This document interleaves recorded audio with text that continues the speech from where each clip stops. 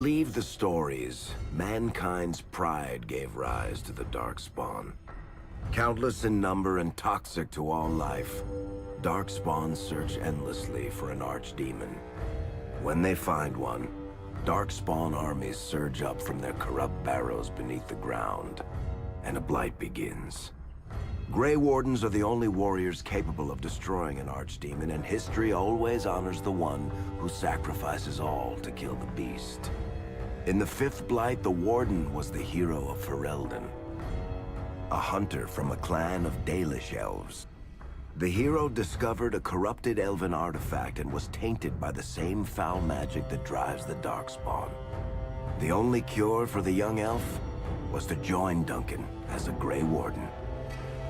The allied Ferelden and Grey Warden forces met in Ostagar, where King Kaelin's armies and a host of wardens gathered, ready to destroy the Darkspawn. But valor turned to despair as Loghain betrayed his king. Kaelin's forces were slaughtered, and the south was lost. The hero, now a full-fledged Grey Warden, survived with the aid of Flemeth, the mysterious witch of the wilds.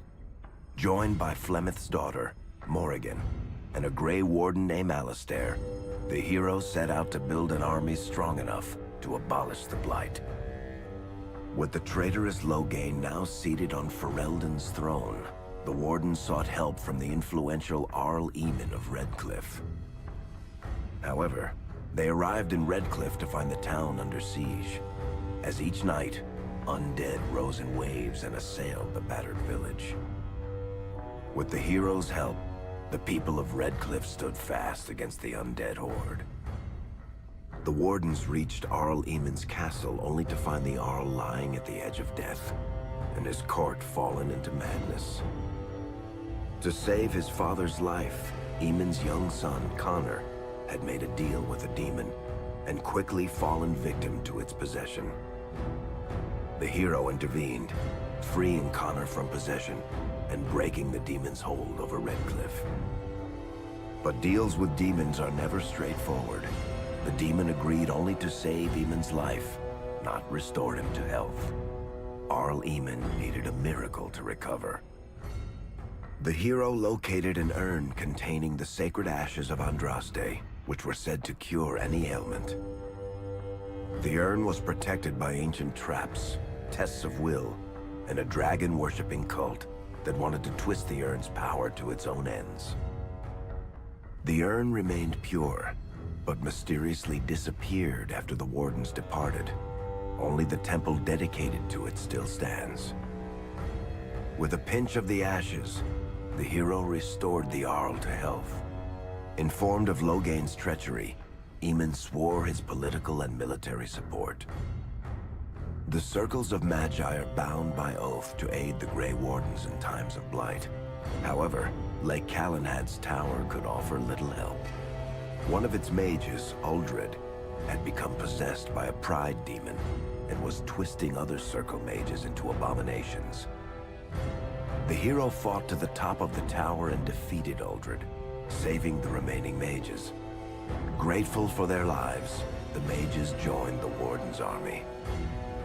The allies gained at the circle were not the only soldiers to join the Warden's forces, however. Dalish elves don't usually make alliances, but even deep hatred can be set aside in the face of oblivion. An ancient curse was destroying Ferelden's largest Dalish clans, turning the elves into werewolves. Zathrian, the clan's keeper, claimed that the cure required the heart of the great wolf, Witherfang.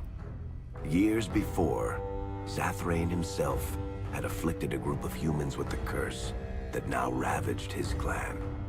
As long as he lived, the curse endured. The hero freed the werewolves from the long-standing curse, and the Dalish joined the Warden's forces. Blights may happen hundreds of years apart, but the dwarves who live below the surface of Thedas fight Darkspawn every day. No one is better schooled in battling Darkspawn than the warriors of Orzammar, except perhaps their allies of old, the Grey Wardens. The hero arrived in Orzammar in the wake of King Endrin's death to find political factions fighting for control of the dwarven capital. Only the vote of a venerated paragon could break the deadlock to elect a ruler, and order the dwarves to honor their Grey Warden treaty and join the battle against the New Blight. The hero set off to find a paragon named Branka, who had disappeared into the Deep Roads in search of a legendary artifact, the Anvil of the Void, created by the renowned smith Caradon to forge mighty war golems. The hero helped Caradon destroy the Anvil of the Void, along with the dark secrets that could trap a living soul inside a mechanical construct. The hero emerged from the Deep Roads with a master-forged crown to bestow the Paragon's favor upon whichever rival candidate would be crowned king. Balin, the youngest son of King Endrin who was suspected of foul play, or Haramont, the aging traditionalist backed by the Dwarven Assembly. Lord Haramont claimed the crown of Orzammar. His traditionalist values keep dwarves first in all things, and safely as far underground as possible. With Dwarden's strength now bolstering the Warden's army, the hero had to deal with Loghain, so Ferelden could stand unified against the Darkspawn, before the Blight swallowed the world. The kingdom of Ferelden stood divided. While some nobles supported Loghain's regency, others condemned his inaction against the Darkspawn. Civil war brewed, and Arl Eamon called a landsmeet in hopes of curtailing the conflict and removing Loghain from the throne. Loghain was found guilty of treason, and the hero carried out his execution in Denerim's palace. As the Warden's united army massed in Redcliffe, the Darkspawn overran Denerim, laying siege to Ferelden's capital city. The hero's army fought valiantly through Denerim and broke the Darkspawn's siege. On Fort Dracon's highest tower, the hero's strongest allies fought alongside the Warden in a final heroic battle against the massive Archdemon. The Archdemon was killed without the sacrifice of a Grey Warden's life. With no Archdemon to lead them, the Darkspawn scattered. Most fled underground, still teeming in number and always seeking a new Archdemon to awaken. The shattered kingdom of Ferelden embarked on a long journey to recovery. In the Blight's aftermath, strong leadership was crucial. Honora MacTyr, daughter of Terran Loghain and widow of King Cailan, assumed the throne of Ferelden after the Fifth Blight was ended. Ferelden still stands, as obstinate and resolute as the Dog Lords ever are, but the events of the Fifth Blight loom over it as the nation rebuilds. For people across Thedas, legends of the hero of Ferelden remain the nation's brightest beacons of hope during its darkest times. It all began in Kirkwall, the fall of Knight Commander Meredith, the Kunari Uprising, and of course, the Chantry's destruction and the onset of Mage Rebellion.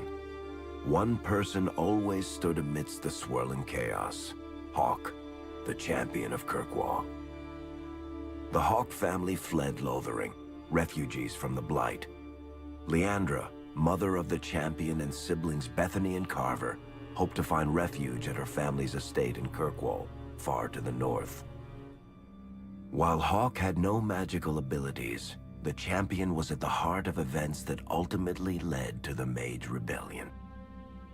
The Hawks escaped the Blight with the help of Aveline Valen, a warrior and family friend. It's said that the family was also aided by Flemeth, the notorious Witch of the Wilds. Hawke's brother, Carver, never reached the Free Marches.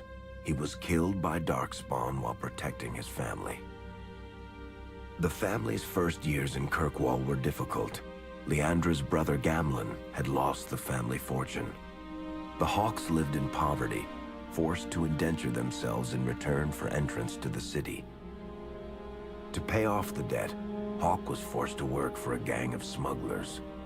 All the while, Hawke and Bethany did their best to hide Bethany's magic from the Templars. Opportunity eventually struck in the form of a dwarf named Bartran Tethras. who was planning an expedition to the Deep Roads. It was a long shot, but with gold gained from the expedition, Hawk could free the family from its criminal creditors and further Templar scrutiny. Hawk met a rogue Grey Warden named Anders, who possessed detailed maps of the Deep Roads. These maps were crucial to the expedition's success. Once Hawk obtained them, everything else fell quickly into place. Bethany joined Hawk on the expedition. The siblings found ancient dwarven treasure and a statuette formed from a strange red lyrium. Bethany fell victim to the blight that suffuses the Deep Roads, but Anders led her to a group of Grey Wardens who were able to save her life. The gold Hawk recovered from the Deep Roads brought back Leandra's stately childhood home in Hightown. The Hawks had barely settled into their new home when Leandra was murdered. A deeply sinister and twisted killing. Hawk hunted down Quentin, the blood mage responsible, but could not prevent Leandra's death. Leandra's tragic death was part of a critical problem facing Kirkwall. Rising tension between the city's mages, who felt increasingly oppressed, and Templars, who grew increasingly suspicious of their activities. Adding to the strain, a large contingent of Qunari had also established themselves in Kirkwall, much to the growing discomfort of the city's rulers. After their dreadnought was shipwrecked many years before, a group of stranded Qunari were allowed to remain in a cordoned-off area in Lowtown. As time passed, the Qunari made no effort to return home, and offered no explanation about why they remained. Tensions rose to a breaking point. Revered Mother Patrice, convinced the Qunari were a threat to the Chantry's faith, incited violence between the Qunari and the Kirkwall populace. Hawk knew that Patrice would bring about unnecessary conflict. Though the champion tried to stop her, Patrice orchestrated the murder of Seamus Dumar, a Viscount's son and a recent convert to the Qun. When her crime was discovered, a Qunari assassin killed her. After Seamus was murdered, the Arishok of the Qunari group lost patience with the humans of Kirkwall. They would now submit to the Qun or die. The Qunari struck hard and fast. They took the palace in Hightown and beheaded the Viscount to immediately quash any resistance. Aided by Knight Commander Meredith and First Enchanter Orsino, Hawk reached the palace and stood toe-to-toe with the fearsome Qunari leader. Hawk fought the Qunari leader. The fierce battle resulted in the Arishok's death and the liberation of Kirkwall from its brief occupation. The Qunari quickly withdrew from the city entirely. Hawk saved Kirkwall and earned the grudging respect of the city's Templars, mages, and nobility, along with the title that history remembers, the Champion of Kirkwall. Kirkwall's problems were still not over, however. After Viscount Dumar's death, Knight Commander Meredith took power and blocked all attempts to appoint a new Viscount. Under Meredith's command, the Templars tightened their grip on the mages, planning to suppress what Meredith saw as a growing rebellion. Anders, who spent years fighting for justice and freedom for his fellow mages, saw that the time for negotiation was past. He destroyed Kirkwall's chantry, killing hundreds, including Grand Cleric Elthina. This single act began a rebellion that spread from circle to circle, until all circles of Magi had risen up in defiance against chantry rule. There was no forgiveness for what Anders had done, and he asked for death at Hawk's hands. Hawk fulfilled the troubled mage's final request, and many others died along with Anders that day. Fighting spread swiftly through the city. Some mages rebelled openly, many of them succumbing to possession. Templars turned their swords on mages who rebelled and on those who did not. As First Enchanter Orsino refused to bend to the Templars, Knight Commander Meredith demanded that every mage in Kirkwall be put to the sword. Hawk saved many mages from Templar blades, keeping them from succumbing to possession or the temptations of blood magic. In the end, however, Hawk was forced to strike down Orsino, who had betrayed his own values by resorting to blood magic himself. The battle proved one thing. Knight Commander Meredith had gone mad. Hawk saw the truth of it when Meredith unsheathed her sword, and the red lyrium idol from the deep roads was embedded within it. The blade fueled her hatred and paranoia, as it had for months. After a horrific battle, the red lyrium of the Knight Commander's sword consumed her as she died. Meredith became a statue, her face a frozen mask of horror.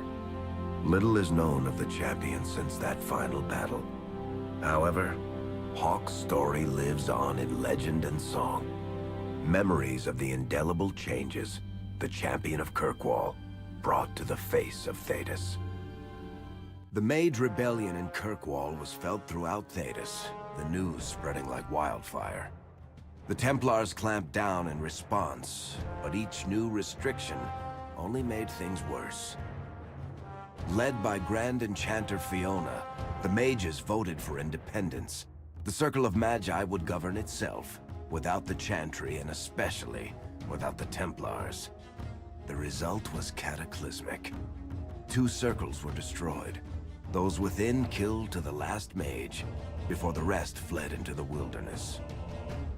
Perhaps the mighty Empire of Orlais could have intervened in the war before it began, but that was not to be. Grand Duke Espard began a deadly civil war against Empress Celine, vying for the Orlesian throne. The mages were offered safe haven in neighboring Ferelden, but the Templars followed, and so their battle spread across all of Thedas. As head of the Chantry, Divine Justinia ordered the Templars to stand down. They refused, declaring their own independence. Thus, the war began in earnest. Templars hunting mages, mages fighting Templars. Their clashes wreaked untold destruction, and all sense of order was falling to pieces. Divine Justinia made one final desperate bid to end the war. She approached the leaders of both sides and convinced them to come to a conclave held on neutral ground. With the Chantry to mediate, mages and Templars will talk for the first time since this all began.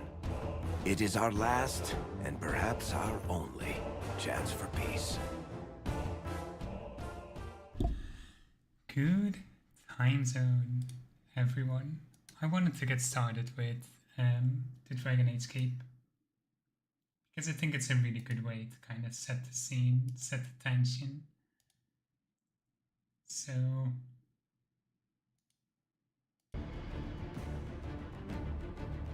it also kind of fills in the time gap,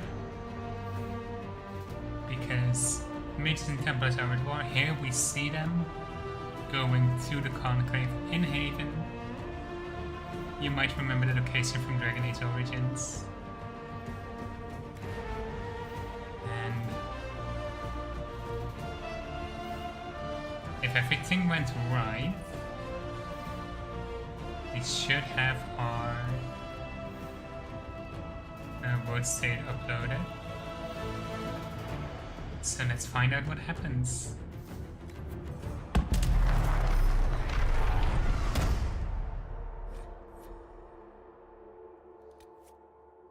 I'm gonna play as an elf, because they're my favorite. And I keep kind of going back and forth, but I think I'm gonna go for my mage. It's kind of my go-to default world state for Inquisition.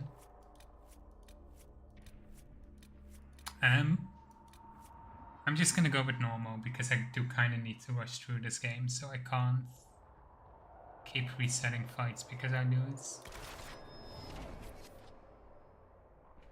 Enslaved long ago by humans, most elves still live as second-class citizens within human cities. Elves who reject this life are known as the Danish, nomadic wanderers who strive to keep the ancient elven religion and traditions alive. You grew up in the wilderness, a member of the Lavellan Danish clan and apprenticed to its leader and guide, the Keeper. The clan wandered the northern free marches, and you had little need to interact with humans, until the Keeper sent you to the Chantry's conclave as a spy. What happened there, she said, would impact not only the Danish, but indeed all elves. She could not have known how right she was.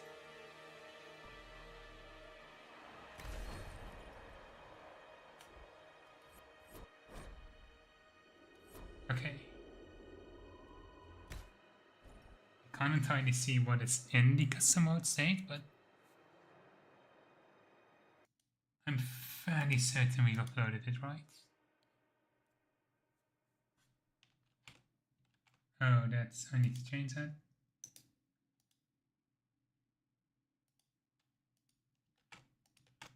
There we go. I will sometimes keep stuff in the Steam browser that I need.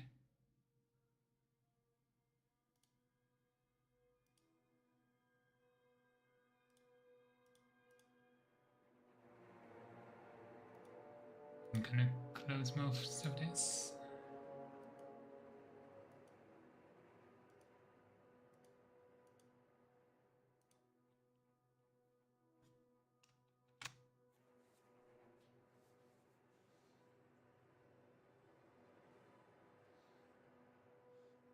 I do have one mod installed, and that is a quality of life mod to make the war table faster. And I promise it's the only mod I'm going for. I just thought I might need it if I want to finish this game on time.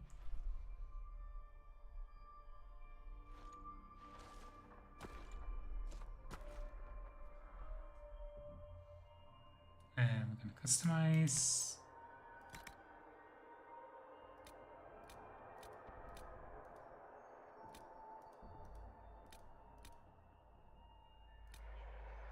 I think this one.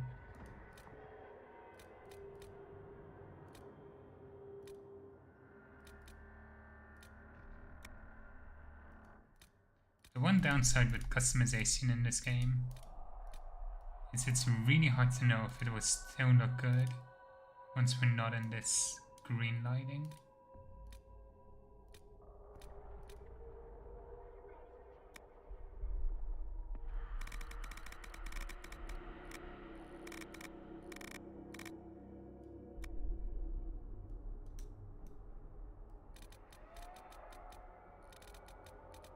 Pardon me, actually wishes I installed a hair mod. Never mind.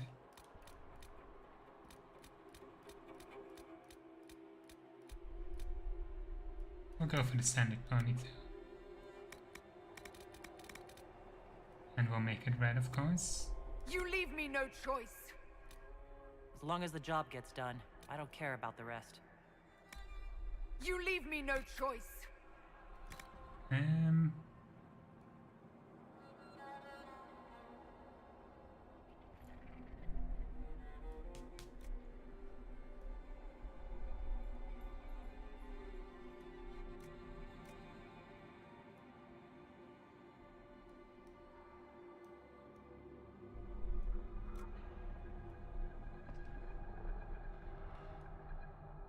I'm not gonna adjust everything too much. Just kind of trying to find a general sweet spot.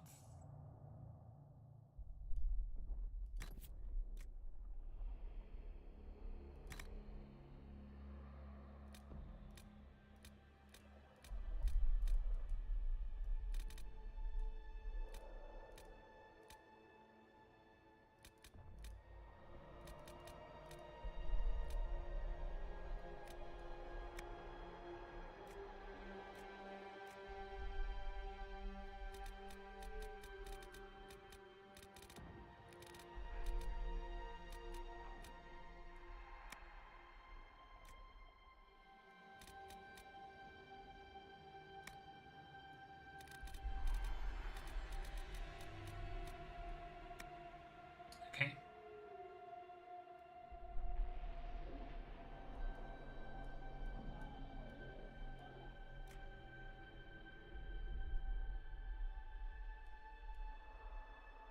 I'm gonna go for just like a little bit of purple. I think it adds a little bit to the magic vibes.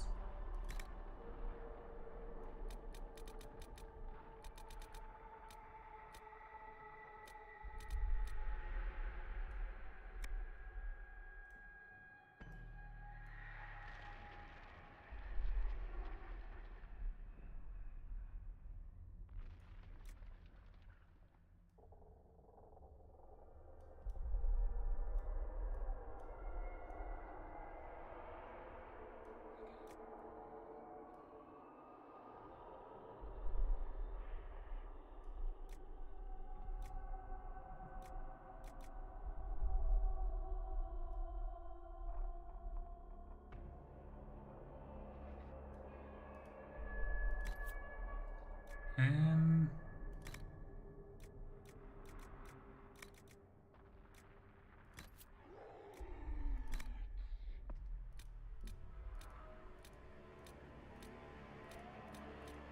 let's see.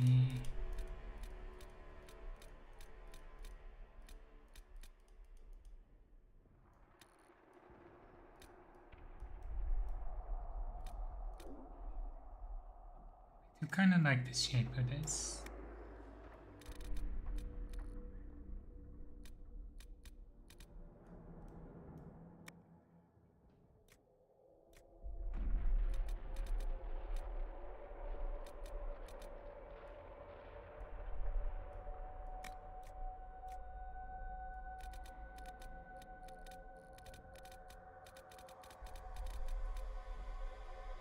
I'm gonna go for this design, so it represents Mifal. Go for a dark red.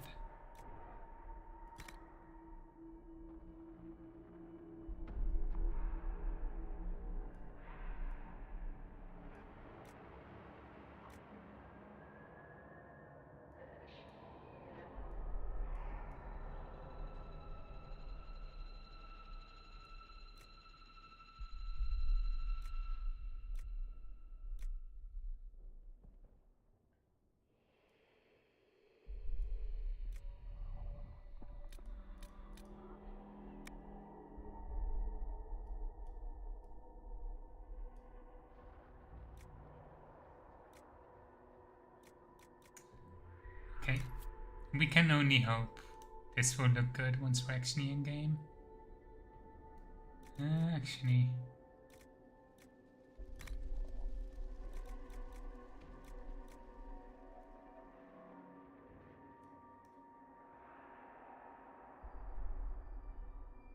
yeah, this is slightly better.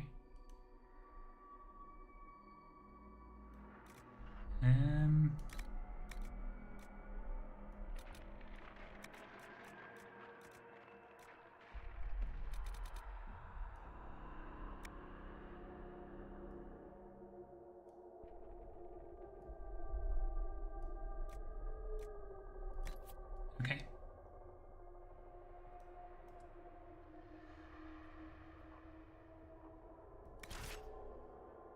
And for the name, Amafara.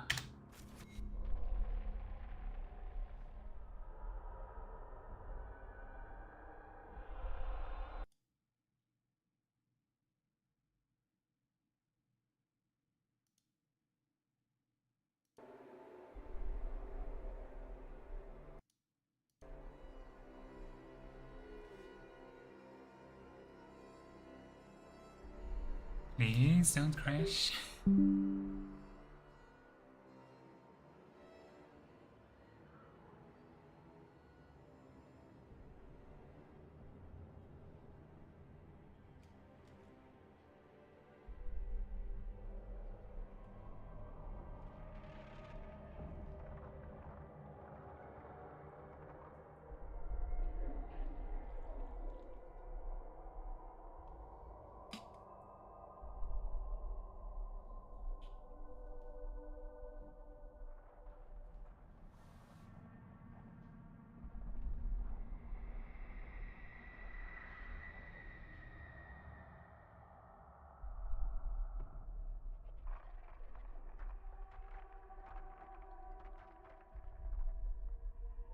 Come on.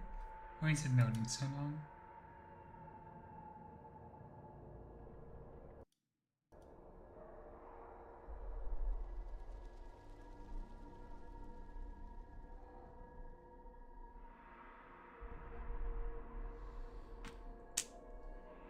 I don't think it normally takes this long to load the game.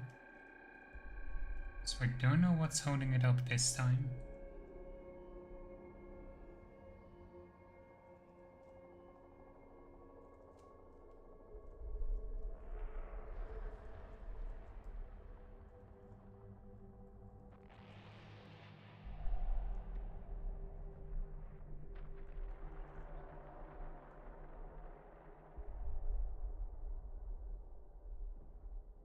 Um,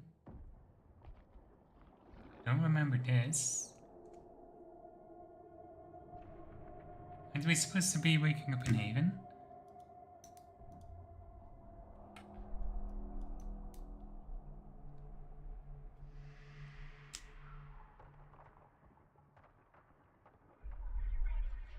I guess we're having an extended loading screen. This usually take this long. There we go.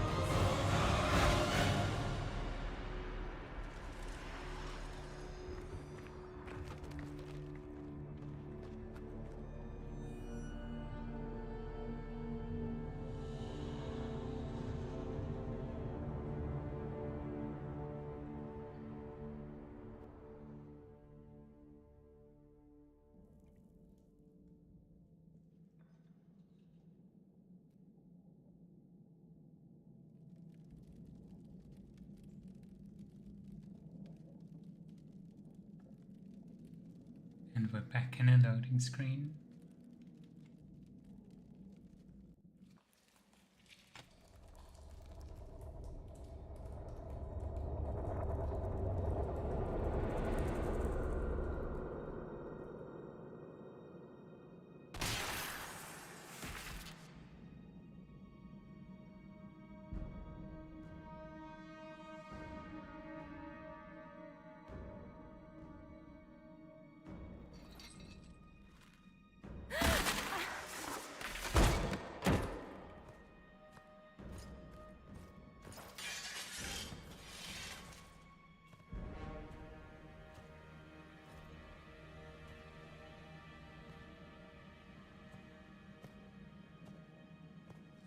Tell me why we shouldn't kill you now.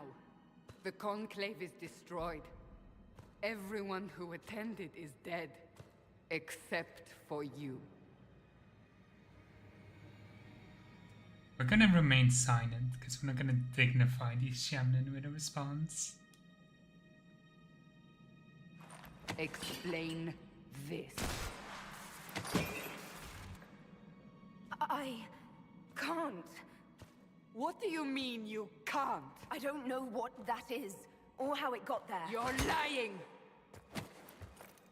We need her, Cassandra.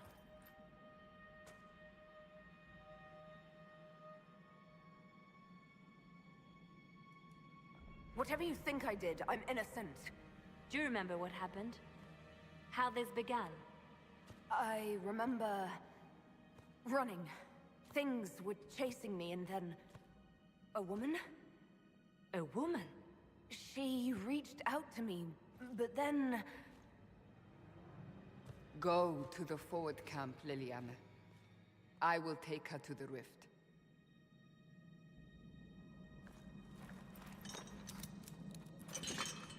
What did happen? It will be easier to show you.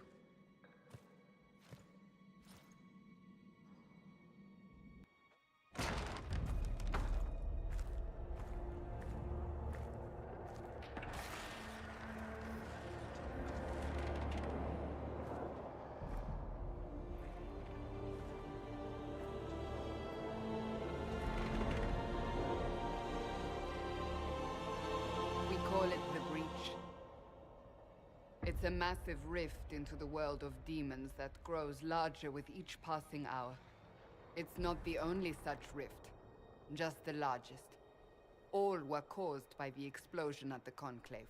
An explosion can do that? This one did. Unless we act, The breach may grow until it swallows the world.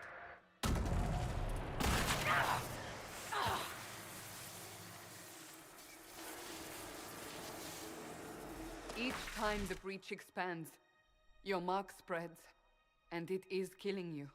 It may be the key to stopping this, but there isn't much time. You say it may be the key. To doing what? Closing the breach.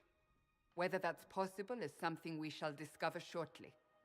It is our only chance, however. And yours. You still think I did this? To myself? Not intentionally. Something clearly went wrong. And if I'm not responsible? Someone is, and you are our only suspect. You wish to prove your innocence? This is the only way.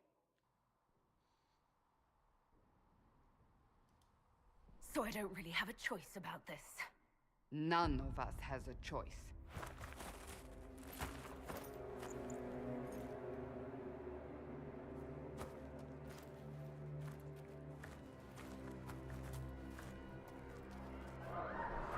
They have decided your guilt.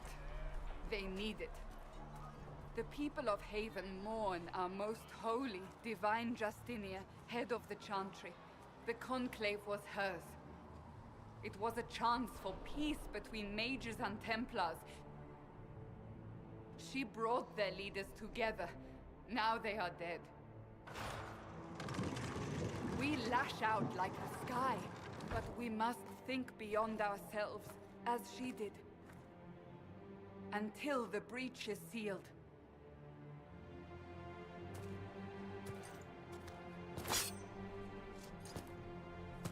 There will be a trial. I can promise no more. Come. It is not far. Where are you taking me?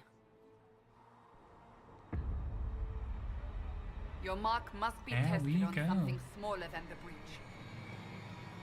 Let all repeat the chant of... We also got some... Where was I? Ooh. Codex. Cassandra. Lord Seeker Lucius, I'm fully aware of the intent behind your predecessor's declaration. Lord Seeker Lambert pried the Templars away from Chantry control and led them into an assault upon our mages. Reason you both find justified. I, however, am uncertain when the speakers of truth went from guarding against injustice to perpetrating it. If you truly believe that it's not the case, I suggest you look out a window at the chaos the war has caused and ask yourself if Taylors will recover, even if you are victorious. I remain at Divine Justinia's right hand, and will stay there even if you brought me traitor.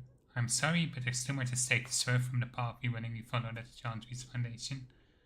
From a letter by Seeker Pendergast to Lord Seeker Lucius, Corin, in the year Dragon 939.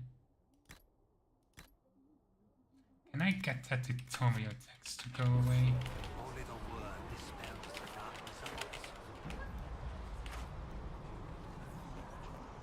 There we go.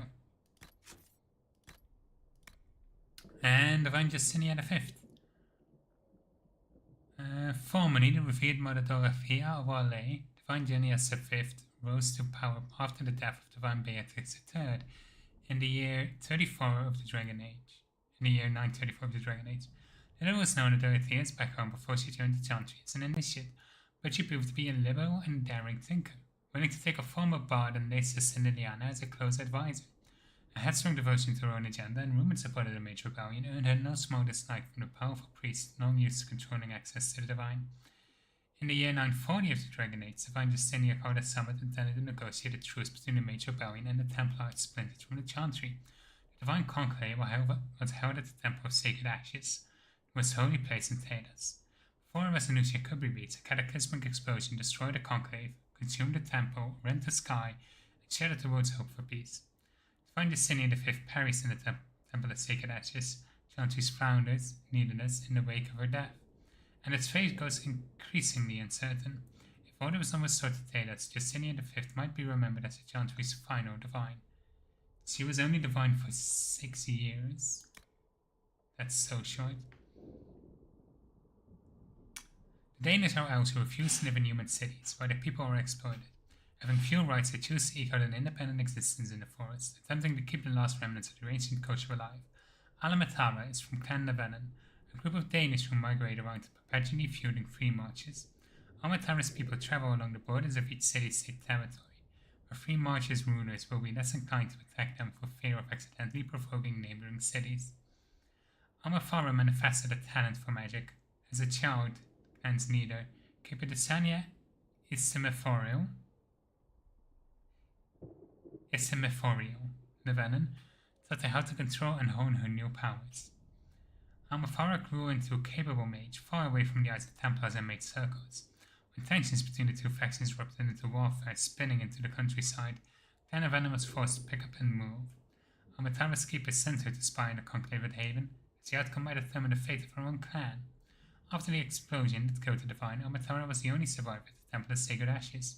Rumors that the mysterious mark on her hand decided to make his favor were spread by those who claimed that they saw the divine prophet Andraste herself lead Lebanon out of the fade. That is also a little bit of a spoiler, I guess. We are gonna be regarded as a herald to Andraste. Groups. The Danish House. In time, the human empires will crumble. We have seen it happen countless times. Until then, we wait.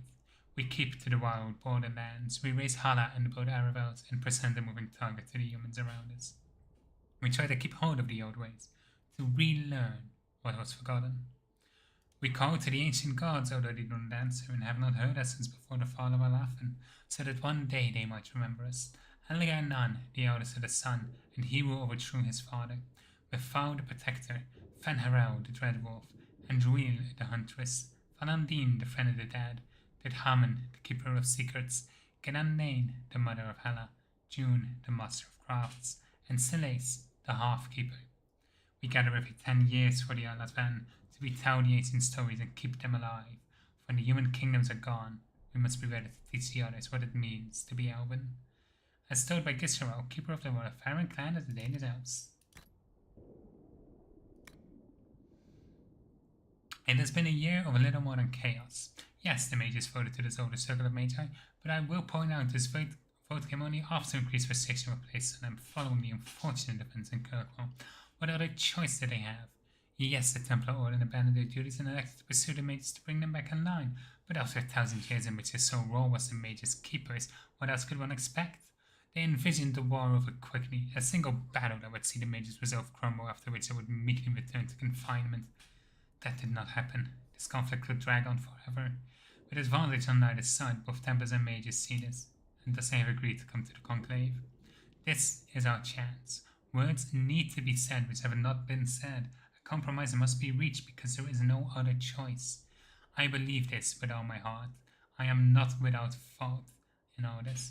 Perhaps I pushed too hard for reform, or not hard enough. The Maker has seen fit to give me another chance. I will not squander it. Templar sacred ashes where together we will make history, and with luck we will be remembered kindly for it. Welcome, Inigo. Welcome in, Da Vinci. Hope you're having a good day. We're just getting started. Why is there so much lore at the beginning? The Breach. What does it mean to pierce the veil? That which separates our world from the realm of dreams and demons. For the average man and woman, it is a frightening thought to consider just how fragile this separation actually is. The veil is not a physical curtain, not a structure limited to a particular place. It is everywhere. It is in their home, in the streets where they walk, in farmers' fields, as well as remote mountain vales. At any moment, it could be torn to shreds, allowing demons and other horrors to flood into our world like water through a burst dam. Known lore tells us that small rifts can be sealed. But what about a large one? What if some catastrophic magical event created a lift so large and horrific it weakened the integrity of the breach as a whole? Such a breach would threaten our entire world, turning concerns about occasional demonic intrusion into a charming anecdote compared to the monsters we would then face. If there is anything to be done, any reason we should look at magic with fear, it is for that possibility more than any other. From The True Thread of Magic by Lady Seeker Alandra Vale. And tutorials. We are not needing all of that. That's up to date on all the lore. Open the gate. We are heading into the valley. Let's go close that breach.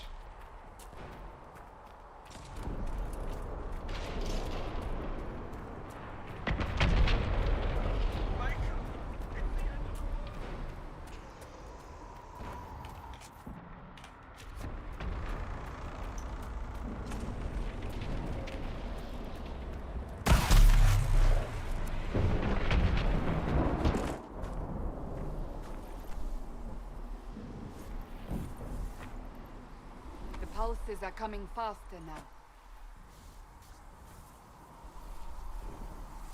The larger the breach grows, the more rifts appear, the more demons we face. How did I survive the blast? They said you stepped out of a rift, then fell unconscious. They say a woman was in the rift behind you. No one knows who she was. Everything farther in the valley was laid waste, including the Temple of Sacred Ashes. I suppose you'll see soon enough.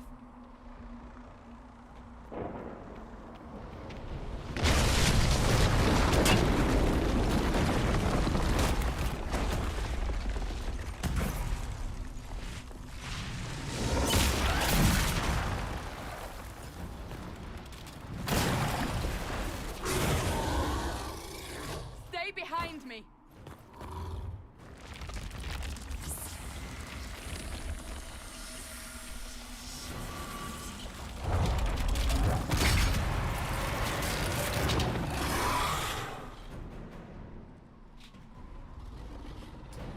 All right.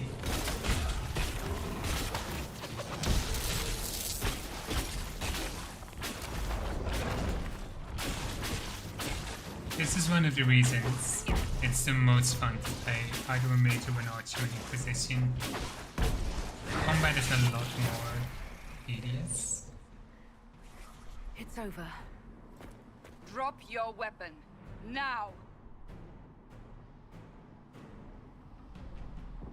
Do you really think I need a staff to be dangerous? Is that supposed to reassure me? I haven't used my magic on you yet. You're right.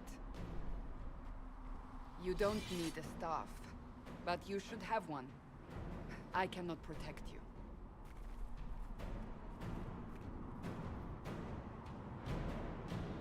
I should remember you did not attempt to run.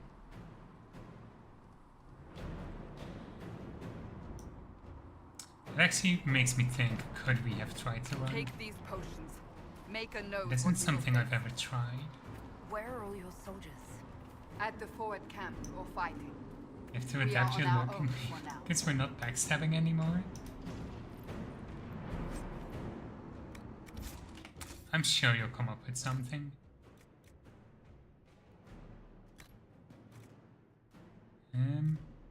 Do I just have two completely identical codes? Why?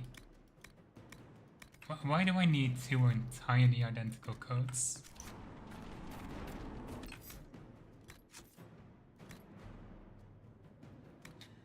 Shades. It has often been suggested that the only way for a demon to affect the world of the living is by possessing a living or once living body. This is not always true. Indeed, a shade is one such creature. A demon in its true form that is adapted to affect the world around it. My hypothesis is this. We already know that many demons become confused when they pass through the veil into our world. They are unable to tell the living from the dead. This very static nature of our universe being confusing to a creature that is accustomed to physically defined entirely by emotion and memory. Most demons seek to seize immediately upon anything they perceive as life, jealously attempting to possess it. What of those that do not? What of those that encounter no life, or fail to possess a body? What of those that are more cautious by their nature? These demons watch, they lurk, they envy. In time, such a demon will learn to drain energy from the psyche of those it encounters, just as it did in the Fade. Once it has drained enough, it has the power to manifest and will forever become known as a shade. Such a creature spurns possession. It instead flows as a shadow across its piece of land, preying upon the psyche of anyone who crosses its path. It also believes itself so in the Fade. There is evidence to believe this is so. Fireball, that is, yeah, more fitting. Especially because I do intend to build Alafara as a fire mage.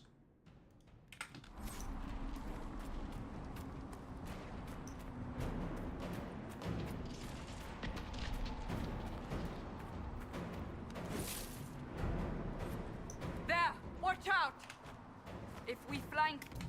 I'm gonna do that a lot, by the way, jump at the start of combat, because I'm used to that being pause.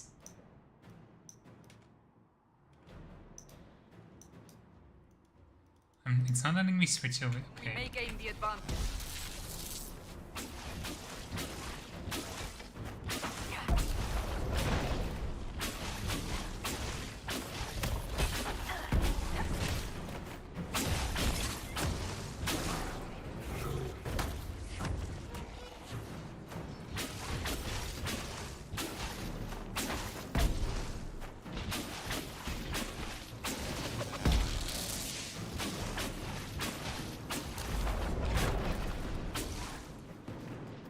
I'll get a fireball soon enough, I promise.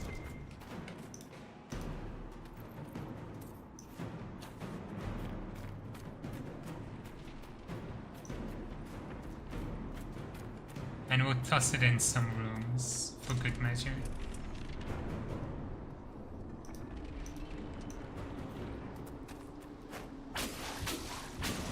Up on the hill.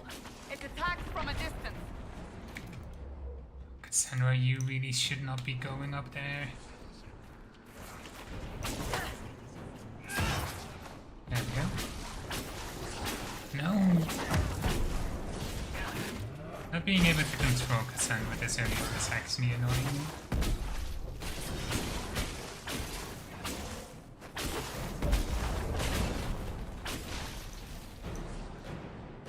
Can I actually see damage number on this? I cannot.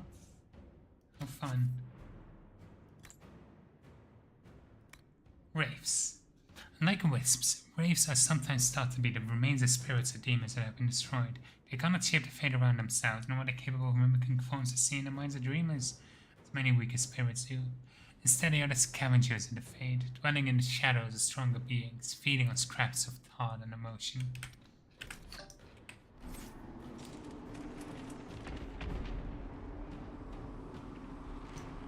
Okay. Keep our eyes out for any move. I see something over there.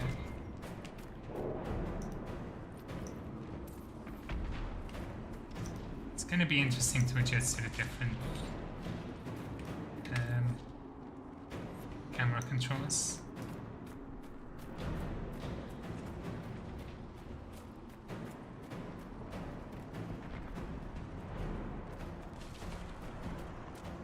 I have kind of gotten used to just clicking on the floor to walk there.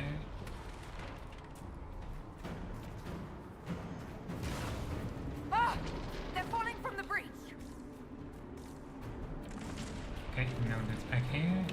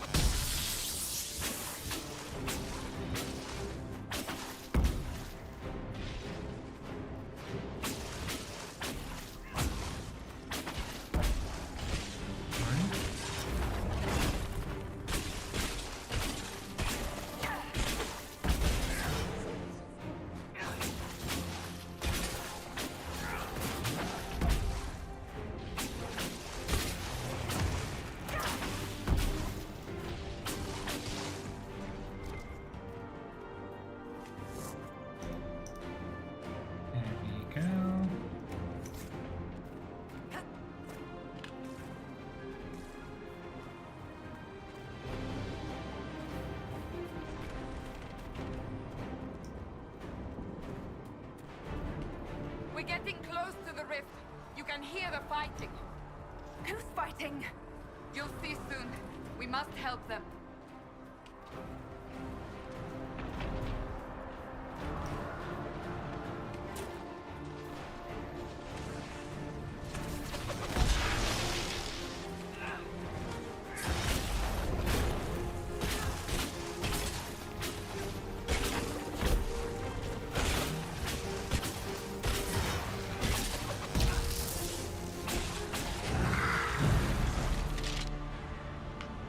He's back. Before more come through!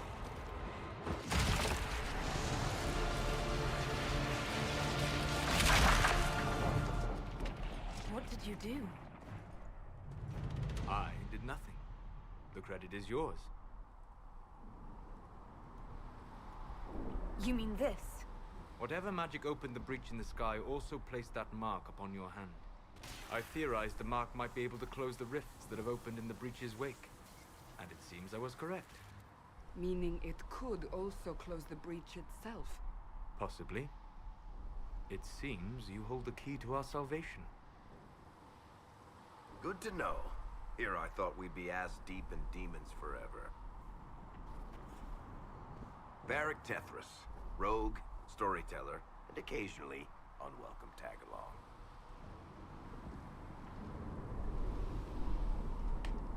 Are you with the Chantry, or...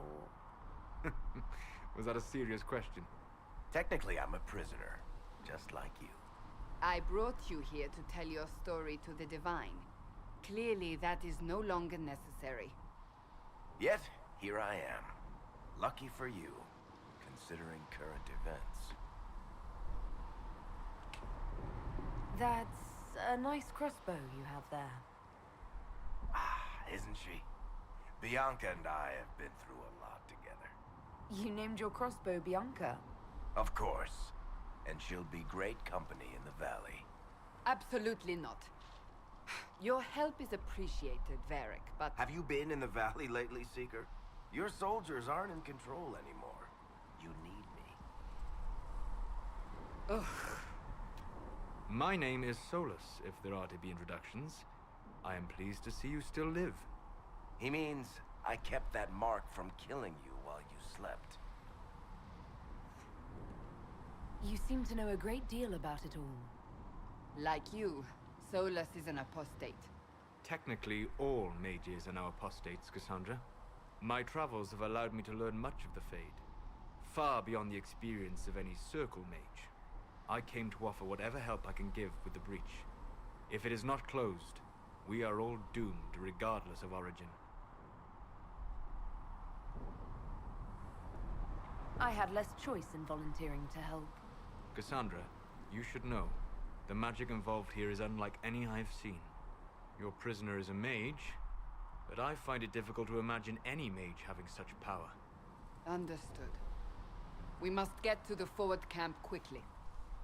He's such a fucking liar. Bianca's excited.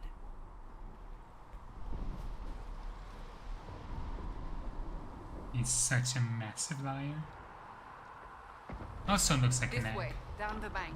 The road ahead is blocked. We must move quickly. Wanna look for loot. No, I can't. I was hoping I could. Ooh, fire staff. Don't mind if I do. I was hoping I could like use a button to automatically loot or interact, but I don't think I can.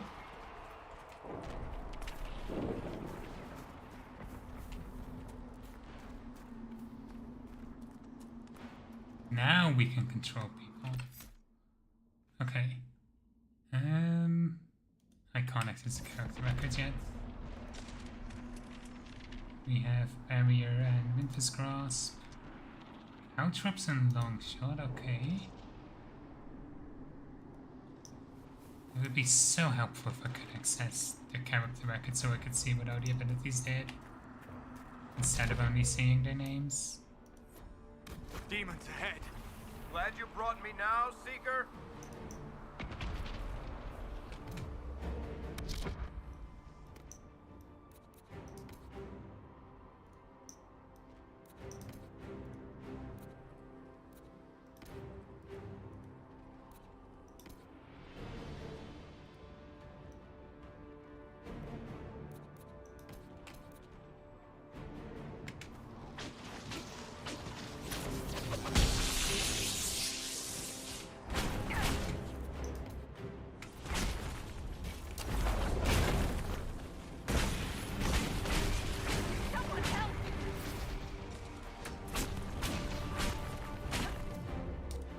keep doing it.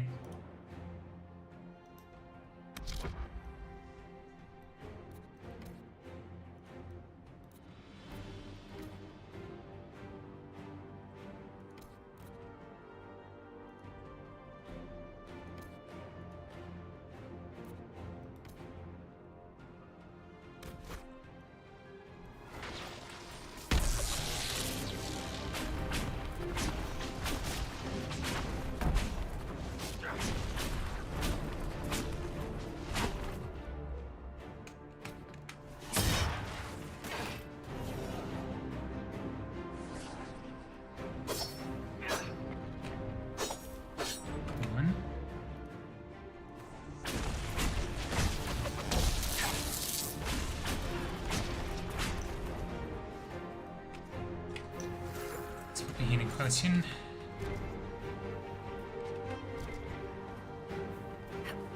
I'm gonna drop it back there.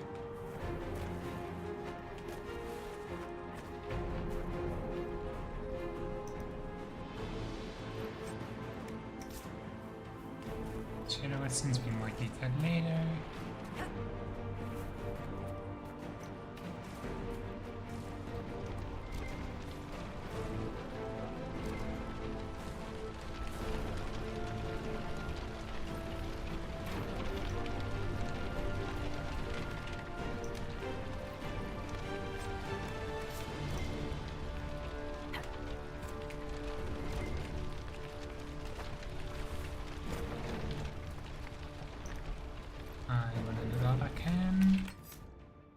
Anything new in the codex? Crafting material, Elfroot. Elfroot was first used by the elves of Alafan, hence the name. The root gave the medicine particular efficacy. So when the Imperium conquered the elves, the magicians adopted its use and its popularity spread to all corners of the Empire. Elfroot is a hardy plant with large green leaves that grow wild in many places. It's so common that it tends to show up in most gardens and fields, almost like a weed. Unlike a weed, however, most people appreciate having access to the wonderful little plant, which can be used with very little preparation. Rubbing some of the juice in a wound, for example, will speed up healing and numb pain. Chewing on a slice of root treats minor ailments like indigestion, flatulence, and hoarse throats. There are several varieties, but the most useful for herbalists are the bitter, gossamer, and royal fruits. An excerpt from the Botanical Companion by Ines Arancia, botanist. Cassandra, I understand our first order of business must be to investigate the bizarre breach in the sky and protect people from the demons descending. While my search continues, it's to draw your attention to a new arrival at a camp, an elven apostate calling himself Solus. Solus entered the camp voluntarily, surrendering his staff to Chantry forces without protest.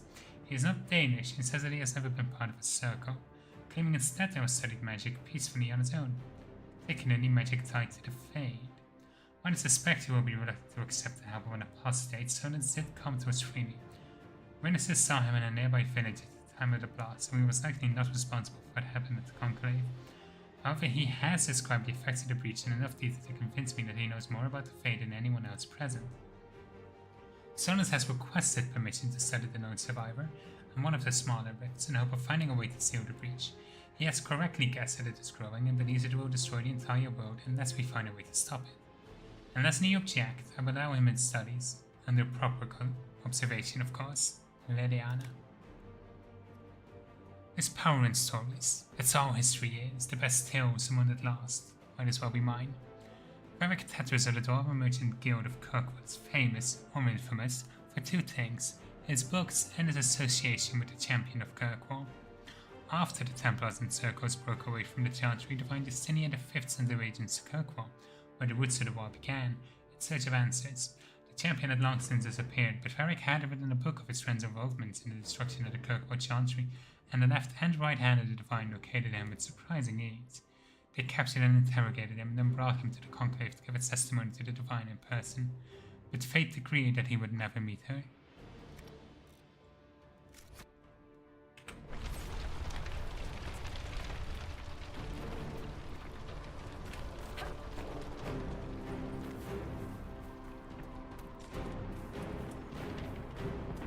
I feel like at least the Lord Trip feeds a little bit more reasonably this time. So, are you innocent?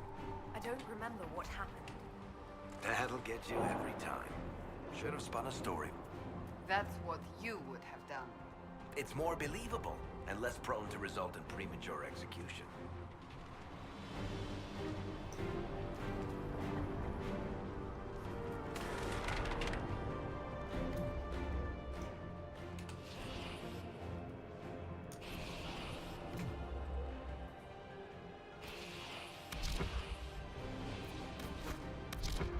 On.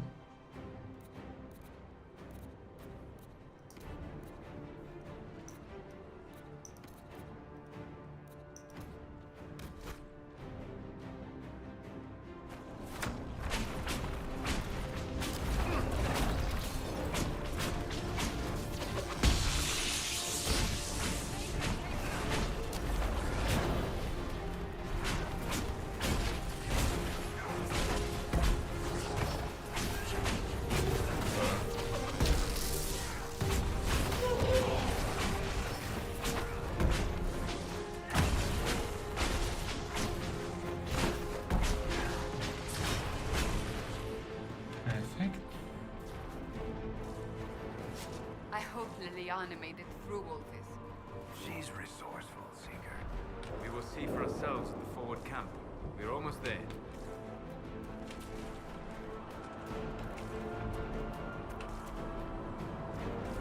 I'm gonna spam the search option a lot, by the way.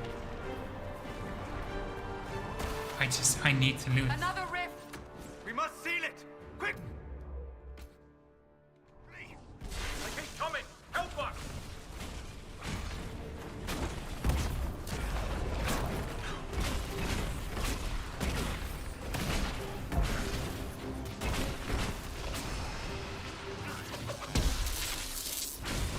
Hurry! Use the mark! It won't let me.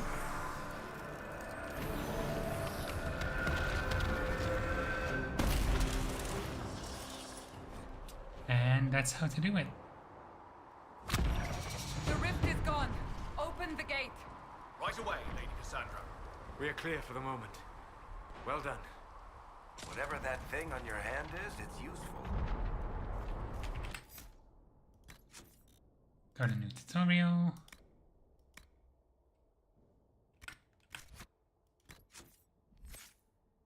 Okay, I would really like to respec because I actually don't think I want to have. Go away. I don't think I want to keep Chain Lightning. I want to go full Fire Mage. So we're gonna pick up Emanate, of course.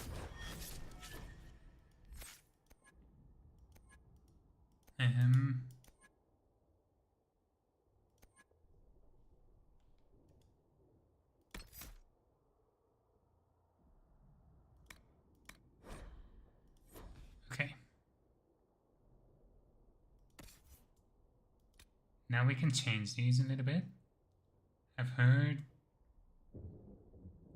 protect the player character. I will put all our non-warriors. Keep a little bit more of a reserve. We have follow and defend. That's great.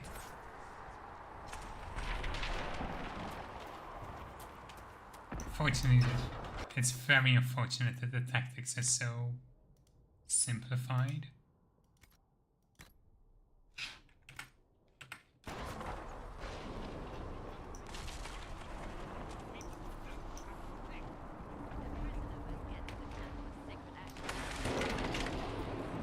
You have already caused enough trouble without resorting to this exercise in futility. I have caused trouble. You, Cassandra, the most holy. Haven't you all done enough already? You are not involved here. Enough! I will not have it. Let's check if this weapon is good for her. And alright.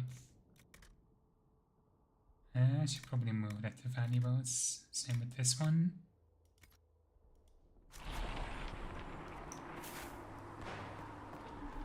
Ah, here they come. You made it. Chancellor Roderick, This is... I know who she is.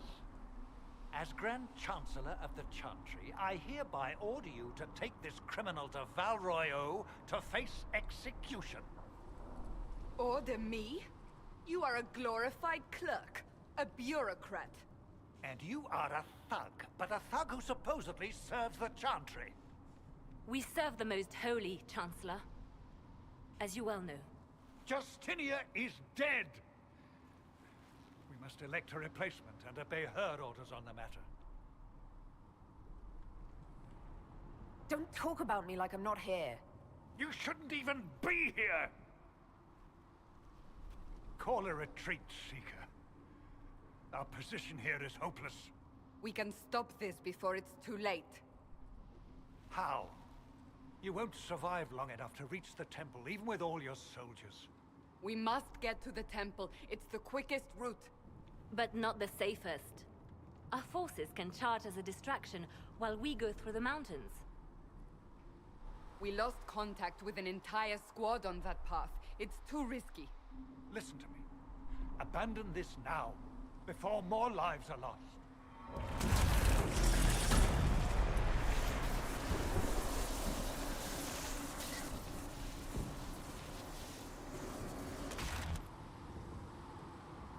How do you think we should proceed? Now you're asking me what I think. You have the mark. And you are the one we must keep alive. Since we cannot agree on our own...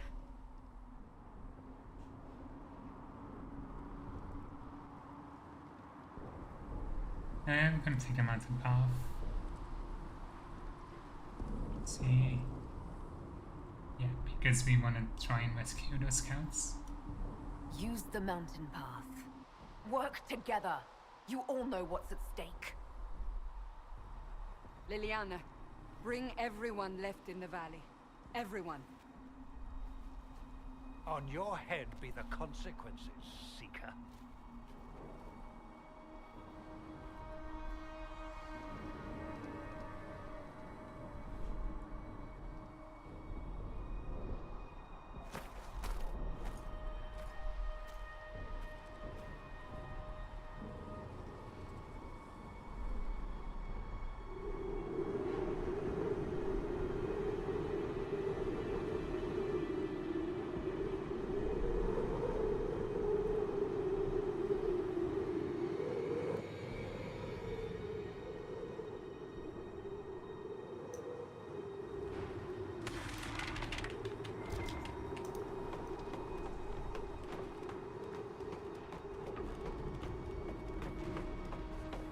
Truly, climbing The ladders tunnel is like is just ahead. The path to the the temple most lies just strangely beyond. bad design What manner of tunnel is this? aspect. Mine? Part of an old mining complex. These mountains are full of such paths. And your missing soldiers are in there somewhere? Along with whatever has detained them. We shall see soon enough.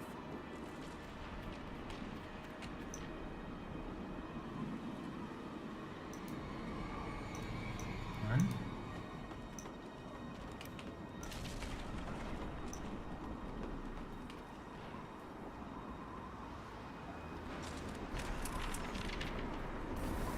Wait, today I'll just fast travel to the ladder to use it.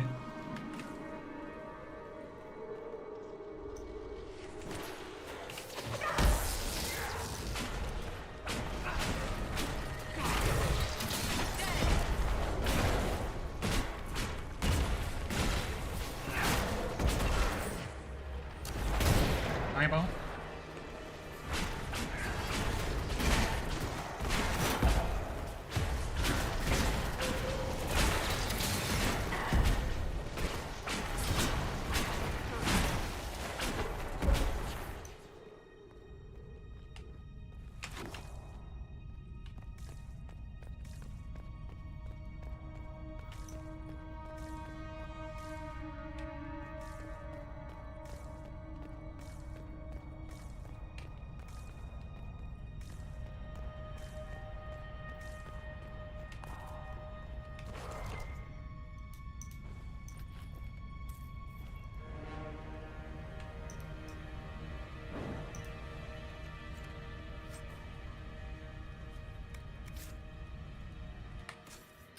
What did we find? Better shield, that's always good. Don't have anybody who can use daggers yet, so...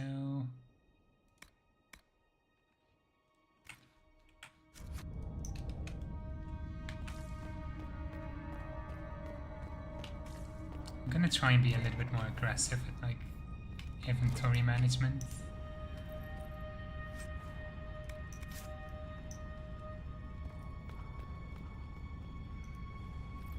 I'm also considering switching over to only using crafted material once I get to Skyhold. Or we can craft it even, right?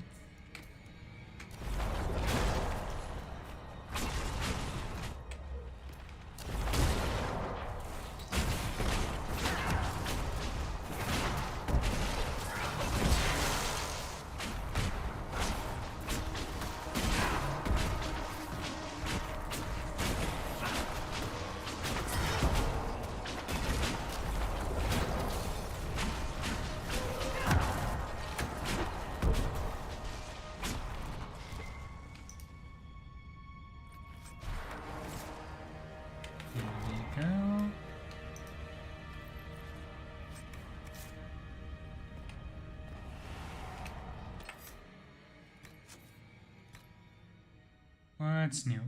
Roderick. There are some who claim men have no place in the Chantry, beyond the lowest rank as colony brothers and those who take their place amongst the Templars.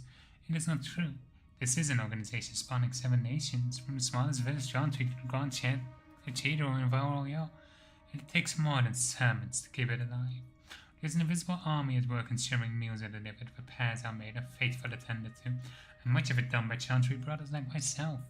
Position of high chancellor places a man besides the most holy. I control who is permitted audience, handles her correspondence, deliver her word to tailors, and serve as her advisor on matters which may be mundane but cannot be disregarded. If I have influence, let it be said it is something I use sparingly, if at all. It is a task to which I devote myself with solemnity. I and my fellows bear a burden so that others are free to guide the spirits of tailors unencumbered. Except from a letter by High Chancellor Roderick Assignon in the year 938 Dragon.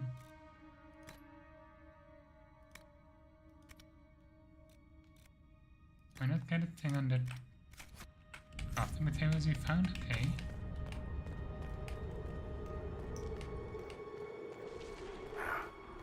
Yes, we found the soldiers. That cannot be all of them. So the others could be holed up ahead. Our priority must be the breach. Unless we seal it soon, no one is safe. I'm leaving that to our elven friend here.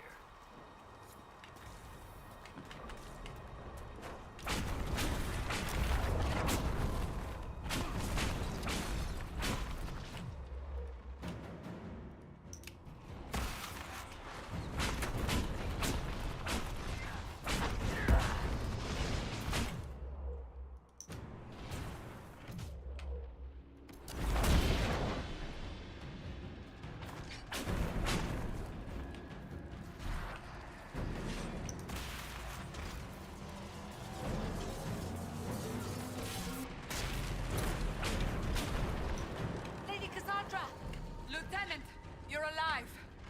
Just barely. Let's try and get this effect.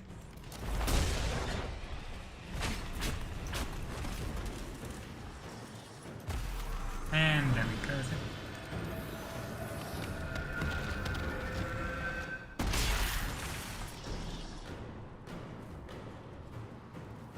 Sealed, as before. You are becoming quite proficient at this. Let's hope it works on the big one. Thank the Maker you finally arrived, Lady Cassandra. I don't think we could have held out much longer. Thank our prisoner, Lieutenant. She insisted we come this way. The prisoner? Then you... We have to get to the breach, and quickly. To the breach? I don't... The way into the valley behind us is clear for the moment. Go, while you still can. At once. Quickly, let's move! The path ahead appears to be clear of demons as well. Let's hurry before that changes. Alright. Down the ladder. That's the way to the temple. We're getting nice and close to it.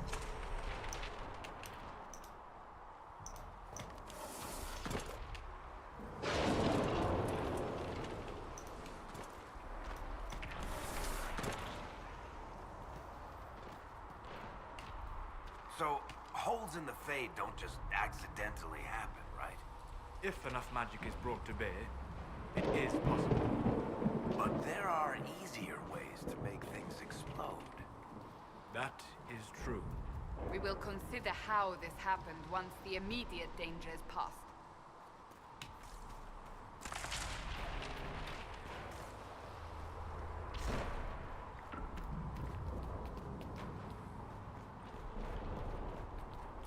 This is all that remains of the temple.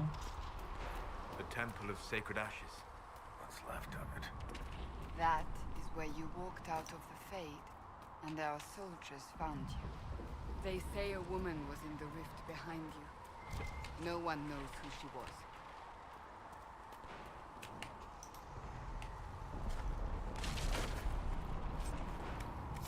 I also saw we got a codex entry a second ago. Temple of Sacred Ashes rediscovered. According to the legend, the Sacred Ashes of Andraste were carried out by the Imperium by Havar, a disciple of Our Lady wounded by the fainted soldiers when he tried to stop Andraste's capture. Havar was too late in coming to Memrapha to stop the execution. All he found was her ashes, left out in the elements. As soon as Havar touched them, Andraste appeared in a vision. Rise, she said, Acres of the Faith, to make sure never forget you as long as I remember. The Acres of the Faith, surnamed by a prophet herself, stood at her word and found his wound healed and his spirit renewed. He gathered the ashes of Andraste and returned to the land of Alamari tribes, which are now Ferelden. In the set of Andraste's song led him to a holy site where Havard and his followers built a temple to house the remains. There the legend ends. For centuries men searched for the Temple of Sacred Ashes, finding only rumours and tall tales. Chauncey scholars concluded there was no temple, there were no sacred ashes, it was all a myth, allegory intended to inspire and feed a fire of faith. Then the hero Ferelden came, seeking to cure the dying all of the miraculous powers in the ashes. The hero, with the help of a renowned scholar, brought a Ferdinand in TV, traced the steps of the ancient and came to a remote ruin high in the Frostback Mountains. There the owner secret ashes waited, as the long legend said it would. After the triumph of the righteous over the Fifth Blight, the temple's discovery was shared by the road. Much to our dismay, however, by the time the soldiers arrived at the temple, the urn had disappeared. To this day we do not know who took them or why. All that is certain is that it was the Maker's will. The hero Frouden did not share the discovery with the world and brought it in a TV whose research made it possible had disappeared without a trace. Truth, however, was always out, and rumors circulated about the cause of all Ian miraculous recovery. Agents of the Chancery investigated claims about the urn of sacred ashes and were eventually led, as the hero had been led, to the temple. By the time our soldiers reached it, however, the urn was nowhere to be found. And though the ashes were gone, the temple itself stood and has since become a source of hope for the faithful. If the Grand Cathedral is the beating heart of the Chantry, then Temple of Sacred Ashes is her soul. Here we honor the Chantry's past, even as we bravely forge into our future. From a lecture delivered by Chantry scholar Mother Clough Heald at the University of LA in the year 938 Dragon.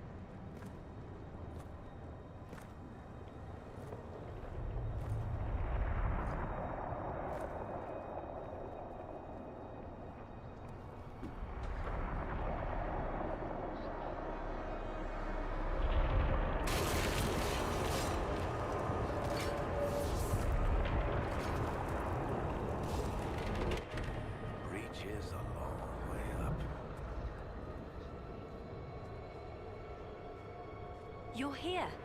Thank the Maker. Liliana, have your men take up positions around the temple.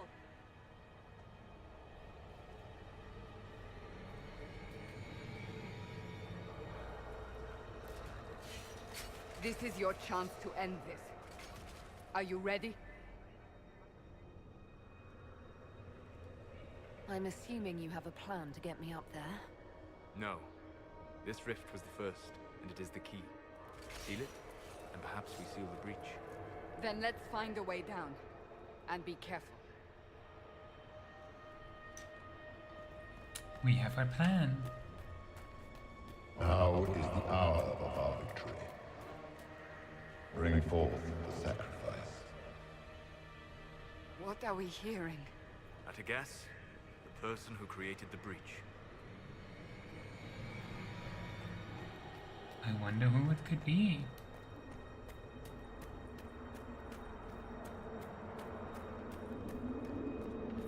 You know this stuff is red lyrium, Seeker.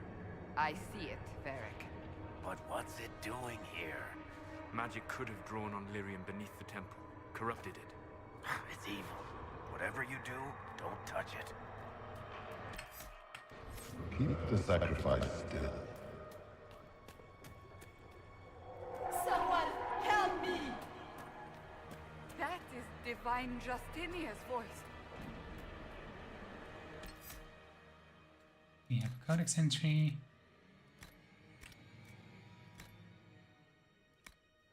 Red lyrium. To answer your question, my lord, yes, I have indeed heard of this red lyrium of which you speak. A single piece of its service in the eastern city of Kirkwall and its influence alone was nearly enough to cause the city's destruction. As near as we can determine, it is regular lyrium that has somehow corrupted. Those who have touched red lyrium or even come near it report that it sings to them, like whispers in a mind that slowly drive them mad. We don't know, however, what might stem from extended contact with red lyrium. Madness, surely, but would there be physical corruption as well? What would happen if a mage or Templar used red lyrium as he used regular lyrium? Far more disturbing is the fact that lyrium could be corrupted at all. Treat any red lyrium you encounter as if it were poison. Do not go near it, do not attempt to destroy it, and most importantly, do not attempt to use it. Oh, partially burned letter by an unknown writer affixed with a grey warden seal.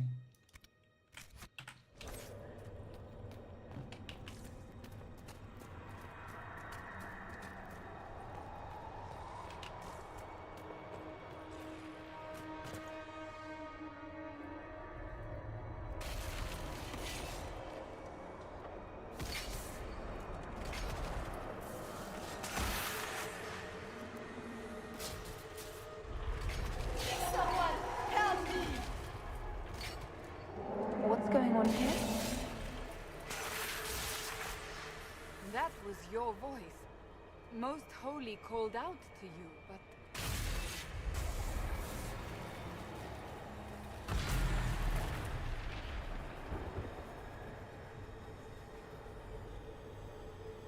What's going on here? Run when you can! Want them! We have an intruder. Slay the elf.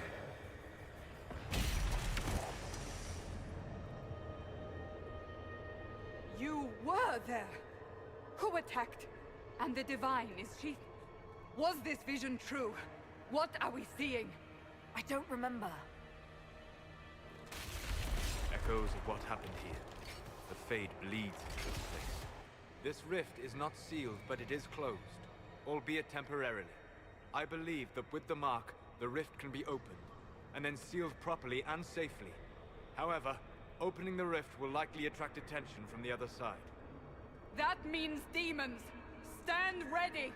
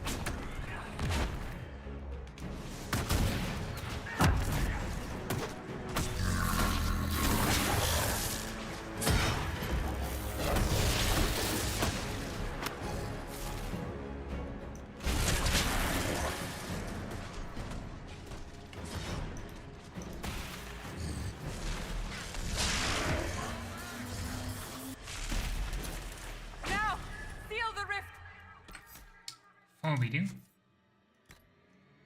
we have another codex entry. The most powerful demon yet encountered were the pride demons, perhaps because they, among other kind, most resemble men. As clever and manipulative as a desire demon with a penchant for cruel irony that is almost human. While the demons of desire largely engage in the bribery of mortals, pride will use mortals' own best nature against them.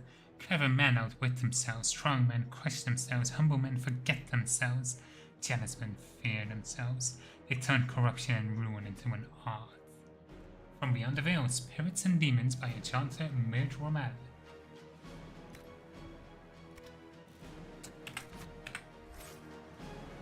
Dragon Age truly set pride strongest.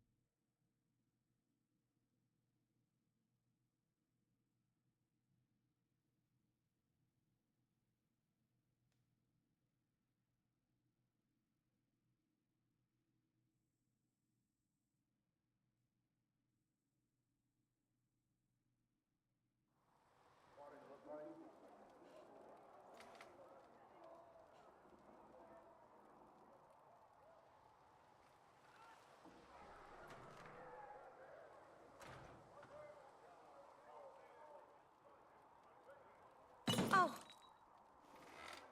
I didn't know you were awake, I swear.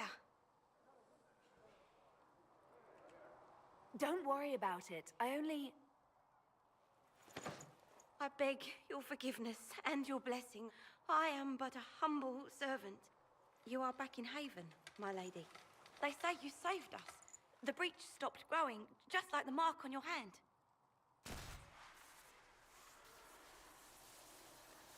It's all anyone has talked about for the last 3 days.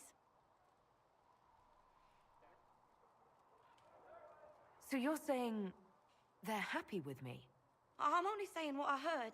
I didn't mean anything by it. I'm certain Lady Cassandra would want to know you've wakened. She said, at once. And where is she? In the Chantry, with the Lord Chancellor. At once, she said.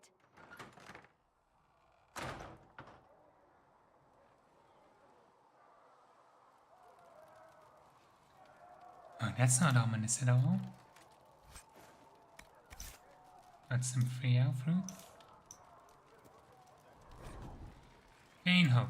Someone better at this than me takes over before the survivor expires. That's in case. Day 1. Clammy, shadow breathing, composed over fast, unresponsive, people dominated. Mage saw his scamming mark as strumming with unknown magic. Wish we could say the Templar in here, just in case.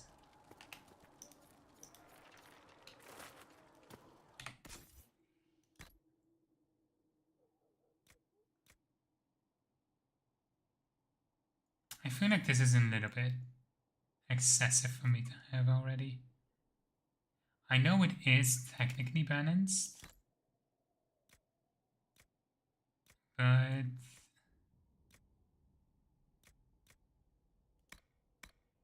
trying to remember if destroying gives anything. I don't think it does, so I'm just gonna move to Vanny Boats.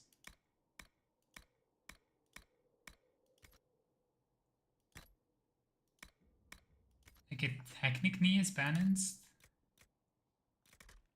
but I feel like it's a little bit cheaty. We do have the schematics at least, so as much as I would love to change into better armor than this, do we just have... Oh yeah, we just get like the pajamas taken off. Okay.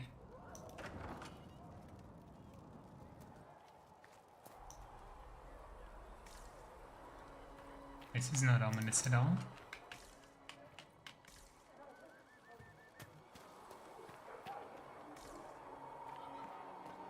That's her. That's the Herald of I'm looting everyone's shit first.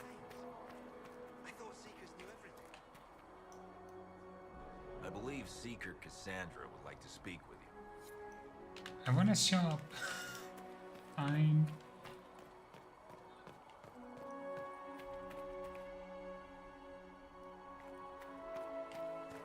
That's her. She stopped the breach from getting any bigger. I heard she was supposed to close it entirely. Still, it's more than anyone else has done. Demons would have had us otherwise. Patience observation day 3. Less trashing, some responses 10 minutes, vital seems solid. 2 attempts so far, but looks break into the chance to become my patient. All this work to save a life and would it just execute her? Won't form Lady Cassandra, expected to wake before the morning. Still a lot of rifts left all over.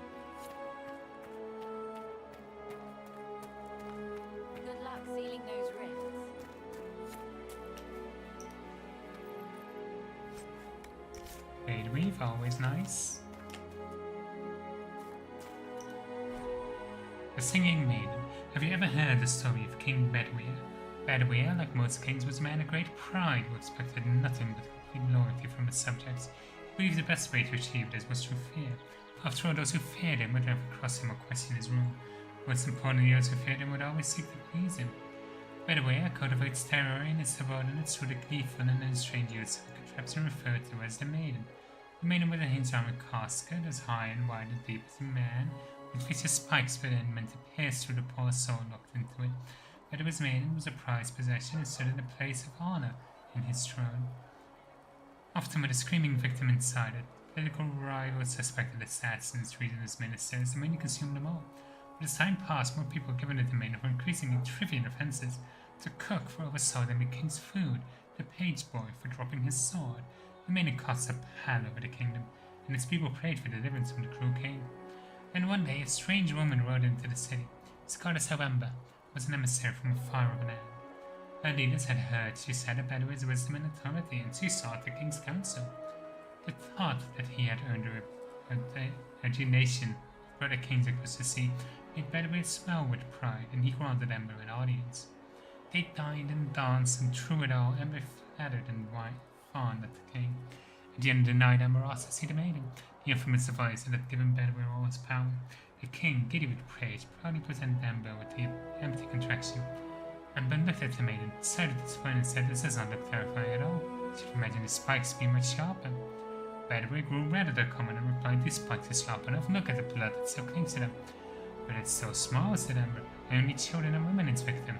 Bedwyr grew redder still and replied, "Of course not. The maiden has devoured many men." Ember shook her head and said to the king, "I do not believe it.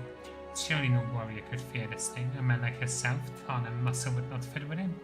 The king laughed and saw the way to prove the merit of the maiden to Ember. "I will show you how easily a man like myself could fit," he said. And with that he stepped into the device, but Ember was waiting. And no sooner had Bedwyr squeezed himself into the iron casket that Ember slammed it shut on him. Ember took the maiden, with the screaming Bedwyr inside, through the castle and down into the city. And the people, finally freed from the king's tyranny, cheered and danced, the singing that echoed through the streets, until Bedwyr was dead, and it finally stopped. A tale often told in the Singing Maiden Tavern.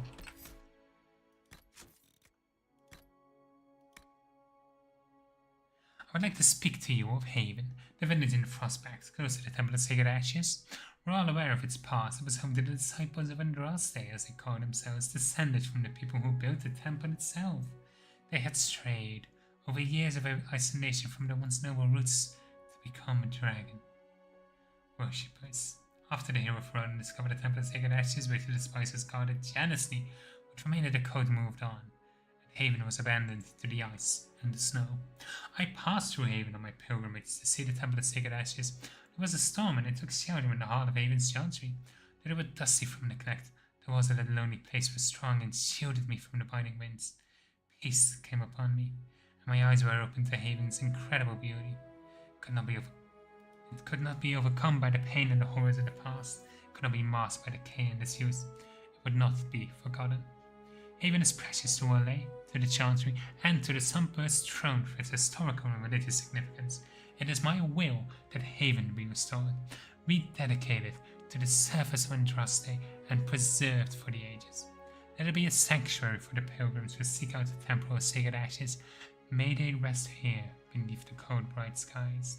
May the glory of the Maker be revealed to them as they gaze upon the great peaks that are the works of his hand, now and forevermore. Let this be a haven for the faithful.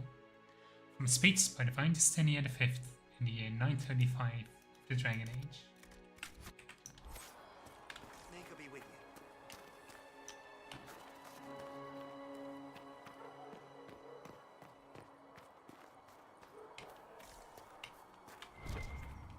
I am making Cassandra wait as long as the game will let me. Fennec fur, good. Not taking orders right now. Got a problem with it? Bring it up with Cassandra. Rude.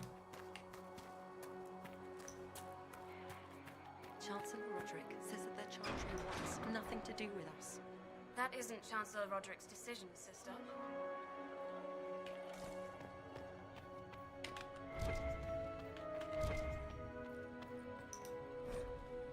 A chant for the departed. The light shall lead her safely through the paths of this world and into the next. For she who trusts in the Maker finds her reward. As a moth sees light and goes towards flame, she should see fire and go towards night. The veil holds no uncertainty for her. She will know no fear of death for the Maker. It shall be her beacon and her shield, her foundation and her sword. Have you gone completely mad? She should be taken to Valroyo immediately, to be tried by whomever becomes divine. I do not believe she is guilty. The elf failed, Seeker. The breach is still in the sky. For all you know, she intended it this way. I do not believe that. That is not for you to decide. Your duty is to serve the Chantry. My duty is to serve the principles on which the Chantry was founded, Chancellor, as is yours. The Maker. There was no word for heaven or for earth, for sea or sky. All that existed was silence. Then the voice of the Maker rang out, the first word, and this word became all that might be. Dream and idea, hope and fear, endless possibilities. And from it made his firstborn, and he said to them, in my image I forge you. To you I give dominion over all that exists. By your will may all things be done. Then in the center of heaven he called forth a city with towers of gold, streets with music for cobblestones and banners which flew without wind. There he dwelt, waiting to see the wonders his children would create. The children of the Maker gathered before his golden throne and sang hymns of praise and ending. But the songs were the songs of the cobblestones. They shone with the golden light reflected from the Maker's throne. They held forth the banners that flew on their own. And the voice of the Maker shook the fate, saying, in my image I have wrought, my firstborn you have been given dominion. For all that exists by your will, all things are done, yet you do nothing. The realm I have given you is formless, ever changing. And he knew he had Rodimus, so the Maker turned from his firstborn and took from the fade a measure of its living flesh, and placed it apart from the spirit, and spoke to it, saying, here I decree opposition in all things, for earth, sky, for winter, summer, for darkness, light. By my will alone is penance sundered, and the world given a new life. And no longer was it formed as ever changing, but held fast, immutable. With words for heaven and for earth, sea and sky, at last had a Maker from the living world, make men immutable as the substance of the earth. Its soul is made of dream and idea, hope and fear, endless possibility. Then the Maker said, to you, my second-born, I grant this gift. In your heart shall burn an unquenchable flame, all-consuming and never satisfied. From the fate I crafted you, and to the fate you shall return, each night in dreams that you may always remember me. And then the Maker sealed the gates of the golden city. And there he dwelled, waiting to see the wonders his children would create.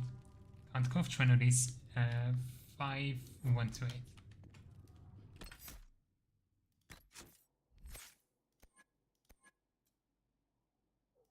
Let's see.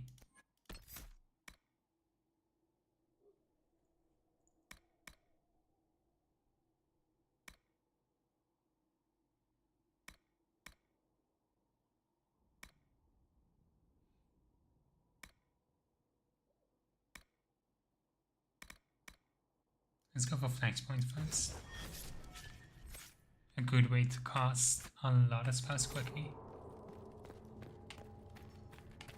Anything in this room? Thank you. children of Andraste. There were many misconceptions regarding Andraste's bloodline once shared. This is due, I should think, to a general lack of knowledge regarding Andraste's modern life. Understandable, considering the many cults that arose following her death.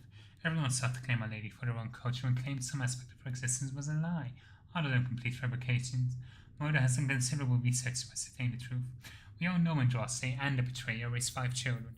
The eldest 3 were sons, Ezeret, Evrion, and Herald. The rule of what was once Southern Tevinter was split amongst them. Ezeret was given the west, which is today Orlais. Evrion was given the east, which is today the Free Marches. Herald was given a central plain Seine, which is today Novara. Became of these men and their legacies as a self-legend, and the majority of claimants to Andraste's bloodline back to one of them. None of the 3 sons, however, were born of Andraste. They were born of the betrayer's concubine, Guinevere. People choose to overlook the fact that Andraste came from the Alamari tribesmen, and they were barbarians, not the Rodents we know today. They were savage warriors with their common concubines in addition to the wives, and because Andraste was thought to be too weak to bear children, the betrayer took Guinevere to provide him heirs, which she did. After her death, the sons were raised as Andraste's own. Later in life, Andraste proved predictions wrong and had 2 daughters by the betrayer, Everis and Vivial. They were kept out of the public eye and not permitted to marry, though both had consorts. Everis had but 1 child, Anivamar, who perished on a voyage to Demeron, less than a month after her mother fell to the plague and without children of her own.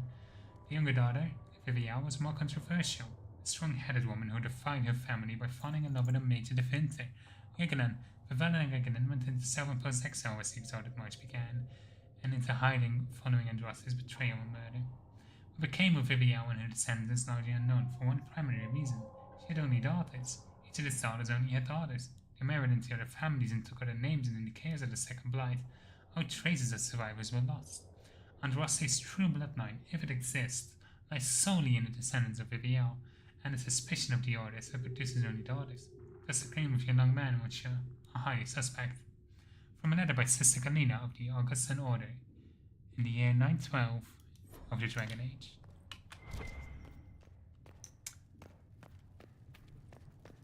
Very suspect way of saying it, though. You know, I don't entirely trust it. Let's just say. Chain her! I want her prepared for travel to the capital for trial. Disregard that and leave us. You walk a dangerous line, Seeker. The breach is stable, but it is still a threat. I will not ignore it. I did everything I could to close the breach. It almost killed me. Yet you live. A convenient result insofar as you're concerned. Have a care, Chancellor. The breach is not the only threat we face. Someone was behind the explosion at the Conclave. Someone most holy did not expect. Perhaps they died with the others, or have allies who yet live. I am a suspect? You, and many others. But not the prisoner.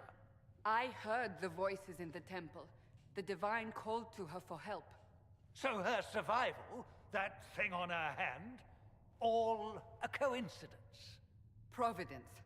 The Maker sent her to us in our darkest hour.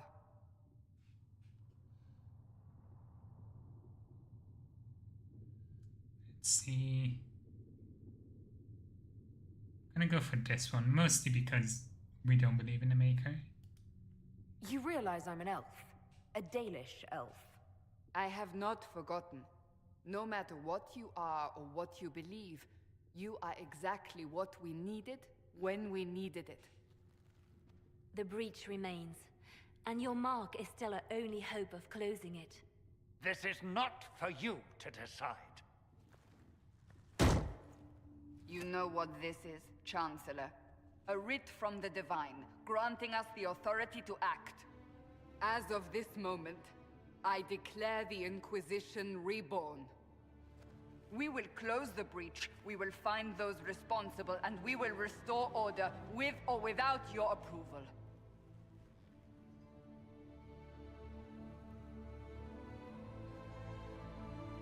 This is the Divine's directive. Rebuild the Inquisition of old. Find those who will stand against the chaos. We aren't ready. We have no leader, no numbers, and now no Chantry support. But we have no choice. We must act now, with you at our side. This screen truly is, in reverse order, Gaslight, Gatekeep, Go Boss. What is the Inquisition of old, exactly? It preceded the Chantry. People who banded together to restore order in a world gone mad. After, they laid down their banner and formed the Templar Order, but the Templars have lost their way. We need those who can do what must be done, united under a single banner once more. But aren't you still part of the Chantry? Is that what you see? The Chantry will take time to find a new divine, and then it will wait for her direction. But we cannot wait. So many Grand Clerics died at the Conclave. No, we are on our own. Perhaps forever.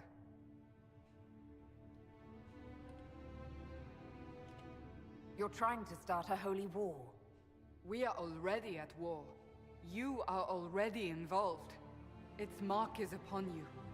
As to whether the war is holy, that depends on what we discover. What if I refuse? You can go if you wish. You should know that while some believe you chosen, many still think you guilty. The Inquisition can only protect you if you are with us. We can also help you. It will not be easy if you stay, but you cannot pretend this has not changed you. When I woke up, I certainly didn't picture this outcome. Neither did we. Help us fix this before it's too late.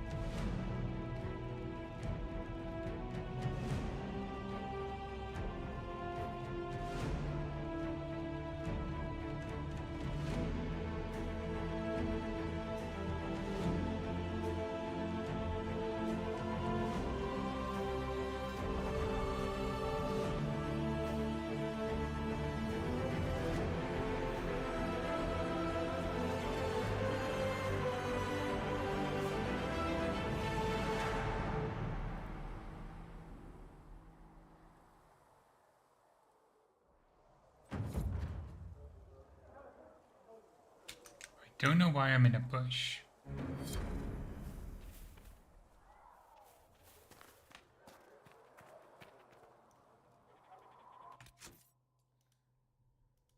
What have we got? Okay, let's talk with everyone first. Everyone we can, at least. If If you're not using them later, Segrit is willing to pay. If you're here to clean, Hess can get you a bucket and a broom. Anyone calls you knife here, come to me. Oh, you're her. Thren. Inquisition Quartermaster. I'm doing what I can to supply this mess. If you find what I need to fill one of my requisitions, I'd appreciate you bringing it in.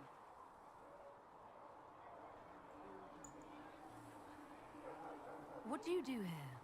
I make sure the Inquisition troops have food in their bellies and iron in their hands. Both are important. Lots of people expecting us to be heroes, marching all day to fight the demons. Turns out heroes need to dig latrines just like everyone else.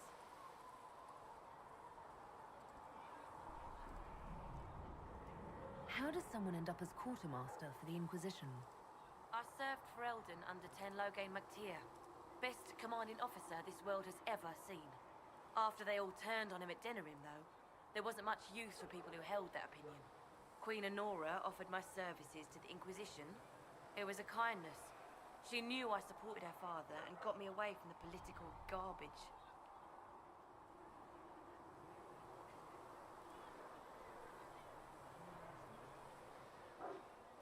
With that attitude, I can't imagine how you made enemies in Denerim. People just don't want to hear the truth. I was at Ostagar, and I know what really happened. King Cailan overextended his position, and the Grey Wardens were too late lighting the signal. Following the original plan would have gotten everyone killed. Ten Loghain made the right decision. I apologize. Sister Liliana told me I shouldn't talk about this. Just forget it.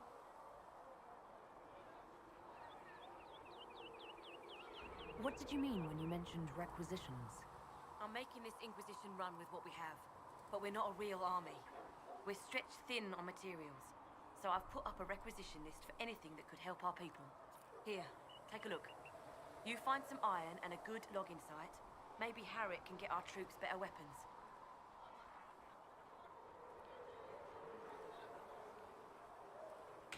If I have material for a special order, do I bring it to you? Just take it over there. One of my boys will take the materials or jot down what you found. Farewell. Make her go with you. Okay. Got quite a bit. First off, creatures. What's new?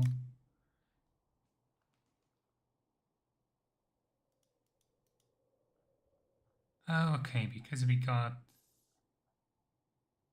research materials for them. Study of the Fifth Blight, Volume 1. While some of my contemporaries dispute whether the Fifth Blight was the true blight or merely a large Darkspawn resurgence, historians agree that it began in response to Kokari Wilds in the southern border of the Ferelden in the year 930 in the Dragon Age. King Kanan Tavern was swift in responding to the threat, gathering the royal army, every Grey Warden in its country, and sending a call for aid to the Ferelden nobility. Assembled armies near the trap in the ruins of Ostagar, hoping to crush the force before it reached civilization. But they failed. The Darkspawn overran the defenders of Ostagar and decimated the king and his army. They continued to advance into Ferelden unopened. Only 2 Grey Wardens managed to escape the slaughter, and somehow they came into possession of ancient treaties which compelled races of men to join the arms against the menacing horde. The surviving Wardens made their way to Kinloch Hold, home of the Ferelden Circle, and conscripted the mages. Desperation to find Morales, the Warden journeyed into the Basinian forest seeking the Danish. The elves too joined the growing army. In desperation, please. Into the deep roads the surviving Wardens went, searching for Paragon Branca in hopes he could settle the unrest in Orzammar and unite the dwarves in the battle against the Torrent Seamen. Branca could not be located, but another Paragon was found in legendary Caradin, who forged crown and ended all questions of succession. Pyro Haramont was crowned king of Orzammar, and the dwarven armies marched for the surface. Despite the successes, though, greater challenges were yet to come. From a study to Fifth Blight persisted between Chantry Scholar.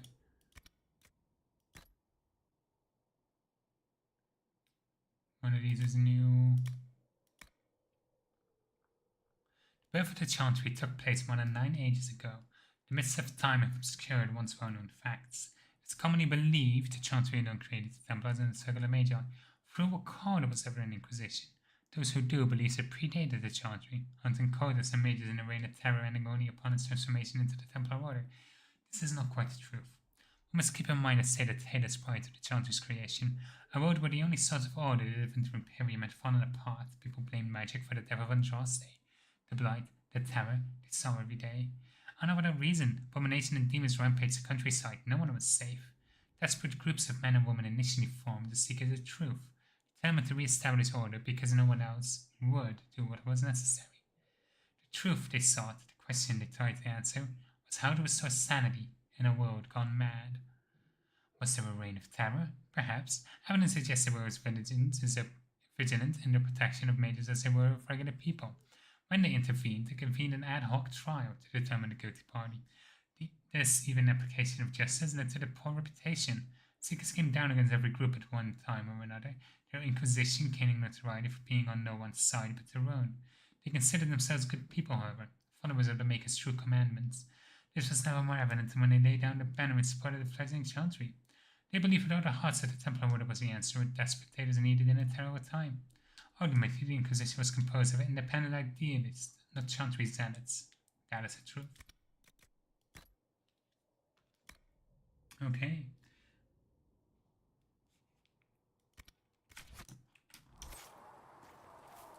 Let's inspect the Inquisition. We need 1 logging stand and 5 iron. Find anything we need, let me know.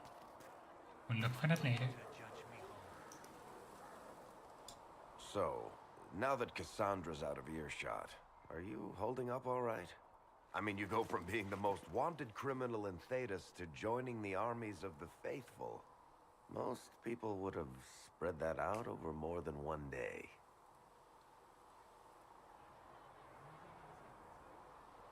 Can barely keep up. I have no idea what's happening anymore. That makes 2 of us.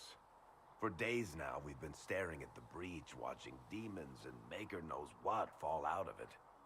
Bad for morale would be an understatement. I still can't believe anyone was in there and lived. If it was that bad, why did you stay? Cassandra said you were free to go. I like to think I'm as selfish and irresponsible as the next guy, but this... Thousands of people died on that mountain. I was almost one of them. And now there's a hole in the sky. Even I can't walk away and just leave that to sort itself out. The breach needs to be sealed.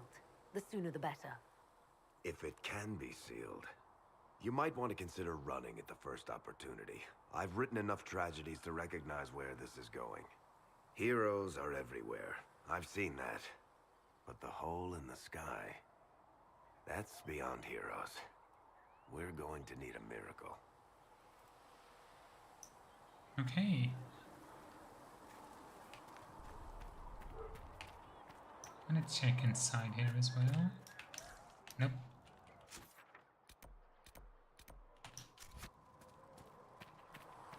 All things in this world are finite.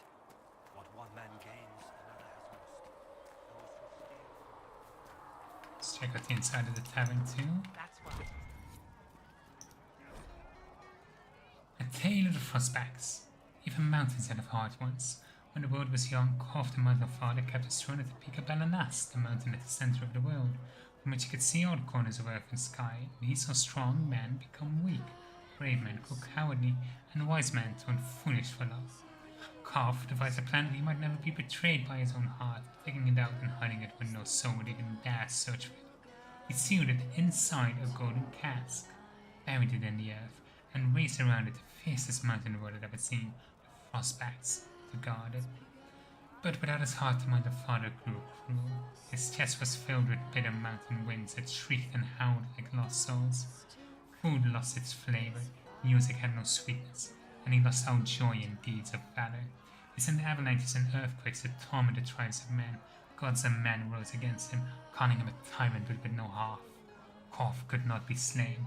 Soon there were no heroes left, either among men or gods who would dare challenge Korf. The native skies sent the best of her children, the swiftest, the cleverest, and strongest flyers, to scour the mountains for the missing heart.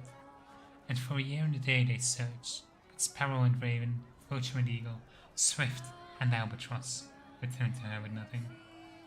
Then the ptarmigan spoke up and offered to find the god chief's hearts. The other birds laughed, for the ptarmigan was a tiny bird, too humble to soar. It spends half its time hopping along the ground. They would not give the little creature her blessing. The mountains were too fierce even for eagles. But the ptarmigan set out anyway, The little bird traveled deep into the frostbite. When she could not fly, she crawled.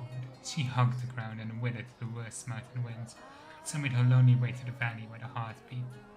When all the gods' terrible deeds, the heart was far too heavy for the tiny bird to carry. So she rode it, little by little, out of the valley and down a cliff. And when the golden cask struck the earth, it shattered.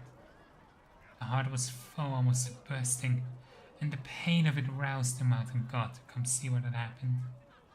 When Koth neared his heart, it leapt back into its chest, and he was whole again. Then Hakon Winter's Breath bound Koth's chest with 3 brands of iron and 3 brands of ice, so it would never again escape, and all the remaining gods named Ptarmigan honoured above even the loftiest evils. The Ptarmigan, another tale from throughout of folklore and history by Sister Petrine, Chantry scholars.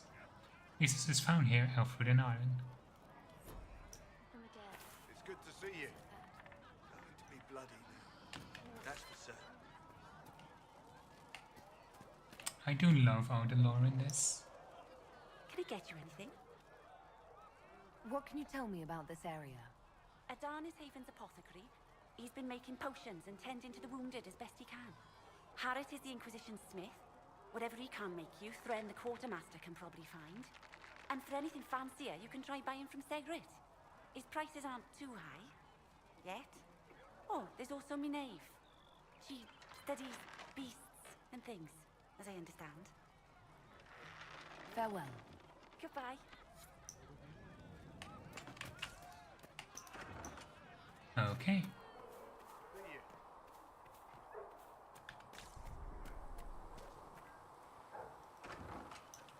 Let's check these huts out first. Another book. The Randy Dowager Quality. A well-worn quality missive of suspect virtue. The Randy Dowager welcomes the Queen of Autumn with the fall of another. The collector dreams of desire being the confessions of an apprentice in training more furrowing than harrowing. Villain dalliances in the most spirited. The Randy Dowager exhibitions for the noble of thought. Its prior step. Lady herself says enchanting once puts a circle if only because closed doors over the imagination more. 3 scars flooded and shook out of 5. Randy Dowager. Is that meant to be code word? Hang on.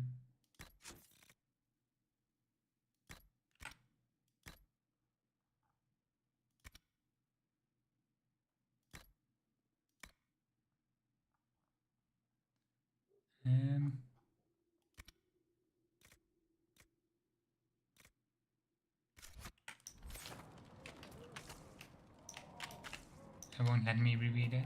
I think it's code word. But I'm not entirely certain what it's trying to say. Find recipes for exploration with its merchants. Yep. And we can upgrade anything currently.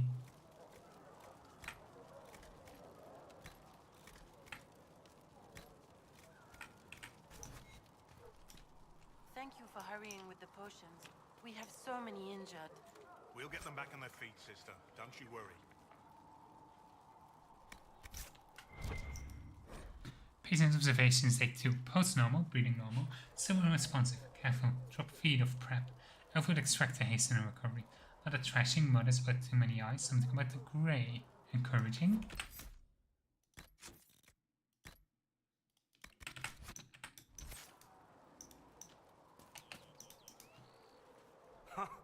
Look who's back from the dead. Again. I don't recall meeting you before. I'd be surprised if you did. You weren't particularly coherent. Someone had to patch you up after you staggered out of making those wear, though. So, you're welcome. I didn't realize. Thank you. Yeah, well, you can pay me back by fixing the world. Name's Adan. I'm in charge of keeping our little band here stocked with potions and elixirs. Not that Seeker Pentagast seems to care whether we've got the supplies to actually do that. For a healer, you don't seem particularly nurturing. I'm not a healer. I'm an alchemist who's forced to play Mother Hen. You want something to burst into flame on contact with the air? Done. Gladly. Patching up wounded soldiers is a waste of my time and talents.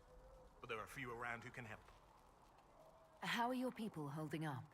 There's no shortage of work. That's for damn sure. Is there anything I can do to help out?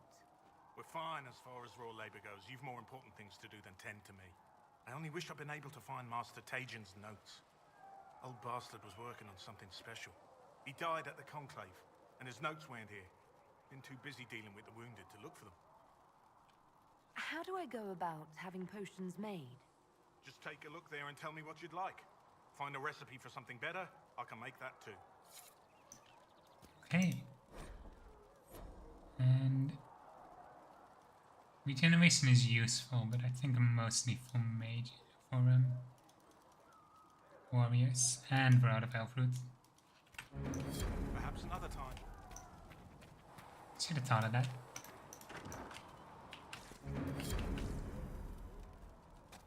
Now, I feel like there's something else. Somebody I'm forgetting. Somebody I should talk to. Nah.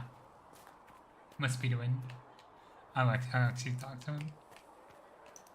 The chosen of Andraste. A blessed hero sent to save us all. I've no interest in being a hero. All I want is to find a way to seal this breach. Pragmatic, but ultimately irrelevant. I've journeyed deep into the Fade in ancient ruins and battlefields to see the dreams of lost civilizations.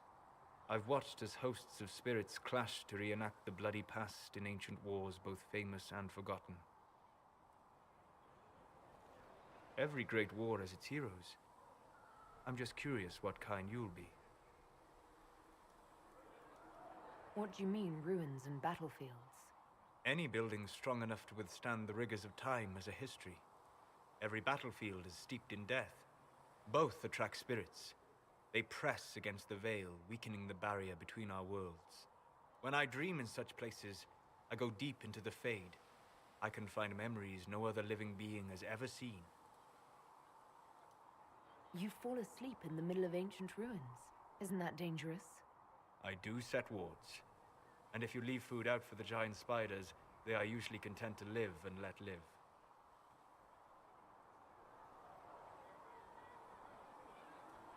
I imagine you find some amazing things in there, alongside all the demons. Exactly. It is occasionally dangerous, yes, but more often it's just sad to see what has been lost. The thrill of finding remnants of a 1,000-year-old dream? I would not trade it for anything.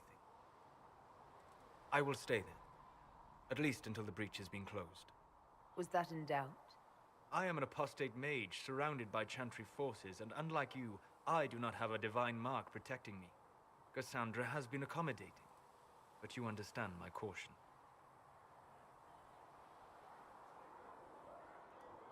Cassandra trusts you. She won't let anyone put you into a circle against your will. Thank you. I appreciate the thought. But now let us hope either the mages or the Templars have the power to seal the breach. Good.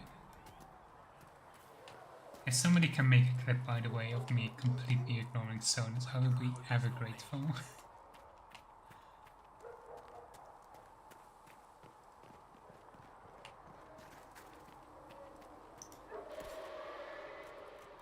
Let's see.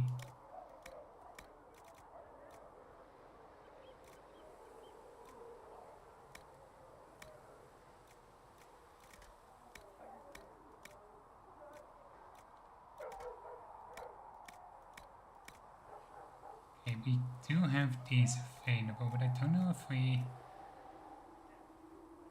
can sell our valuables. Yeah, that makes it worth it.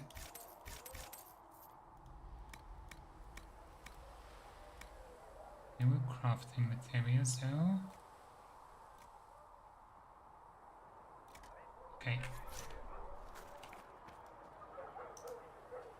Good day. Or good as it could be with the sky ripped apart. What kind of person stays to run a shop at a time like this? The kind with nowhere else to go. Those blasted demons destroyed most of my goods. If I stay here, work some contacts, I can start rebuilding. Maybe, just maybe, help you folks out in the process. You must speak with most everyone here. How are people doing? Hope and fear in equal measure. No one really knows what it means when an Inquisition is called. Yet, I imagine it's no better for you. You've got my sympathies, for what it's worth. Until later. Stay safe. Okay.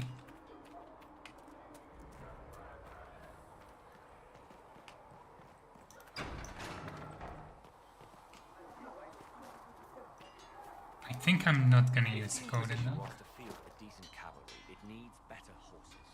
I heard Seeker Pentagast might try to acquire suitable mounts from Master Dennett in the hinterlands. Oh, and who are you to be fishing around for what the higher-ups are doing? Back in Ansburg, my uncle was 5th Praetor. And what's that mean for you back in Arnsberg? Honestly, about as much as it does here. Sneak for God, I have some accessories too. Yeah, I think we'll go for magic.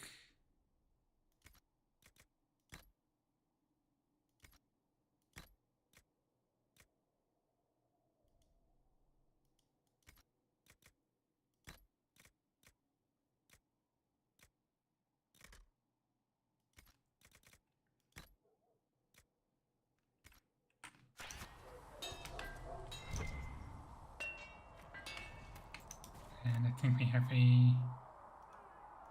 There we go. We got one for basically free.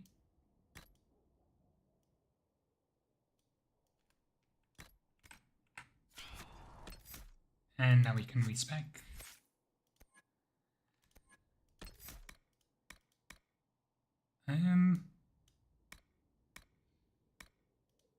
Let's see.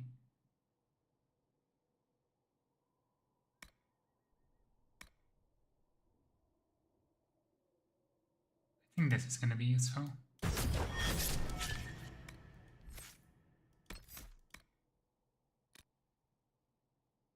16 willpower, 19.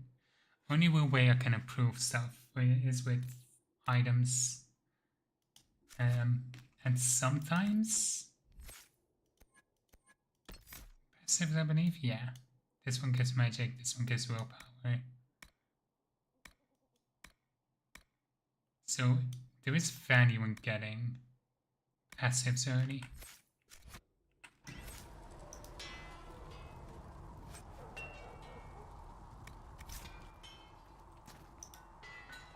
Expected you'd be by. I'm Herald, and everyone knows who you are. How's the new gear fit? It's not exactly what I'm used to. Wrong time for style to dictate what you wear. World's gone mad. Stock armor and blades are good against bandits, but we're not fighting bandits. My gear will see you through demons, apostates, whatever this world throws at you. So, you need custom work, something special.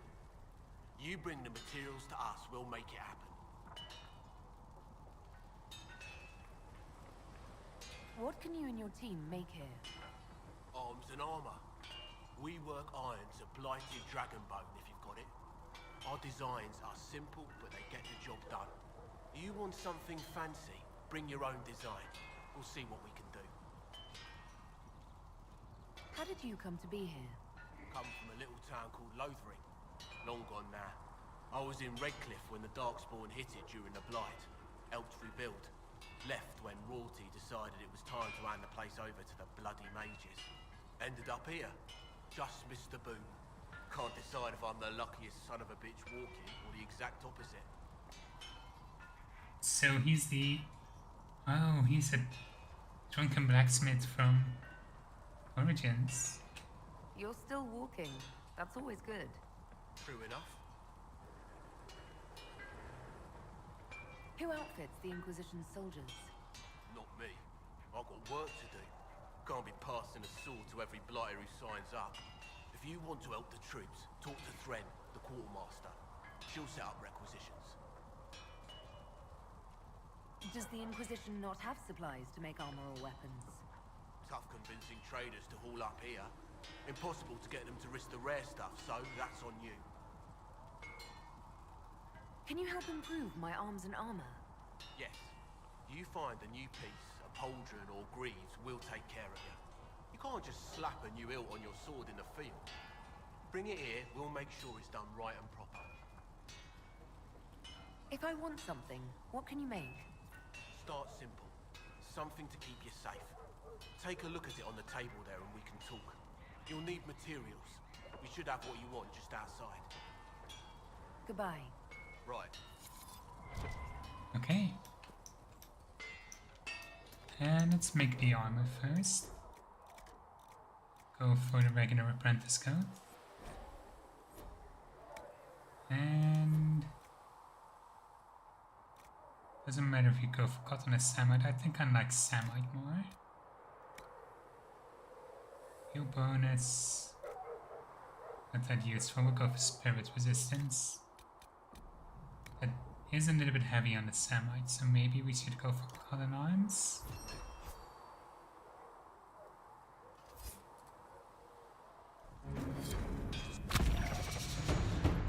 Make sure we equip it. And we can move the others to valuables. Well.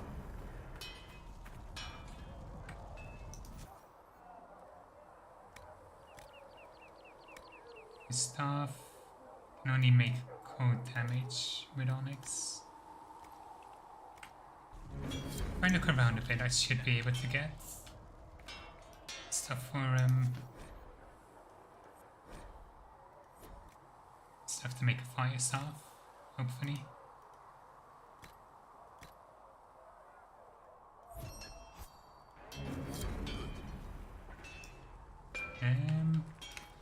Modify weapons. You need to check. Bianca currently has nothing equipped. Another time then.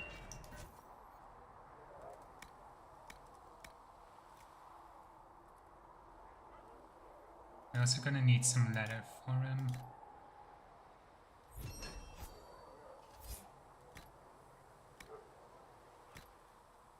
Wait, bonus of strength is kinda useful. Kinda useless. And this would be... Primary slot is damage increase, okay. Secondary slot is... dexterity.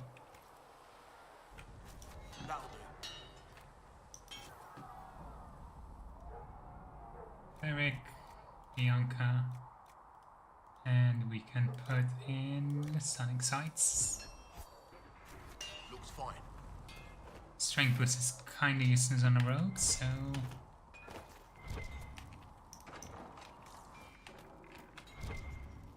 Nothing useful kept in here.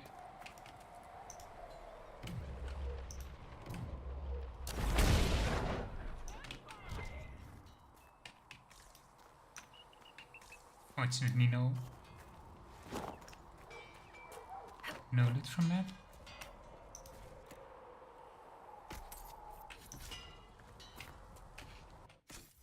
Do we have? Is that useful for Sandra? Slightly better. Okay, just gonna move both to valuables. Fuck it. Glad there are big, strong men around in case anything happens here in Haven. Now, don't you worry about that.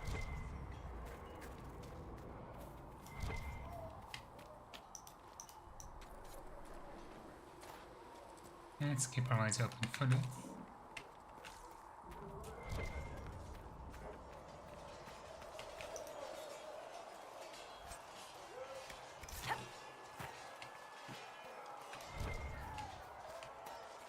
See reason, Lisette.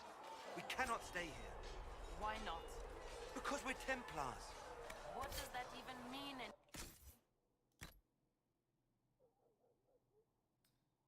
It's a good fire staff, fuck it. Then we can make our own.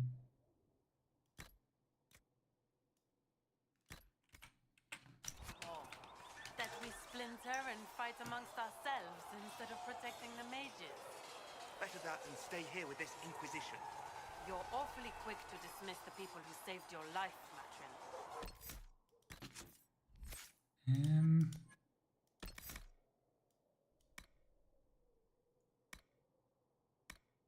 think I kind of want the extra magic most of all.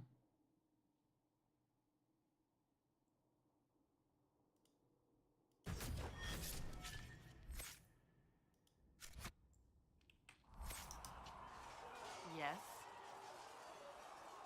I'd like your take on the Templar Order. It's a shadow of what it was.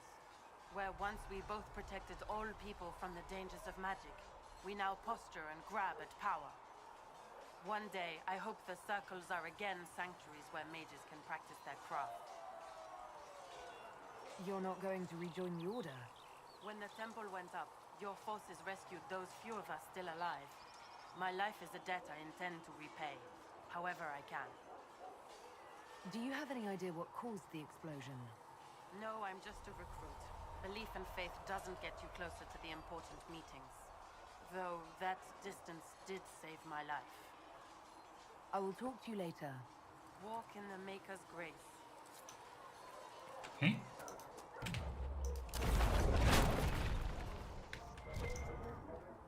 Not getting any nutskins. Which is a snide worry.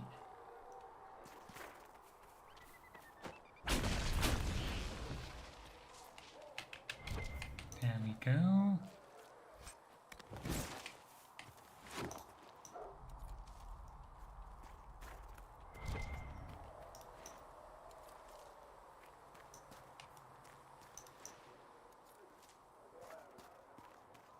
Just doing some basic quick noting.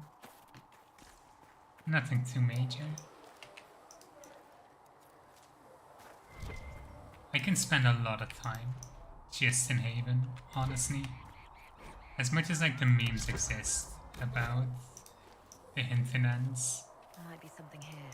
Better I'm take a so closer much look. worse in Haven.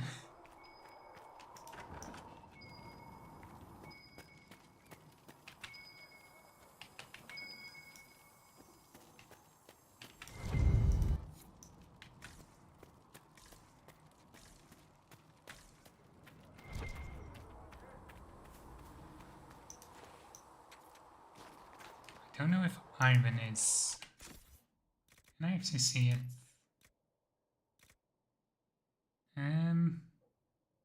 Electricity, okay.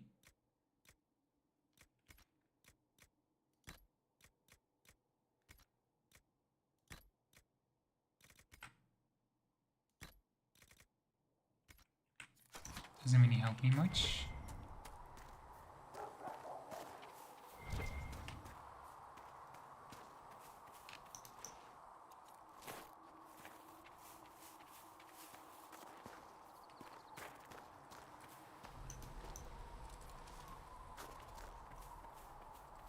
Add a little bit more here, as much as we can.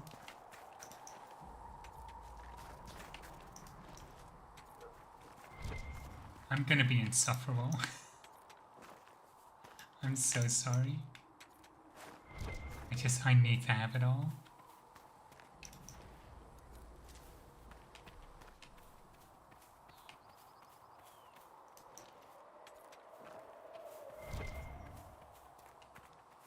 At least once I've picked it over once, it won't restore until the next time I'm back. I usually only plunder Haven once, unless I guess I really need iron.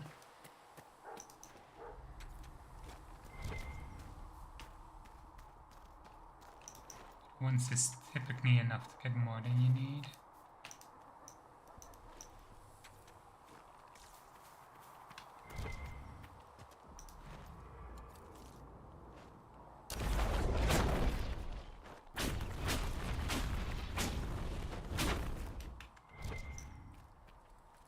That one didn't drop anything.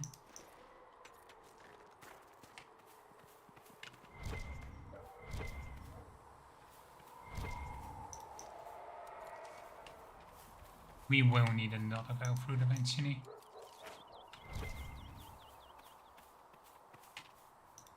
So I promise I'm picking this up for the reason.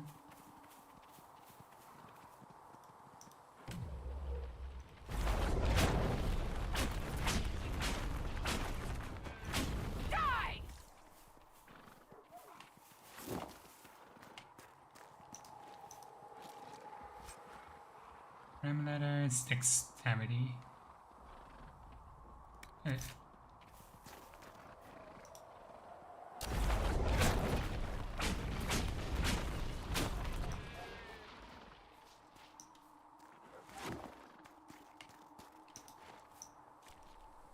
We need dexterity for Varric stuff.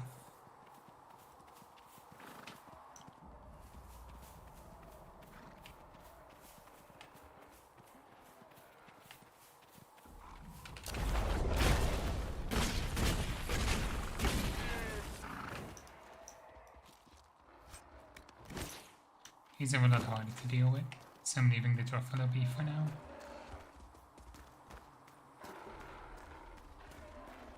I completely missed the logging stand, hang on.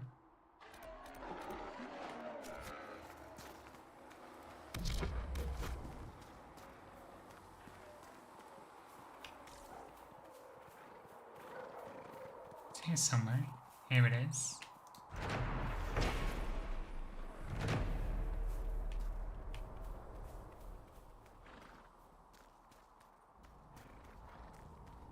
Now we can walk back. That was all extremely important to do first.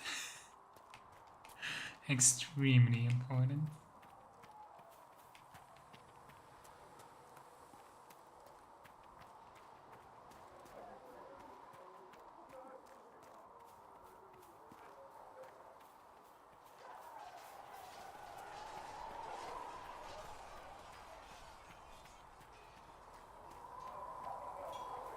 So if we get better horses, you think that'll make a difference?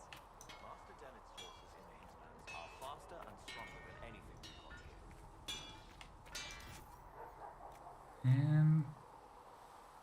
We needed to grip. Oh, these are bow strength.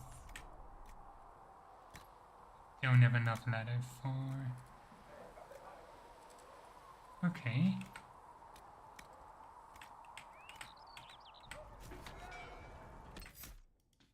Does it actually mention what these do? Guard damage bonus. Critical damage bonus. Okay.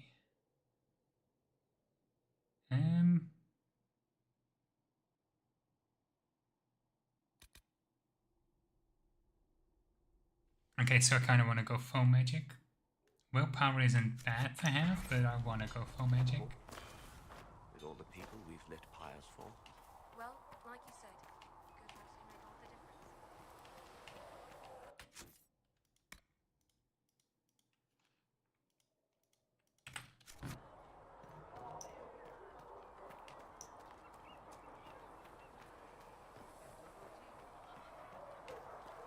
Let's hand these notes to Adon first. Have you heard about the refugees out in the hinterlands near Redcliffe?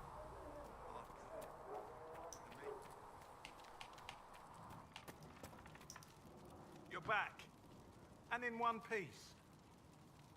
You said you thought Master Tajan was working on something special. If it helps, I found his notes. The old codger was on the edge of a breakthrough here, but he couldn't see it. You want some of these mixed up, you just give the word. Farewell. Livium. We absolutely need that. I think I'm fine with 3 for now. We'll give Sonus 2. You better make that work. Perhaps another time.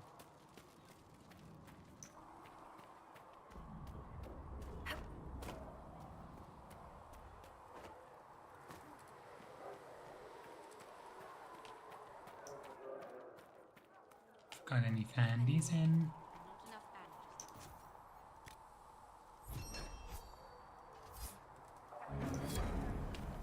I think that also gives a little bit of influence. Yes. We need those for Nice work with those perks. supplies. The smiths can use them to fit our troops with better gear. Might not affect you much, but our recruits will have better chances next time some monster flies out of a rift. Farewell. Make her go with you. I do actually want to go for requisitions this time. To get influence, to get all the perks. I can't pick them all up. I can only pick up 20. But I want to try.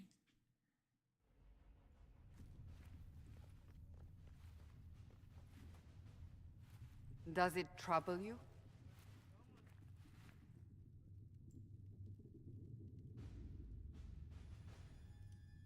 I just wish I knew what it was, or how I got it.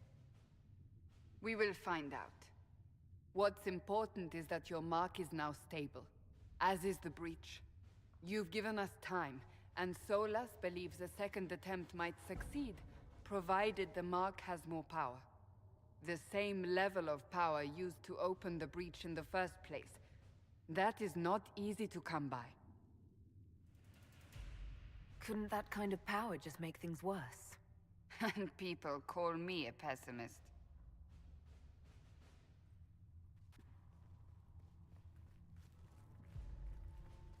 May I present Commander Cullen, leader of the Inquisition's forces. Such as they are. We lost many soldiers in the valley, and I fear many more before this is through. This is Lady Josephine Montelier, our ambassador and chief diplomat. Anderan Atishan. You speak Elven? You've just heard the entirety of it, I'm afraid. And of course, you know Sister Liliana. My position here involves a degree of... She is our spy master. Yes, tactfully put, Cassandra.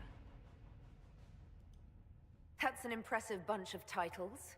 I mentioned that your mark needs more power to close the breach for good. Which means we must approach the rebel mages for help. And I still disagree. The Templars could serve just as well. We need power, Commander. Enough magic poured into that mark. Might destroy us all. Templars could suppress the breach, weaken it, so... Pure speculation. I was a Templar. I know what they're capable of. Unfortunately, neither group will even speak to us yet. The Chantry has denounced the Inquisition, and you specifically. That didn't take long. Shouldn't they be busy arguing over who's going to become divine? Some are calling you, a Dalish elf, the Herald of Andraste. That frightens the Chantry. The remaining clerics have declared it blasphemy, and we, heretics, for harboring you. Chancellor Roderick's doing, no doubt. It limits our options. Approaching the mages or Templars for help is currently out of the question. Just how am I the Herald of Andraste? People saw what you did at the temple, how you stopped the breach from growing. They have also heard about the woman seen in the rift when we first found you. They believe that was Andraste. Even if we tried to stop that view from spreading... Which we have not. The point is, everyone is talking about you. It's quite the title, isn't it? How do you feel about that? I'm no herald of anything, particularly not Andraste. I'm sure the Chantry would agree. People are desperate for a sign of hope. For some, you're that sign. And to others, a symbol of everything that's gone wrong.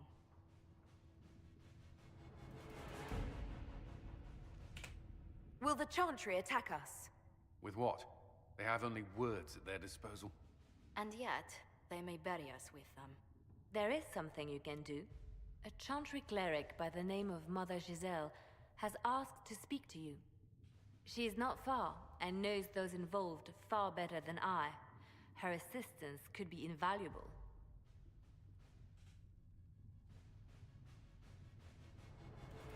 Why would someone from the Chantry help a declared heretic?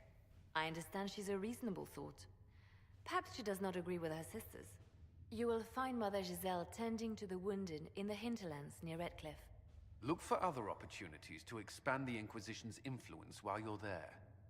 We need agents to extend our reach beyond this valley, and you're better suited than anyone to recruit them. In the meantime, let's think of other options. I won't leave this all to the Herald.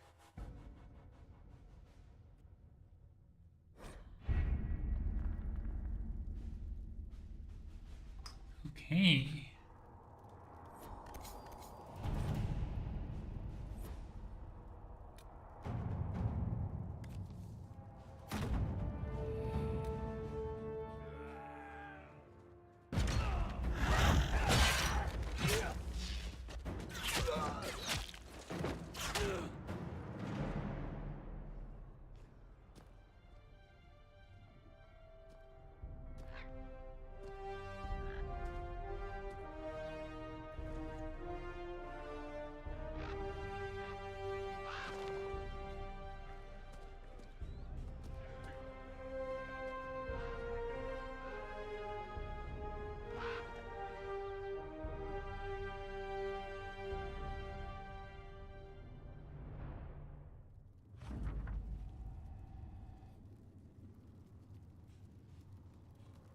Sweet.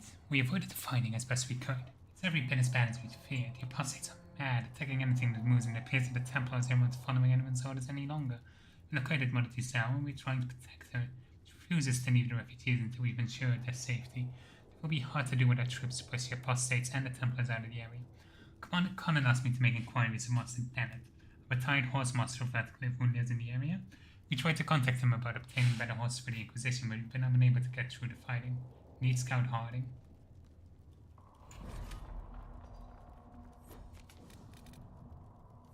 Hey, we also have missions. And the fun part is, because of my mod, I can insta-complete this. So, Clan of Valens offers greetings to the Inquisition, which is its well seen in the breach that is opened in the sky. While some Danish clans hate humans and wish nothing to do with them, Clan of Valens has always held fairly with all and wished only for peace. That said, we have on occasion been forced to defend ourselves from those who saw us only as potential victims. It has come to our attention that a member of our clan is being held captive by our Inquisition. She went to the Conclave only to observe the peace talks between our mages and Templars, and we find it highly unlikely that she unintentionally violated your customs. If she has been charged with a crime, we would appreciate hearing of it. If not, it would ease our concerns to hear from her to know that she remains with the Inquisition of her own will. We await your reply, Keeper Istimefori or Lebanon. If you send Colin, they all die. So we're sending Liliana. You can also do Josephine, but Let's see what we have. I thought these were supposed to be instant.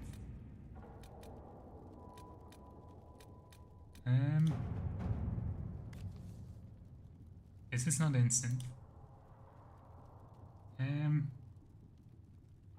Season says for order against chaos, region of darkness. If you stand by this, come forth and drive the heretics from my land. Claim to be refugees. I've seen elves and apostates among them. Filthy savages staring at our roots.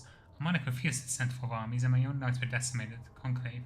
Require your aid to return peace to my lands. Prove your loyalty and receive your rich reward for your faith. Yeah, we're gonna help them. If we can, we want to help the refugees.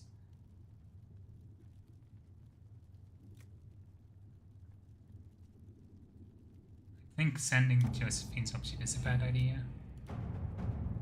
With concerns, the town of Highover was to convey our deepest sympathies in the death of Justinian V, whose holy was incomparable in her wisdom and dedication to peace. We had high hopes that the conclave would succeed.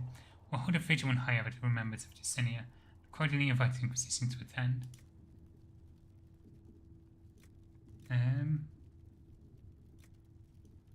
Let's send an honor guard. I think that makes sense. Ruffles, I need a favor. Accident has gone alone since I paid back. I got a letter from my editor in Kirkwood today. She tells me that Hard and Heightened Tree, the repunctioning, appeared in print from our own thief and printer a couple of weeks ago. I'll give you a moment to contemplate the horror that is that title. I had my contacts in the Merchant Guild look for the author a couple of years back. The best they could find, out after spending a couple $100 gold, was that Pyro Pennenforth is a pen name. I could have told them that for free. You've got contacts with the thief and print house. Maybe you can find out more than the guild.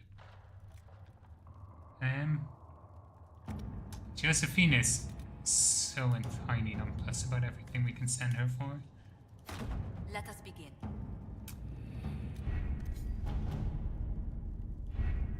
I think I would need to restart the game to use the mod. I think that's where I went wrong.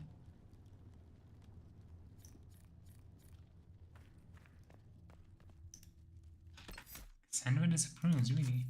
Okay. We have new.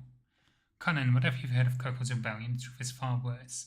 I would spare you that. What remains of Kirkwood's Templars have been under my command for the past few years.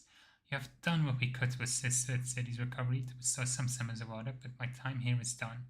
Sic Pentecost has approached me. She wishes to stop the war between mages and Templars. She has been recruiting men and women to the cause and wishes me to oversee the group's military concerns. If the conclave goes well, then we will not be needed. If not, we stand ready. I've decided to take Sic Pentecost's offer. So, because I've fallen, I can give no more to the Templar Order, nor it to me. The Maker has shown me a new path, I must take it, except from a letter sent to Selreach by Commander Colin. She has many names. Most know her as Sister Liliana, or the Nightingale. She refuses to speak her name at all, referring to her only as the left hand of the Divine, the shadow behind the Sunbird's throne. The spy master Marjolaine trained Liliana from a young age. For years, Liliana was Marjolaine's instrument in the great game of Allay. While Liliana was devoted to Marjolaine, the reverse was not true. Marjolaine betrayed Liliana and almost succeeded in killing her. Liliana survived the betrayal thanks to revered Mother Dorothea. Following this betrayal, Liliana spent several years in a cloister in Ferelden, hiding from her past. Inspired by revered Mother Dorothea, Liliana dedicated herself to her faith, discovering peace in a simple life of devotion. But when the fifth blight began, she received what she believed is a vision from the Maker. This prompted her to leave her sanctuary, taking up arms against the Darkspawn.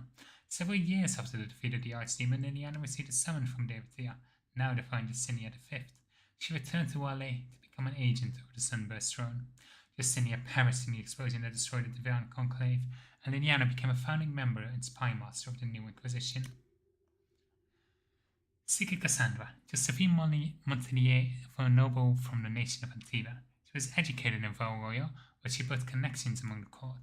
Once she finished her schooling, at a surprisingly young age, Lady Montelier became the official dominant between King Fulgeno of Antiva to Empress Celine of Orlais.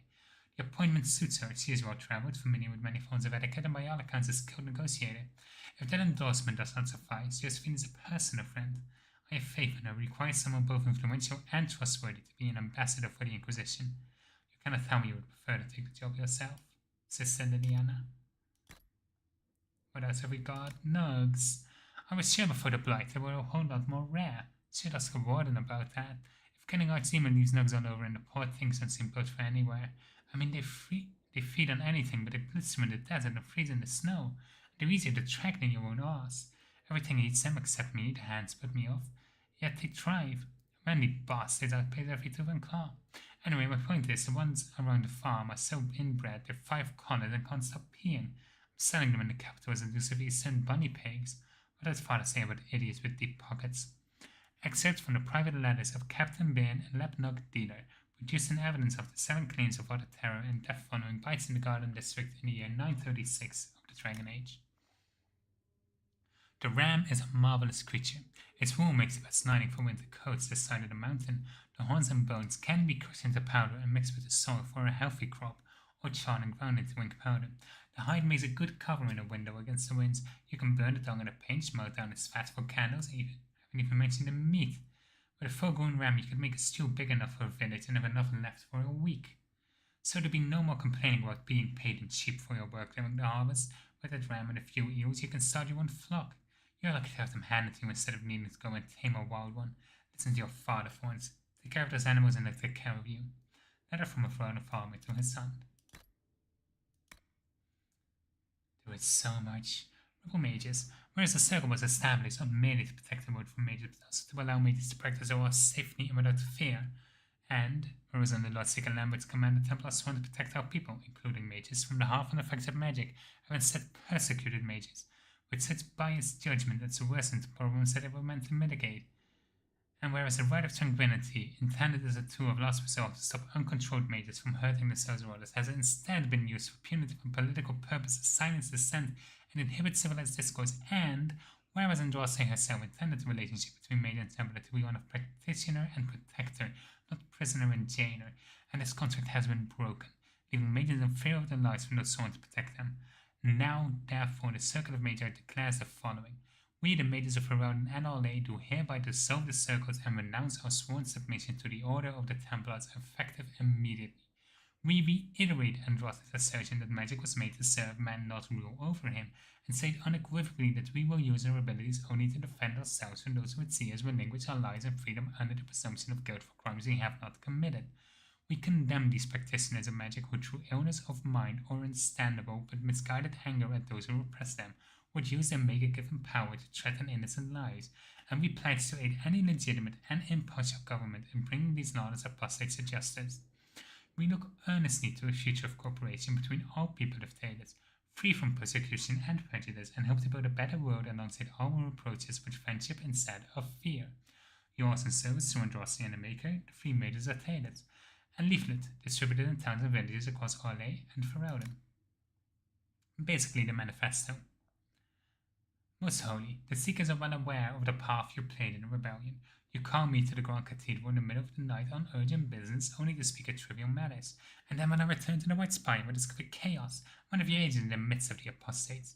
Did you think I would not notice? Did you believe yourself above both repercussion for his acts. It was a dark day when the chance replaced such an incapable woman upon the sunburst throne. I will not stand idle when she destroyed with age of the tradition and righteousness of build. In the 20 years of the Divine Age, the Navaran Accord was signed. The Seekers of Truth lowered our banner and agreed to serve as a Chantry's right hand, and together we created the Circle of Major with the Circle no more. I hereby declare the Accord null and void. Neither the Seeker of Truth nor the Templar Order recognize Chantry authority, and instead we will perform the Maker's work as it was meant to be done, as we see fit. Signed, this day, on the 40th year of the Dragon Age, Lord Seeker Lambert from Reeves. Let us send the Divine Destinia from the former Lord Seeker. Often portrayed as stoic and grim, the Order of Templars was created as a martial armor to Chantry, armed with the ability to dispel and resist magic in addition to the formidable combat talents. Templars are uniquely qualified to act as both foil for apostate mages who refuse to submit to the authority of the Circle, and a first line of defense against the dark powers of blood mages and abominations. While mages often resent Templars as symbols of the Chantry's control over magic, the people of Theta see them as saviors and holy warriors, champions of art as good, armed with piety enough to protect the world from the ravages of foul magic. In reality, the Chantry's militant arm looks first for skilled warriors with unshakable faith in the Maker with a flawless moral center as a secondary concern. Templars must carry out their duty with an emotional distance, and the Order of Templars prefers soldiers with religious fervor and absolute loyalty over paragons of virtue who might question his orders when it comes time to make difficult choices. The Templars' power derives from the substance lyrium, a mineral believed to be the raw element of creation. While mages use lyrium in their arcane spells and rituals, Templars ingest the primordial mineral to enhance their abilities to resist and dispel magic. Lyrium use is regulated by the Chantry, but some Templars suffer from lyrium addiction, the effects of which include paranoia, obsession, and dementia. Templars unknowingly submit themselves to this treatment in the service of the Order and the Maker. It is this sense of ruthless piety that most frightens mages when they draw the Templars' attention. When the Templars are sent to eliminate a possible blood mage, there is no reasoning with them, and if the Templars are prepared, the mage's magic is albeit useless. Driven by their faith, the Templars are one of the most feared and respected forces in Thedas. From patterns were informed by Howland, first enchanter of Starkhaven, in the year 880 of the Blessed Age. A study of the Fifth Blight, Volume 2. The Warden sought all Eamon, uncle of the late King Kanan, in the hopes of mustering troops from the Vernon nobility. Upon arriving in Redcliffe, they learned that the Earl had fallen ill, and was near death. His knights had gone in pursuit of the fabled archers of Andraste. Eamon's only hope for a cure in the village surrounding the keep was beset by a host of animated corpses. The Warden found and stopped the demon behind the undead before joining the search for Eamon's cure.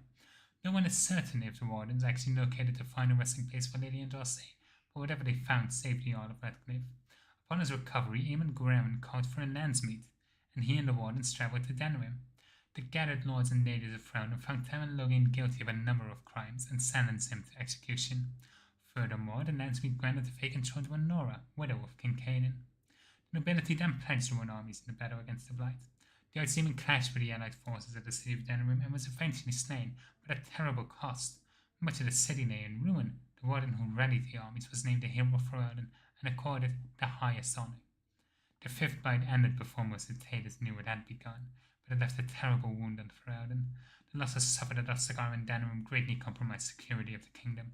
Southern Ferelden from Kokori Wilds to the edge of the Bannon are to this day a wasteland.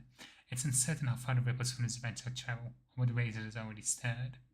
From a study of the Fifth Blight by Sister Patrine, Chantry Scholar. I suppose you're wait. My Lord Artegan, I retire to the hinterlands for peace and quiet away from the politics, and because the wide open space were perfect to let my horses run. Instead, the war between the Mages and Templars had returned to beautiful hill into a series of burning battlefields. The farmers who live in the hinterlands are good folk. Many of them left Redcliffe Village because they couldn't bear to be here anymore, not after the Blight and the Walking Dead left so many bad memories. Now we've got apostates running around and fights when everyone looks at them sideways. The Templars looting houses and cutting down those who protest as made sympathizers. My wife Elaine was sent to a field hand to stay with a family in the east, but there are a lot of poor people here with nowhere to go. We got more refugees every day. This village is attacked by mad mages out at farmstead, burned to the ground by Templars who can't tell a hoe from a staff. I suppose you're stretched thin, but anything you can do to lessen the burden of these poor folk would be much appreciated. I'll do as I can, and if your men need better mounts, say the word. Best of luck to you, my lord. Remember not to let Duchess puff out her gut when you saddle her. Yours in service, Dinette. A letter from Methless, former horsemaster to outtaken of Redcliffe, undelivered. Resources found here are Alfroot, Spindleweed, Blood Lotus, Crystal Grace, Royal Wellfruit, Deep Mushroom, Embryum, Iron, Drakestone, Onyx, and Obsidian.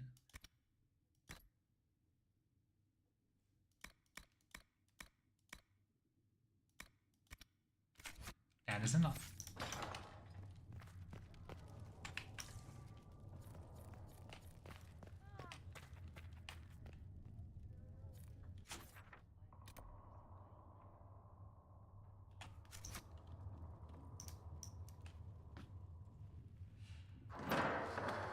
The Inquisition cannot remain, Ambassador, if you can't prove it was founded on Justinian's orders. This is an inopportune time, Marquis. More of the faithful flock here each day. But allow me to introduce you to the brave soul who risked her life to slow the magic of the breach.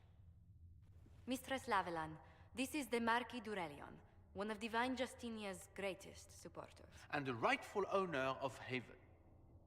House d'Aurelion lent Justinia these lands for pilgrimage. This Inquisition is not a beneficiary of this arrangement. This is the first I've heard of Haven having an owner outside the Chantry. My wife, Lady Machin of Denner, has claimed to Haven by ancient treaty with the monarchs of Herald. We were honored to lend its use to Divine Justinia. She was a woman of supreme merit. I will not let an upstart order remain on her holy grounds.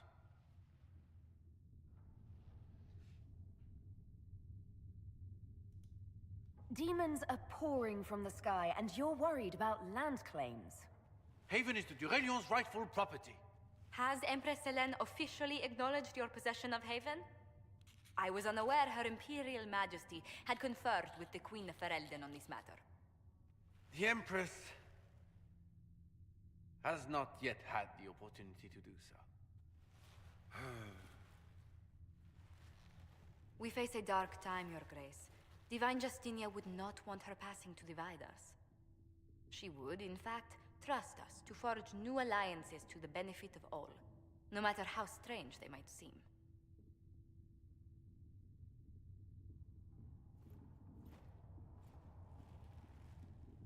I'll think on it, Lady Montillier. The Inquisition might stay in the meanwhile.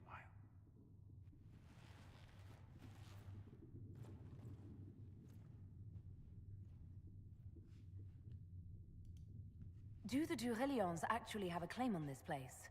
His Grace's position is not so strong as he presents it. Despite their Ferelden relations, the d'Aurelions are Orlesian. If the Marquis wishes to claim Haven, Empress Selene must negotiate with the Ferelden on his behalf. Her current concerns are a bit larger than minor property disputes.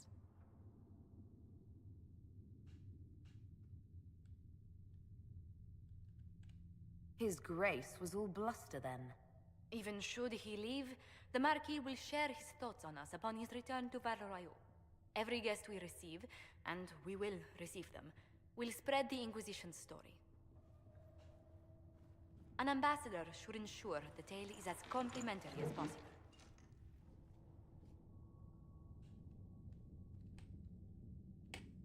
May I ask, what brought you to work for the Inquisition? Sister Leliana approached me.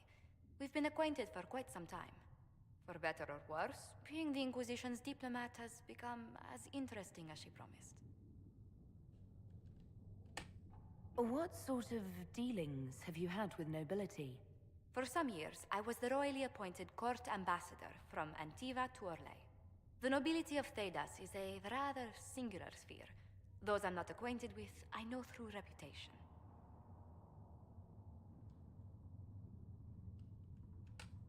The Inquisition is lucky to have you as an advocate, Lady Montillier. Thank you. Let us hope so. Thedas' politics have become agitated as of late. I hope to guide us down smoother paths. But please excuse me. I've much work to do before the day is done.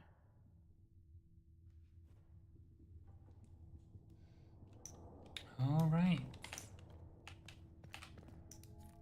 If you find anything, please bring it in. You're the Herald.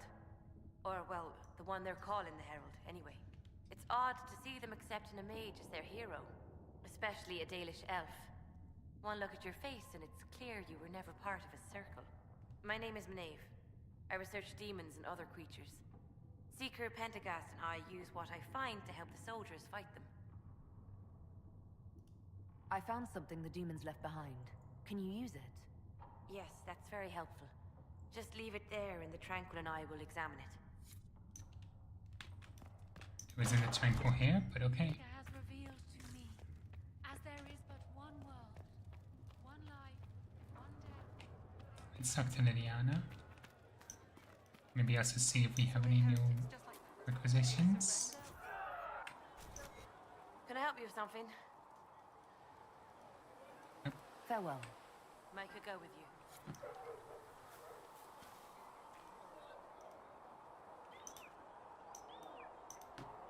Blessed are the peacekeepers, the champions of the just. Blessed are the righteous, the lights in the shadow. In their blood, the Maker's will is written. Is that what you want from us? Blood.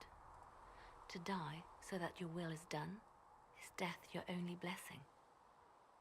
You speak for Andraste, no? What does the Maker's prophet have to say about all of this? What's his game? How is this a game? Do you see the sky? What about the temple ruins? The bones lying in the dust? Even if you didn't support the Divine's peace, you wouldn't call this right. Who could? So many innocent lives. The faithful murdered where the holiest of holies once stood. If the Maker willed this, what is it if not a game or a cruel joke? I feel like Anders might like this, but... I speak for no one but myself, and I have no answers for you. You probably don't even worship the Maker. Lucky. He asks a lot. The Chantry teaches that the Maker abandoned us. He demands repentance for our sins. He demands it all. Our lives, our deaths. Justinia gave him everything she had, and he let her die. I'm sorry. Her death has clearly hit you hard. Not just me. All of us. She was the Divine. She led the faithful. She was their heart. If the Maker doesn't intervene to save the best of his servants, what good is he? I used to believe I was chosen, just as some say you are. I thought I was fulfilling his purpose for me, working with the Divine, helping people. But now she's dead. It was all for nothing. Serving the Maker meant nothing.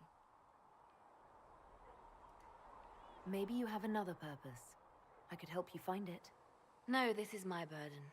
I regret that I even let you see me like this. It was a moment of weakness. It won't happen again. Come, to work then. We will speak later. Liliana, I love you so much. Please. Okay. So it's true. Butler has stand on us. I hope my hunch was wrong. You knew him well? Not as well as I thought. Show me the reports. Wait, is this the... There were so many questions surrounding Faria's death. Did he think we wouldn't notice? He's killed Faria, one of my best agents, and knows where the others are. You know what must be done. Make it clean. Painless if you can. We were friends once. Wait, what are you doing? He betrayed us. He murdered my agent. And you'd kill him, just like that. You find fault with my decision? I'm sure most of your decisions are fine, but that one, a little extreme. Extreme? Butler's betrayal put our agents in danger. I condemned one man to save dozens. I may not like what I do, but it must be done.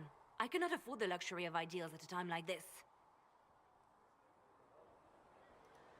Now is precisely the time for ideals. You feel very strongly about this. Very well. I will think of another way to deal with this man. Apprehend Butler, but see that he lives.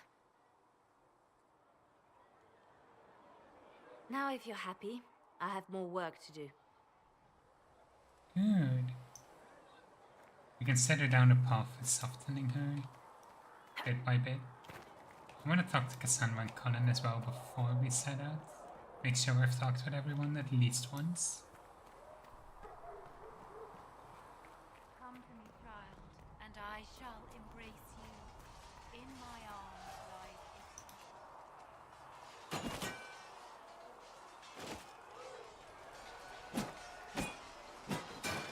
Ugh.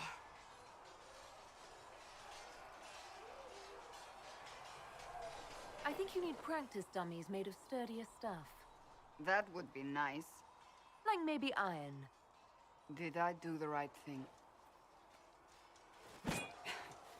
What I have set in motion here could destroy everything I have revered my whole life. One day they may write about me as a traitor, a madwoman, a fool, and they may be right. What does your faith tell you? I believe you are innocent. I believe more is going on here than we can see. And I believe no one else cares to do anything about it. They will stand in the fire and complain that it is hot. But is this the Maker's will? I can only guess. You don't think I'm the Herald of Andraste? I think you were sent to help us. I hope you were. But the Maker's help takes many forms. Sometimes it's difficult to discern who it truly benefits, or how. What's going to happen now? Now, we deal with the Chantry's panic over you before they do even more harm. Then we close the breach. We are the only ones who can. After that, we find out who is responsible for this chaos, and we end them. And if there are consequences to be paid for what I have done, I pay them. I only pray the price is not too high. Isn't it a bit late to worry about it now? We have only just begun.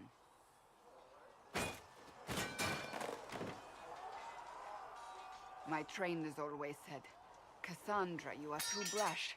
You must think before you act. I see what must be done, and I do it. I see no point in running around in circles like a dog chasing its tail. But I misjudged you in the beginning, did I not?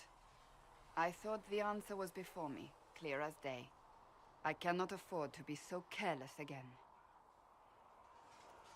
It wasn't like you had no reason to suspect me. I was determined to have someone answer for what happened. Anyone.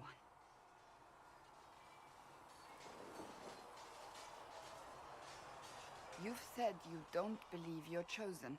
Does that mean you also don't believe in the Maker? I'm Dalish. I believe in our own gods. And there's no room among your gods for one more? I suppose it doesn't matter now. I have to believe we were put on this path for a reason, even if you do not. Now it simply remains to see where it leads us.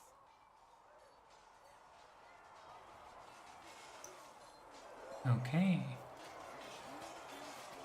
And then we've got Colin. You there. There's a shield in your hand. Block with it. If this man were your enemy, you'd be dead. Lieutenant, don't hold back. The recruits must prepare for a real fight, not a practice one. Yes, Commander. We've received a number of recruits. Locals from Haven and some pilgrims. None made quite the entrance you did.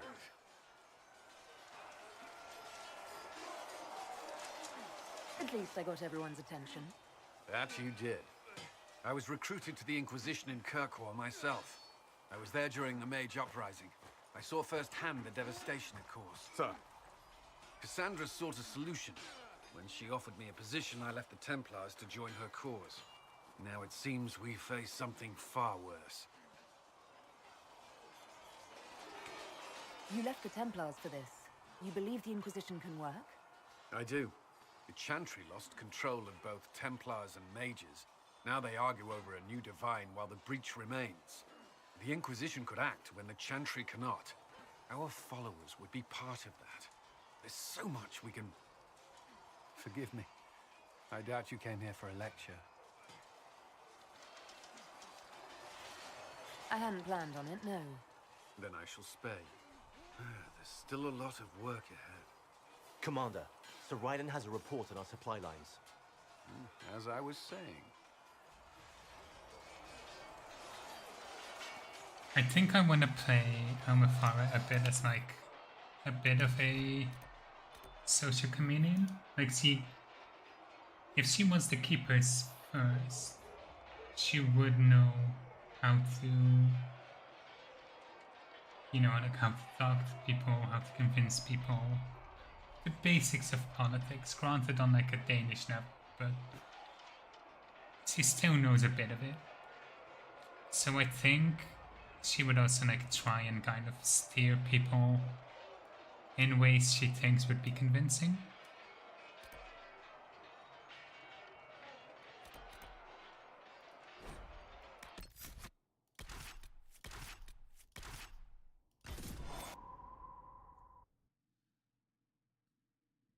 Our first trip to the hinterlands will not be a long one, because I want to get Saga and Vivienne as early as possible.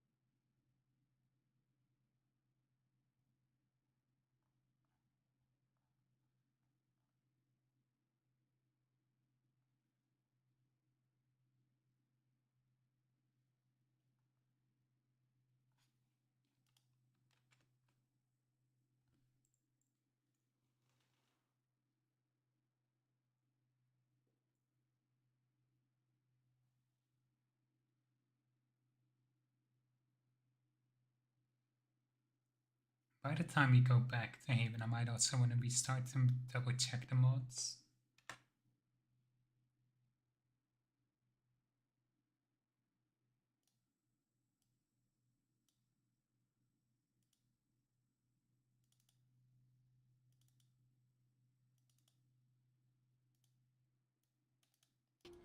I've heard the stories. Everyone has. We know what you did at the breach. It's odd for a Dalish elf to care what happens to anyone else, but you'll get no backtalk here. That's a promise. Inquisition Scout Harding, at your service. Well, all of us here, will do whatever we can to help. Harding, huh? Ever been to Kirkwall's Hightown? I can't say I have. Why? You'd be Harding and... No, never mind. Ugh. Let me put this aside real quick. Have that ready. I'm starting to worry about these stories that everyone's heard. Oh, there's nothing to worry about. They only say you're the last great hope for Thetis. Oh, wonderful. The hinterlands are as good a place as any to start fixing things. We came to secure horses from Redcliffe's old horsemaster. I grew up here, and people always said that Dennett's herds were the strongest and the fastest this side of the Frostbacks. But with the Mage Templar fighting getting worse, we couldn't get to Dennett. Maker only knows if he's even still alive. Mother Giselle's at the crossroads helping refugees and the wounded. Our latest reports say that the war's spread there too. Corporal Vale and our men are doing what they can to help protect the people, but they won't be able to hold out very long. You best get going. No time to lose. All right.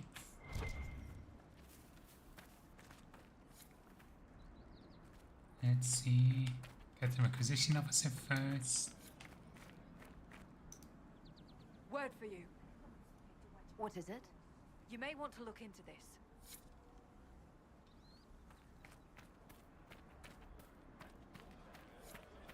Let's check it out at the table. Lamb's wool and silk. Okay. Fabric.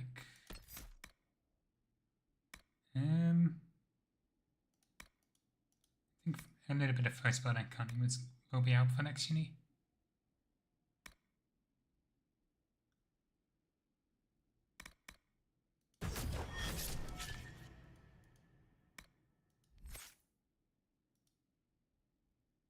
Sandra. Ooh, I like that one.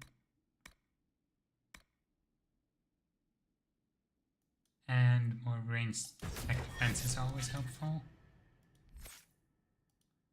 So we'll put you in spirit first.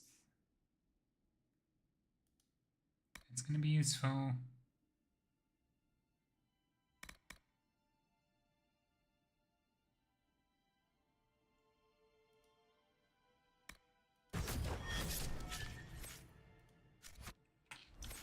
Okay.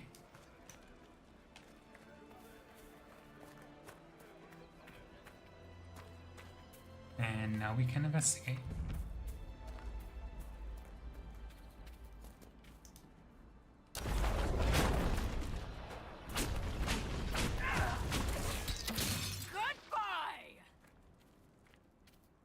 It is so funny to see Cassandra try and taunt the ram as it's running away, no less.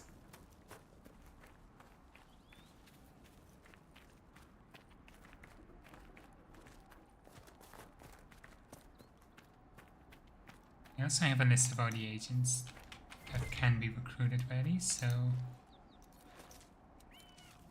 that might prove useful eventually.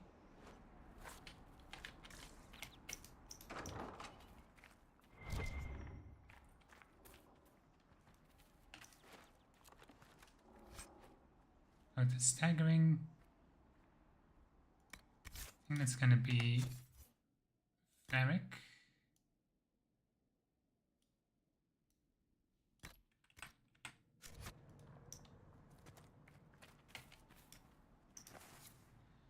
A letter in an empty home. Rifus, I knew you escaped with the other mages, and I know you come here. Father told you that if he's ever strayed, he'd put you down himself. If you're here, you know he's dead, but I'm not. I'll be killing apostates and waiting for you at old Fenix's place to the north. I've got Father's sword and my true brothers in the Templars. Come if you're man enough. Ivan. Interesting reading. Could be worth a look.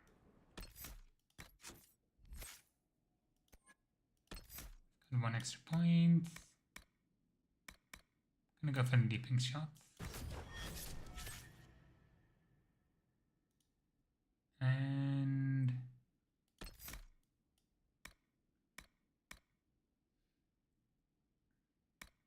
do we want to get a lunch? Yeah, we'll get the lunch.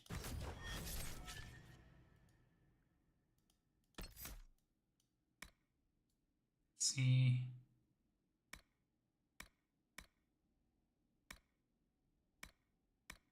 Let's get a revival.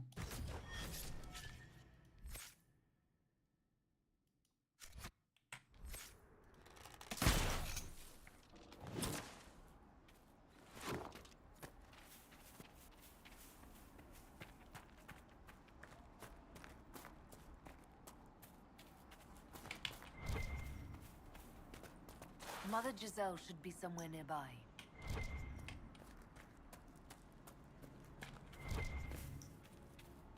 Let's see what we can do.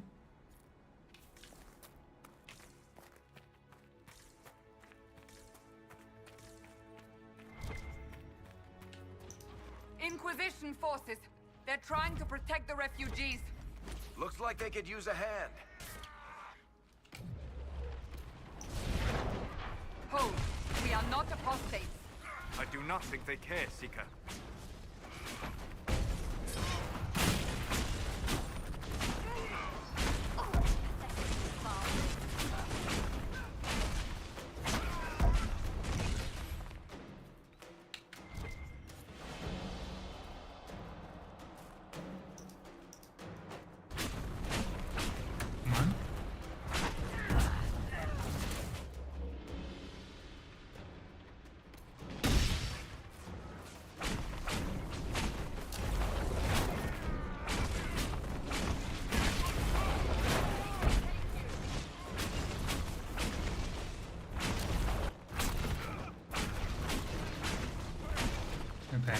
carefully.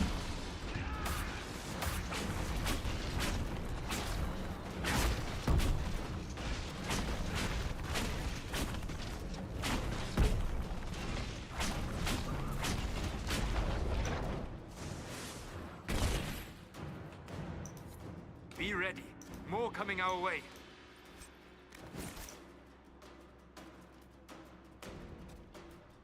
On.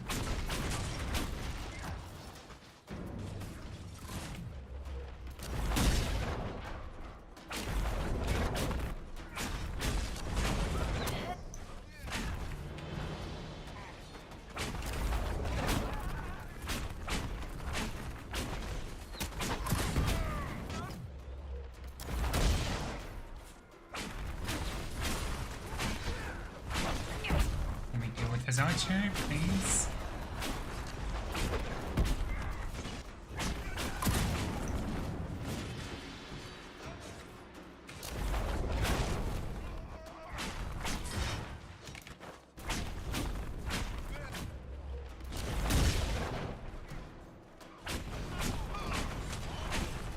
Perfect.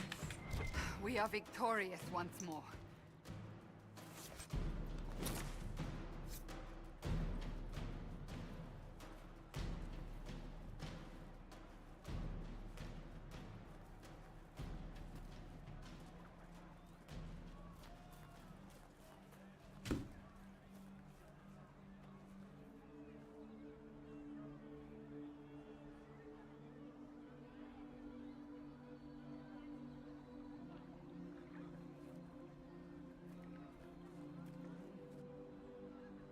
There are mages here who can heal your wounds.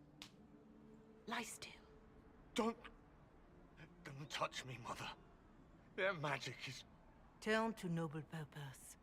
Their magic is surely no more evil than your blade. What? Hush, dear boy. Allow them to ease your suffering. Mother Giselle. I am. And you must be the one they are calling the Herald of Andraste. Not through any choice of mine. We seldom have much say in our fate, I'm sad to say. So you agree with them? I don't presume to know the Maker's intentions, for any of us. But I did not ask you to come simply to debate with me. Then why am I here? I know of the Chantry's denouncement, and I am familiar with those behind it. I won't lie to you. Some of them are grandstanding, hoping to increase their chances of becoming the new divine. Some are simply terrified. So many good people, senselessly taken from us.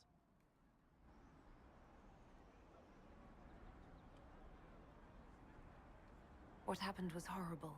Fear makes us desperate, but hopefully not beyond reason. Go to them. Convince the remaining clerics you are no demon to be feared.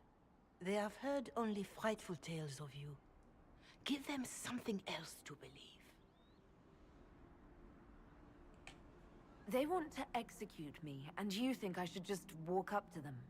You are no longer alone. They cannot imprison or attack you.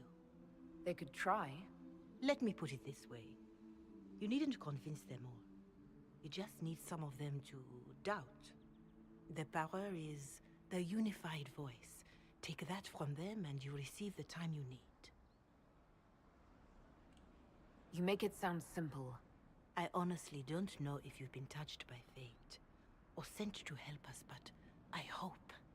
Hope is what we need now. The people will listen to your rallying call, as they will listen to no other.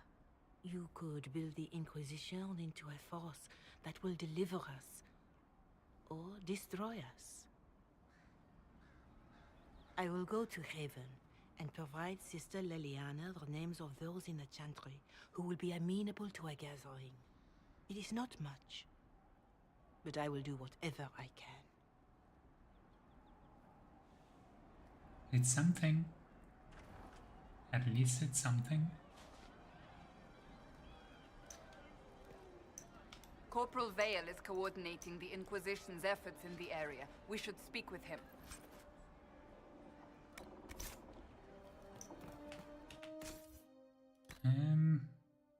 I really don't want a lightning staff. I'll give this to Solus.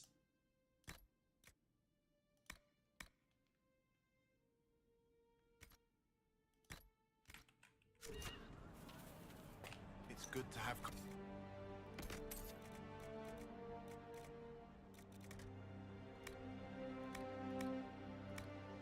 Anything else? There is a lot of resources here. Want those fire grenades?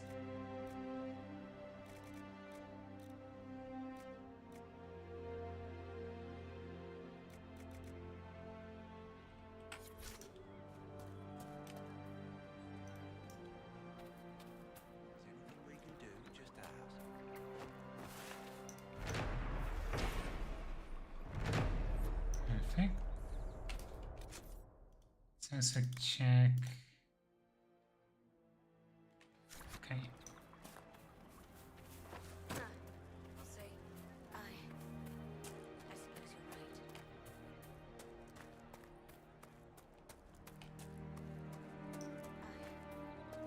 suppose you're right. I suppose you're right. You all right, sir? You're with the Inquisition. Corporal Vale, thanks for your help. The Mages and Templars don't seem to care who gets caught in their war. The refugees here are in dire need of help. If the war doesn't kill them, cold or starvation will. What can you tell me about the Templars? All the Templars were called to Val Royeaux not long ago. These bastards ignored the order. Now they're killing rebel mages, along with any refugees they think are mage sympathizers. Every Templar I've ever known has wanted to protect the common folk. These men defile their order's good name. What can you tell me about the rebel mages?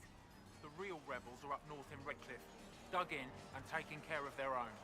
The ones out here are just apostates, locked up in the circles all these years, and now they've gone mad with power. The rebels in Redcliffe have washed their hands of them. I wish we could do the same. What other problems do these refugees face? We've got some injuries that go beyond stitches and elf fruit. I know healers are in short supply, but if you can find someone in Redcliffe to help us, it would save a lot of lives. You were concerned about refugees starving. Yes. Many of them brought food, but they expected to be home by now, or safe in a city. There's a hunter up the hill who has some ideas. Is there anything we can do to help people deal with the cold? I asked the Inquisition to send blankets. You'd think I was asking for a wagon of raw lyrium. A recruit named Whittle is trying to make what we can bring in last. If you have any ideas, talk to him across the road. What can you tell me about the man who's supposed to be getting horses for the Inquisition? Horsemaster Dennett. He lives on a farm to the west. Tough old fella. We haven't heard from him. Best we can tell, he's holed up until the Mages and Templars are done killing each other. Farewell. And you as well. Okay. Stabilize areas by sending raid rifts, expand the reach of the Inquisition by sending new camps, and complete quests to gain power and influence. Spend power and scouting opinions of what table to unlock new opportunities. So everything he mentioned is tied to a quest here. I was really resilient. I got bored answering the first two questions. Listen, it's important. But everything he mentioned is a quest. We have a widow for the blankets we need to find in camps. We have hunger pangs where we need to kill rams for meat. I think the horse one is, or the healer one is just gathering resources, so we can do that one. And then we can track down both the Templar and Mage camp. And clearing out those camps would also help.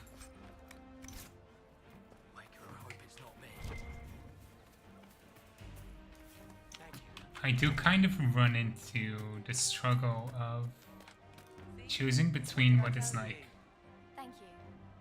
immersive / realistic versus what is easier for gameplay. Because it would make sense to try and get I'm talking, give me a moment. It makes sense to try and help the crossroads before we move deeper into the hinterland, so that's kind of what I want to do. What's wrong with your wife? She gets sick when the weather's foul. Can't catch her breath like cobwebs in her lungs. Our son Hindle makes a potion that lets her breathe.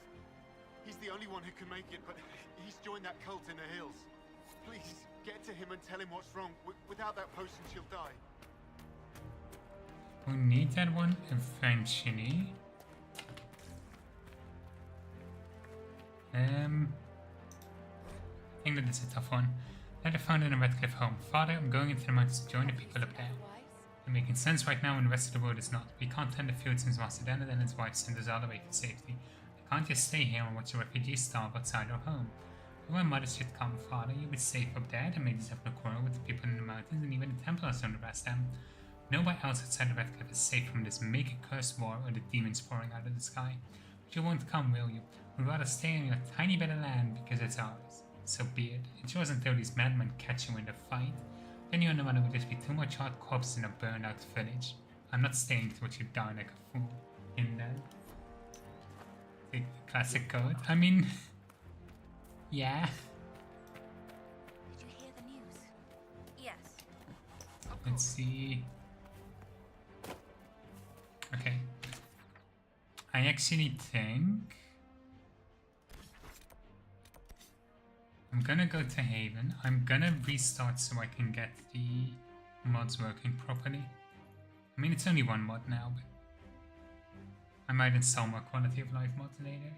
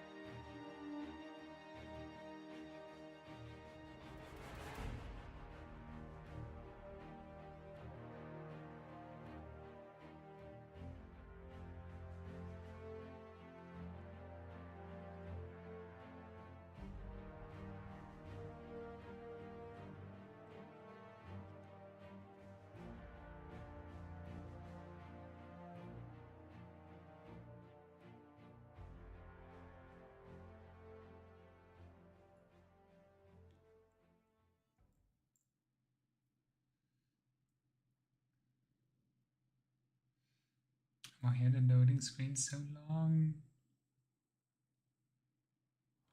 There we go. Pop a save. And quickly restart. So the war table mods should hopefully work. I did test it on an old save. So like the file should work.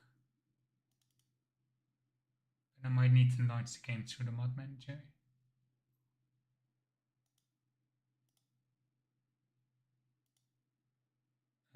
That's not intended.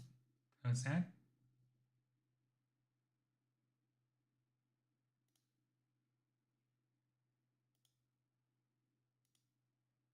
I don't think anything bad was on screen at least, so...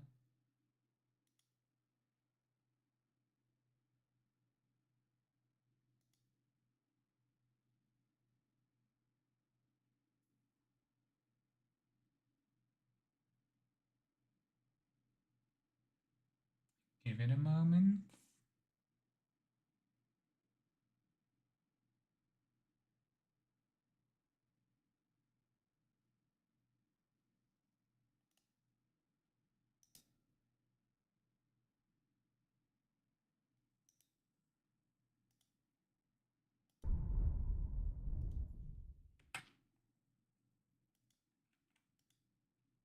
Come on.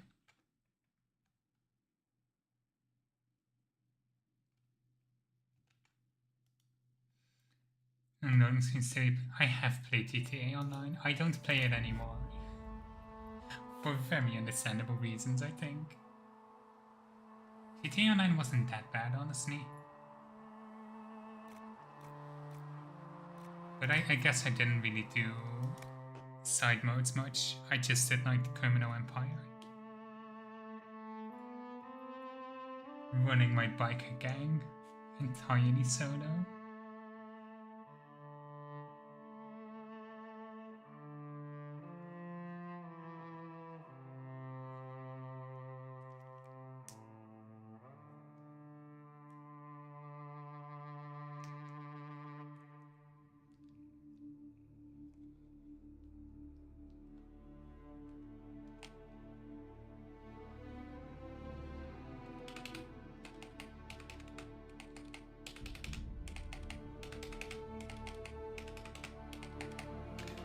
Screen-wise was very bad at this game. It's... I guess when you wanted to do like a mini-game and such it would be bad, but that's just why I didn't do those. I grinded up enough money to buy a biker club and then never touched the races and all that stuff again.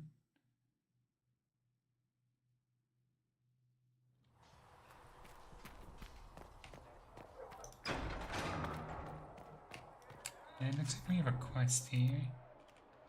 Oh, special shipments. Never mind. Come to me, child, and I shall embrace you. In my arms lies it. I was hoping I could climb the tent. Would be a faster way to get up there. And it looks like we have a cutscene waiting for us. Your kind killed the most holy. Lies. Your kind let her die. Shut your mouth, mate! Enough! Knight Captain. That is not my title. We are not Templars any longer. We are all part of the Inquisition. And what does that mean, exactly? Back already, Chancellor. Haven't you done enough? I'm curious, Commander, as to how your Inquisition and its Herald will restore order as you've promised. Of course you are. Back to your duties, all of you.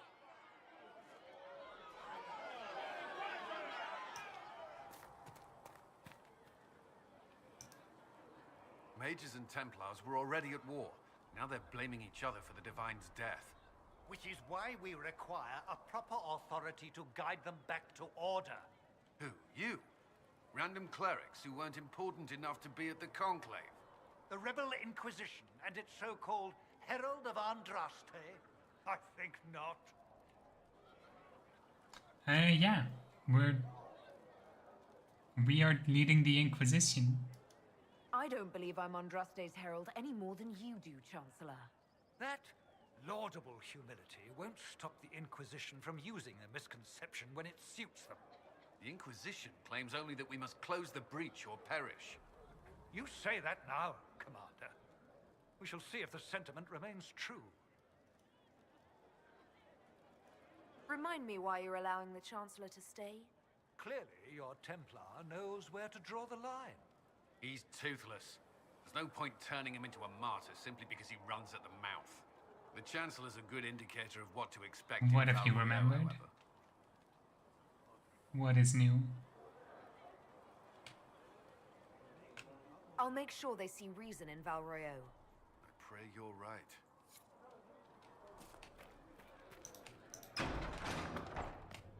You built for them the Golden City, the center of all creation. Carrier will have more courses for the Inquisition. Mistress Lavelle, do you have a moment?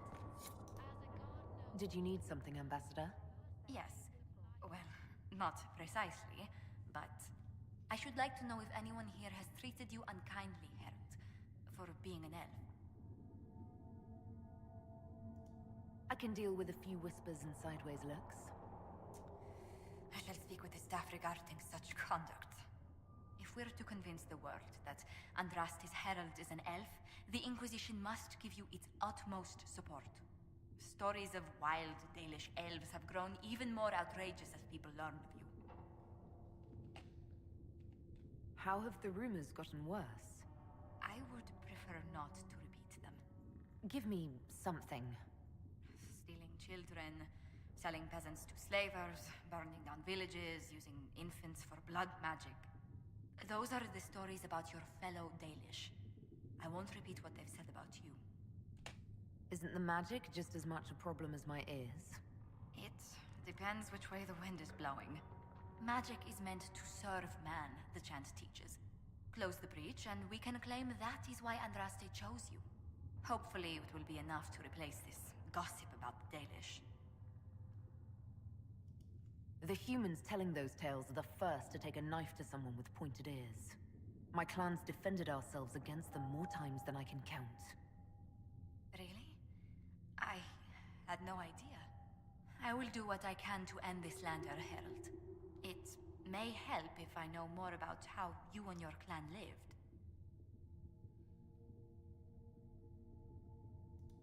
The best part was when the Aravel, our wagons, turned from the plains to the woods. I used to spend weeks exploring the forest.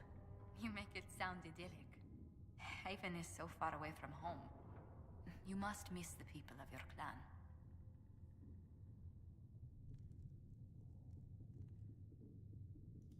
All my friends are there. Before I came to the Conclave, the clan was my whole world. I'd like to see them after everything is done. I hope you get the chance. Whether you're with them or not, being the clan of the Herald of Andraste will mark them in history.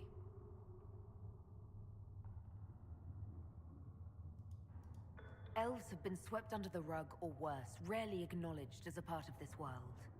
This is our chance to be a force no one can ignore. History should look out. I believe you will succeed. Thank you for your time, Herald. Alright, let's see if the mod works properly now.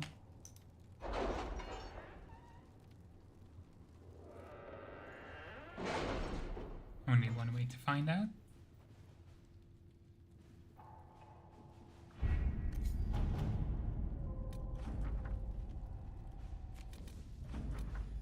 Alan, Andaran and Tishan, it does my heart about to hear that you are safe. Our clan was visited by members of the Inquisition who spoke persuasively of the good work you are doing, as well as the fairness with which our kind have been treated by the Inquisition itself.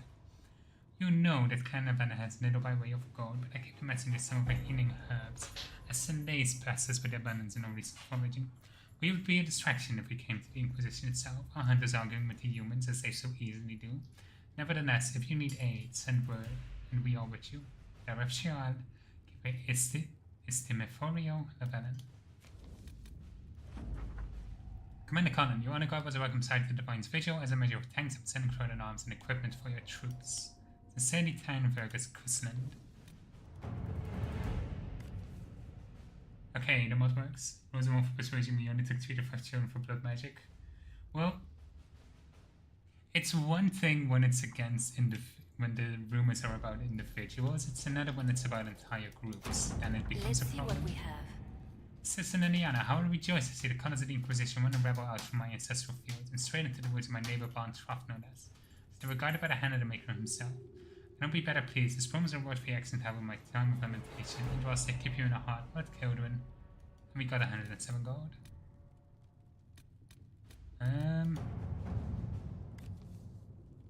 Others faded merchant go to Crows might be a better choice for investigating him. Ooh. Yeah, we'll go that way. Let's see what we have. I think I know who wrote that. My dear Liliana, your offer friend is truly a mystery. Our search uncovered only a string of foreign accounts. The trail of coin led from Antiva to the Winter to the free marches in LA. Someone hit their tracks well, but not well enough. Your white is in Kirkwell, and remember, you owe me a favor. Signed A. Is that maybe a last name A? Maybe Ariani? Maybe Zevran Ariani? Okay, we can't.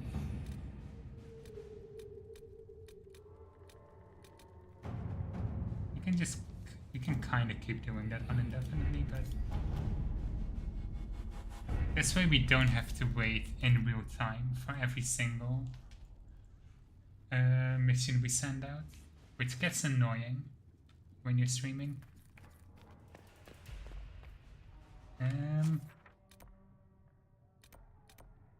Okay, roadmap. Back to the hinterlands.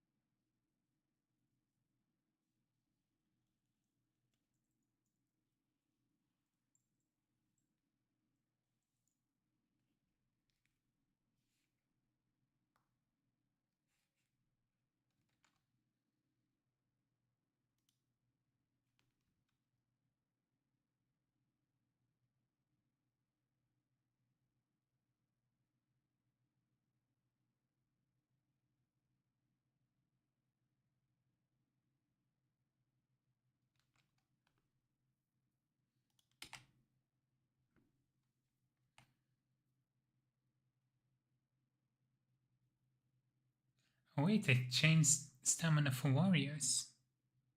That's honestly better. Have fun babysitting, I hope it goes well.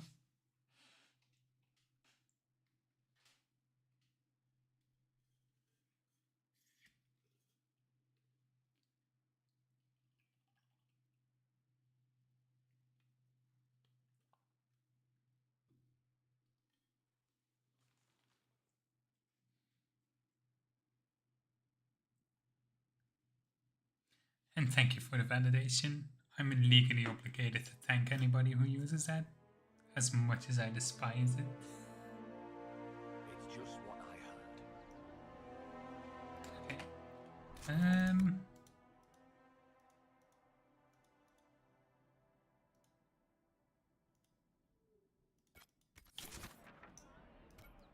Going for rifts might be a smart play. I don't know if I can reach them both though.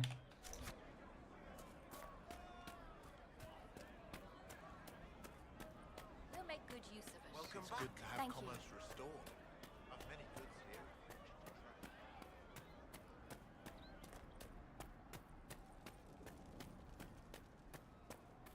here. No, I recognize this. That is not a safe place to go.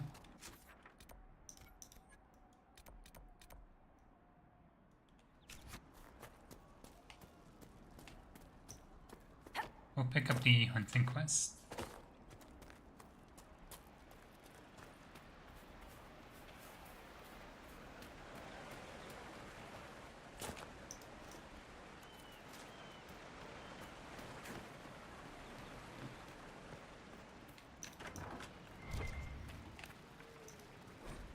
In this notes at Vertical Crossroad, no one Elfwoods and go to more to get a Morse and Village Boy with her. Finding close to Vertical Close Gate, refugees staying by Crossroad now. 3 refugees, illness and stomach trouble for being exposed food, burn, marked criticism and magic attacks. 1 elderly refugee had bone sickness, made worse by fleeing village with 1 apostate attack. 1 refugee arrivals, 12 weeks surrender, we know, treated stash wounds, conclusions, internal bleeding, 6 treated, too easy to make her. For the Templars attack them as apostates. That's a lot.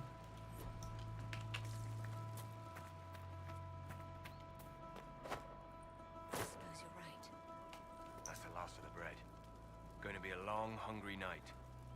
These people need food. There are rams out in the hills. Good eating, cooks easy, and no lords around to kill you for poaching. Too dangerous to go hunting now, though. More likely to find mages than mutton. Good luck. Luck won't put fat on your ribs. No need to be so difficult about it.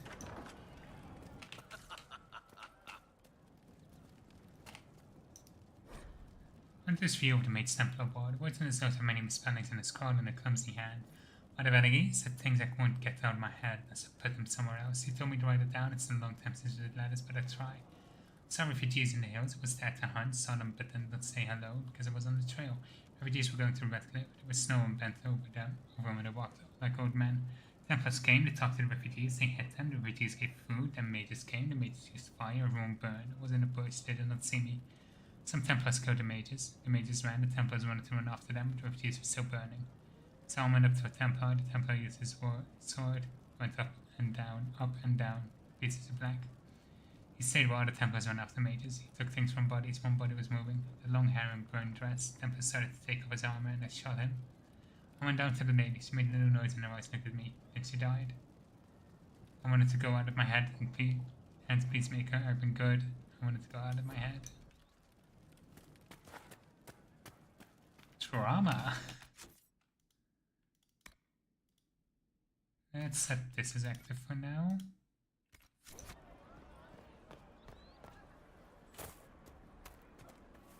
Did you hear the news? I hope it's not me. Just rumors. And we're gonna need to keep going south here.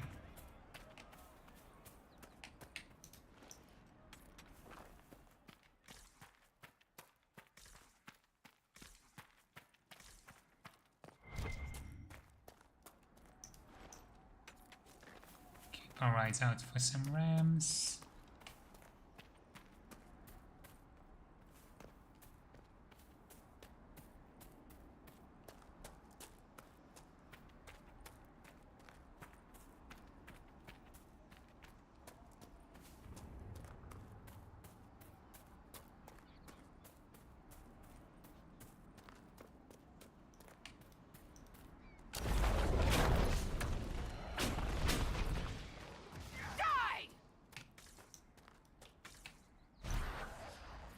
drop nothing. And what we have here? Oh, right.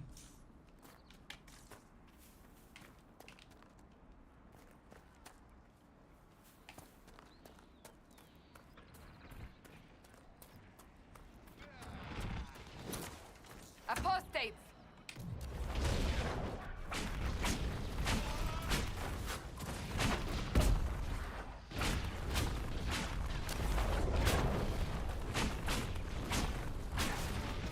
I don't know why Cassandra was just standing there, but The okay. apostates have fled to the hills.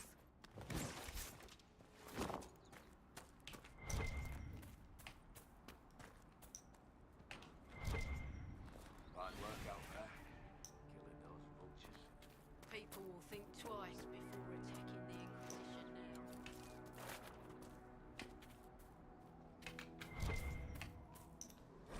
now. Astrariums. Regarding your inquiry regarding the so-called Astrariums, it is a considered belief that these are relics from a cult that existed in the pre-Andressian era of the Definitive Imperium. Now, what would be considered a cult in our society that worshipped the old gods, a group of magisters who believed in the destruction of the magisterium, the governing body of the Imperium that determines which mages are and are not given a magister title. The members of this order wished to return to an earlier period where dreamers ruled, and evidence indicated they operated throughout the vintage, primarily in the frontier areas. There, they would lock away the secrets, caches of treasure, perhaps even secret meeting places, though we have no way of knowing for certain.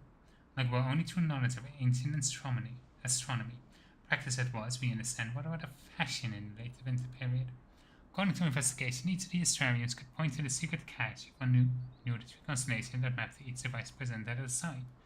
Connected the two was in the correct configuration and it would be revealed.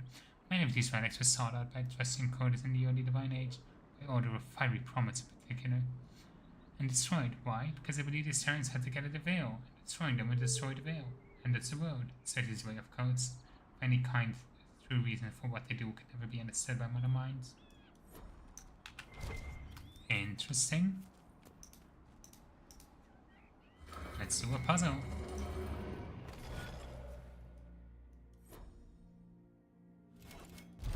The secret to this is you always need to start and end on one that has an uneven amount of connections. As you can see, we started here with one connection. These two have 4 connections each. The ones on the end have 2 connections. And the end has 1 connection. Constellation Girex. Depicted as downturned sword, Constellation Girex is of called the Sword of Mercy in common parlance. Even though the sword image was assigned to these stars long before Androssi's time, Girex referred to the concept of justice in ancient Winter, and the Townsend aspect of the sword indicates a goaty verdict, which in those times generally translated to execution. Obviously, with its modern meaning and use as a symbol by the Templar Order, the old interpretation is frowned upon in scholarly circles.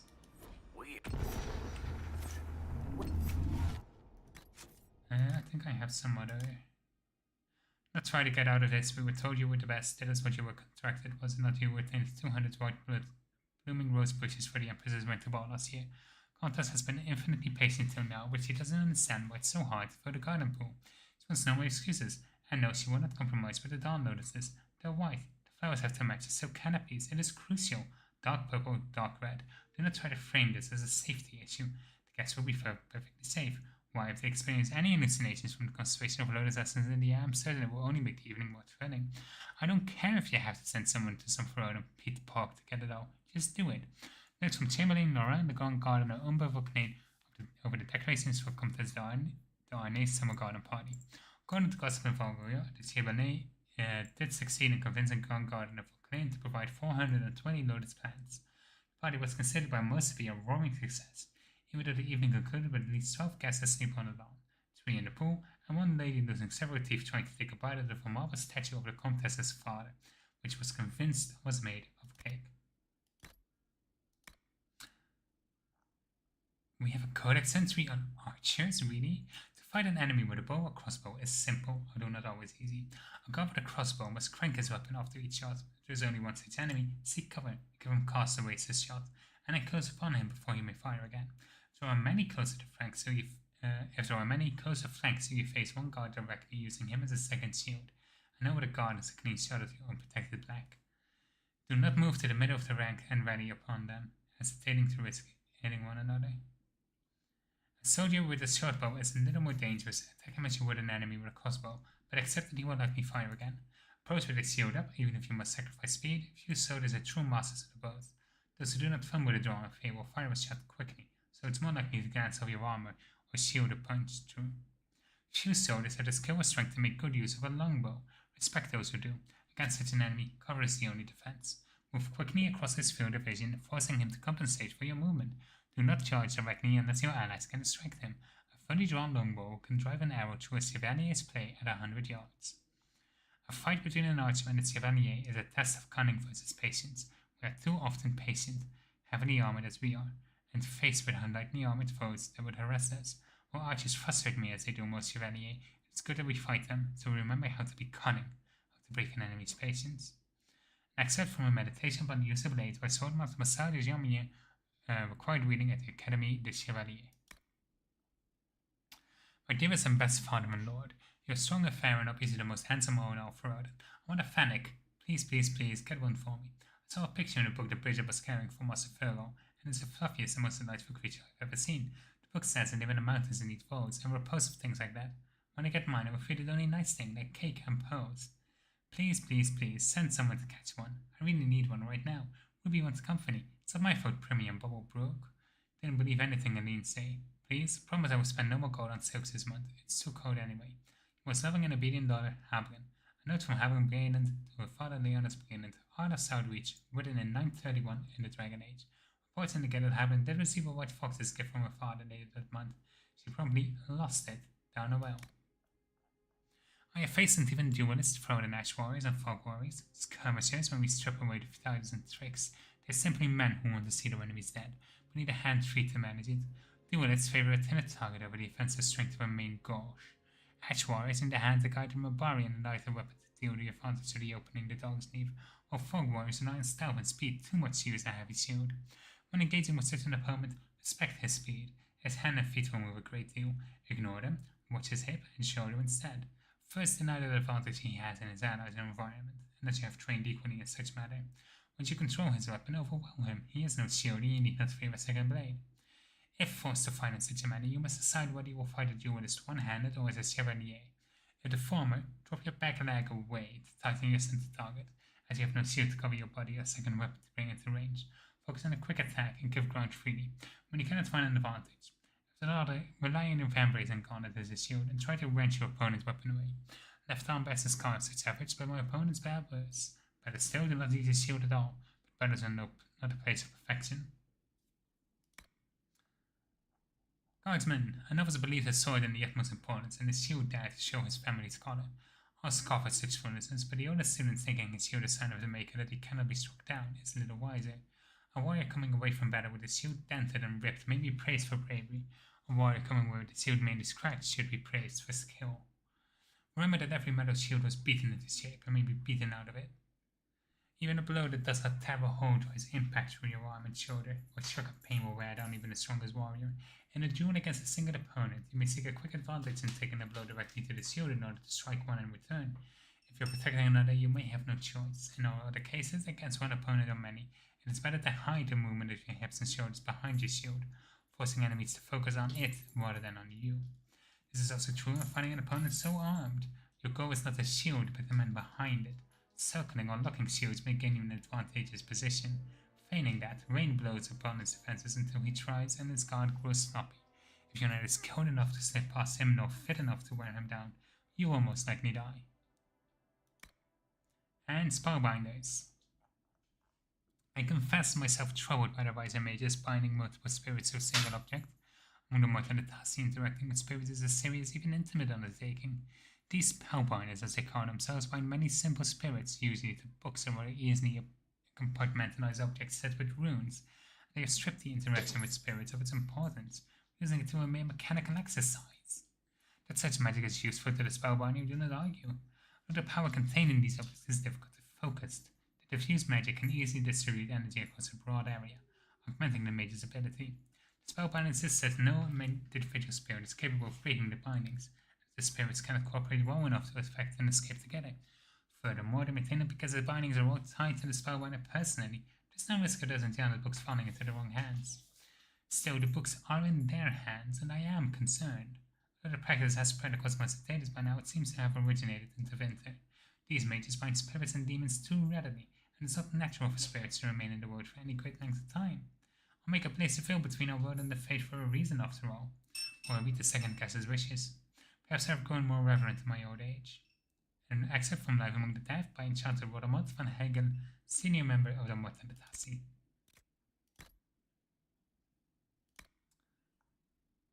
And from Rodan off to the Blight. Despite the events at Kirkwall, Rodan continues to offer refuge to the rebel mages, which will only bring trouble to our doorsteps.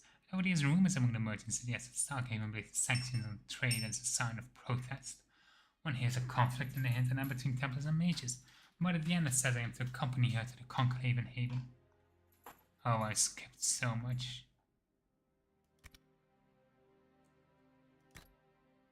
Never mind. Does this lead? It says there is a quest here, but...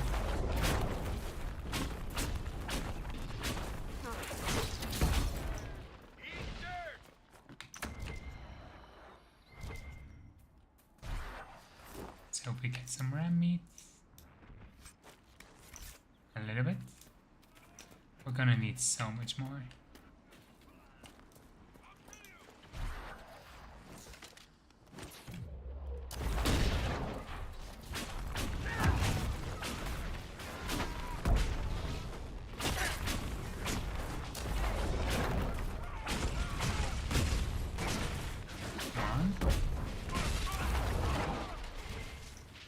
Fighting between the mages and the Templars has cost too many innocent lives.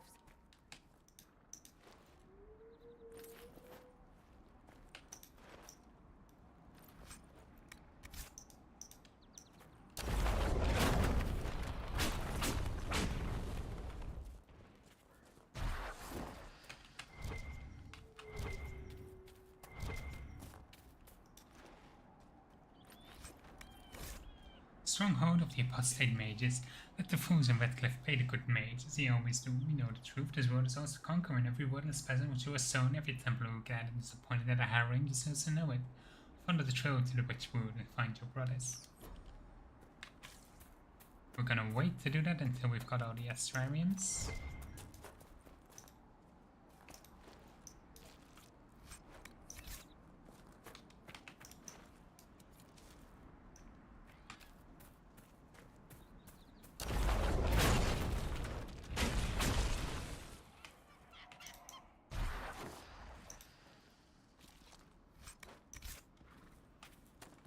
There's another ram.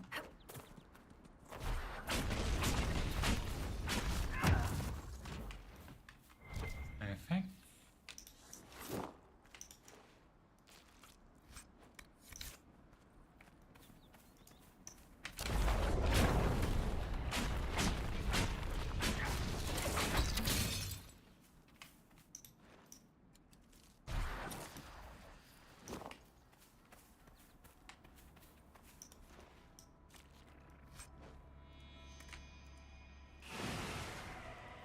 So let me take it.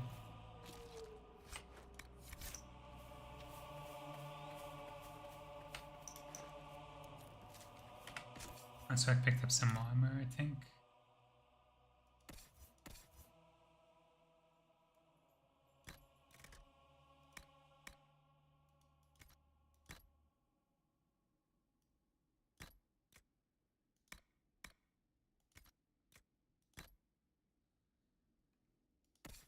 And we can give this to Varric.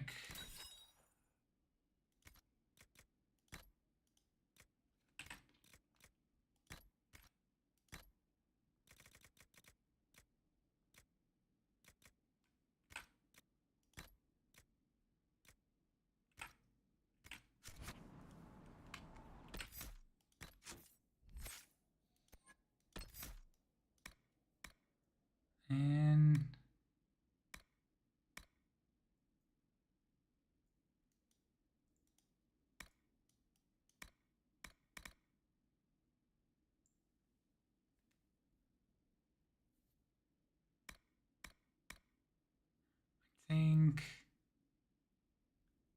One thing I am kind of thinking of is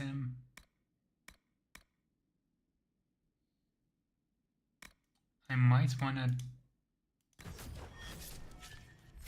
also eventually have their specializations to worry about. So we need to think about how many abilities we actually pick up.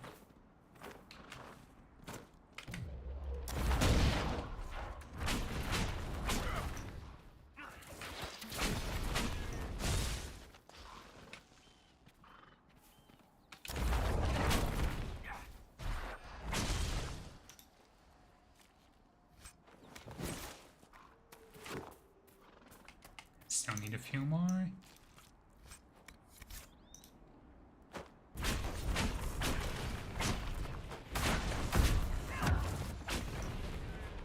Away with you!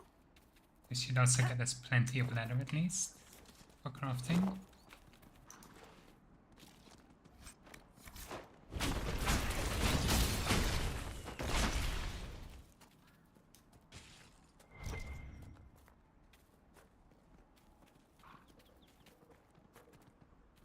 Come on. Come within view.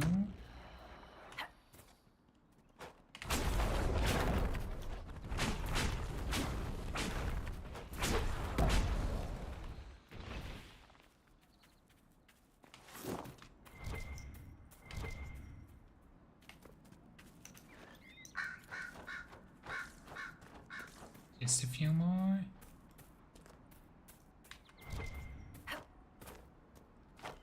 Oh, it spawned right here. Just two more.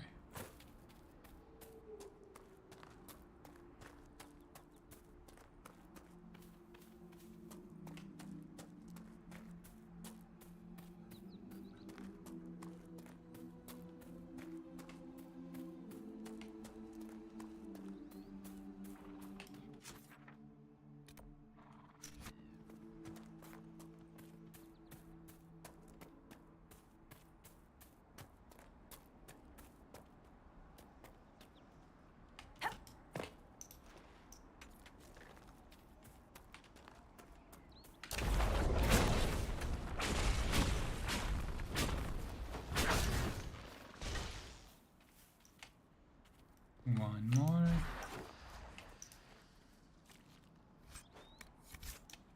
Should also have the rift nearby. Let's put a pin on it.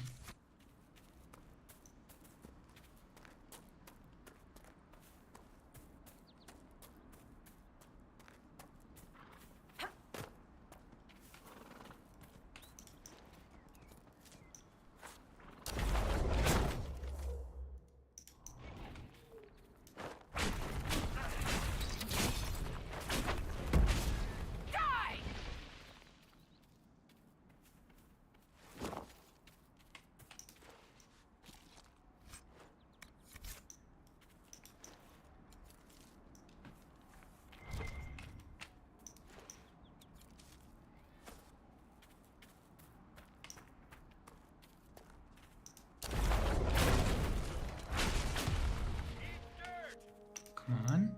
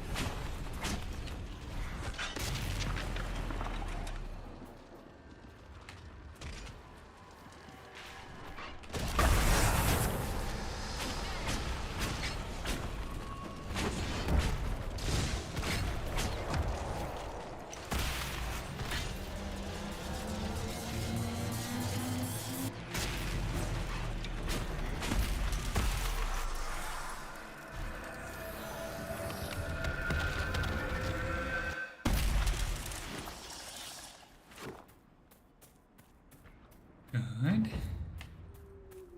don't know if there are many other easy ones.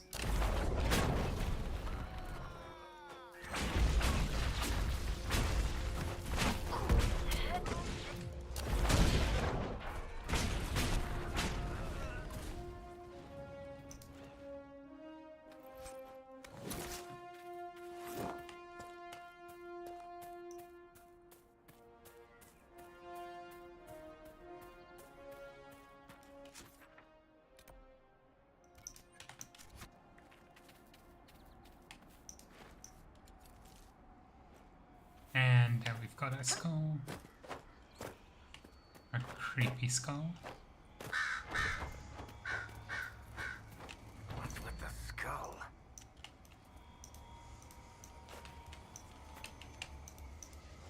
One.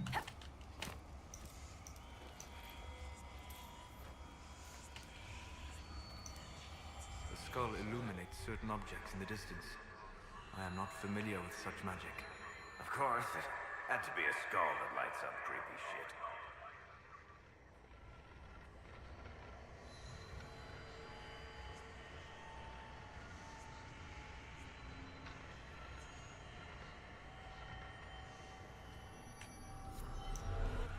There we go.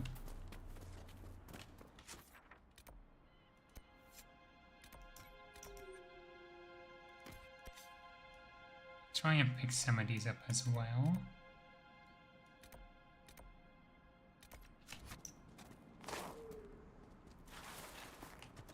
It looks like we have a rift right here.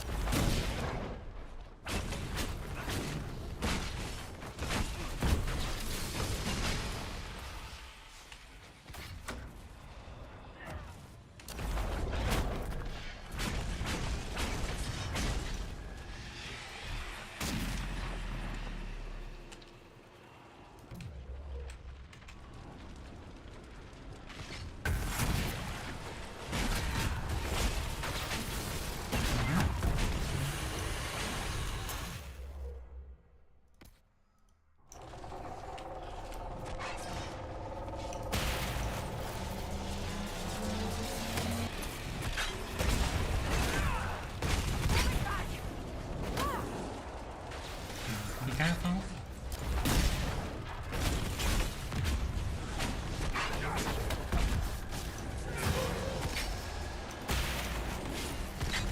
Weaken them.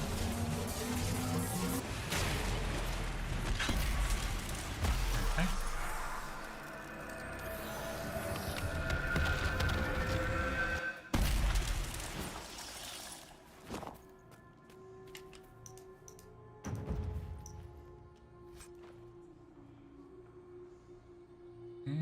Okay.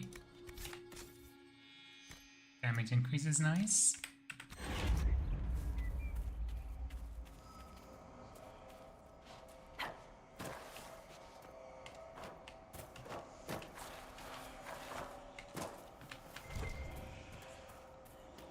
I was thinking I could maybe jump that gap. That tower is impressive, even as a ruin. I wonder what dreams it might hold.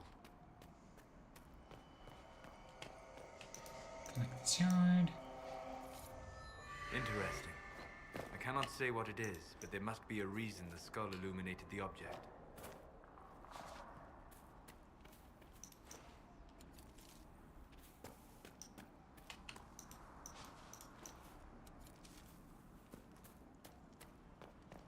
And keep going. Claiming this. Saga of Terra Pyrax of our mother, second stanza. Falm, gold-handed, fingers-greasy jeweled rings with glitter shone, took in times and times of trouble, fat and fat, a weakened bone. Warriors great in number, sun-kissed swords to fight as wars. Drakes guilt shuts, their body covered, heart-wine stained their salty shores. Told his tribes a tale of treasure, oversea to northern gleamed. Whispered words to tribe to droves, to golden city where he dreamed. Counseled quick in dreams alone, voices wise and man ignores. Wished the tribes until they screamed. Heed the dreams, and cross the waking. Sure. I guess.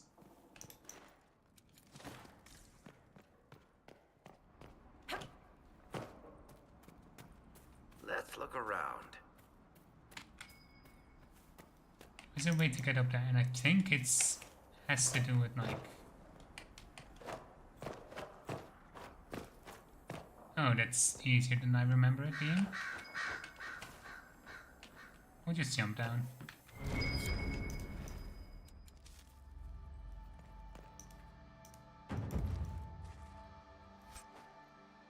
Rock armor, that's gonna be useful.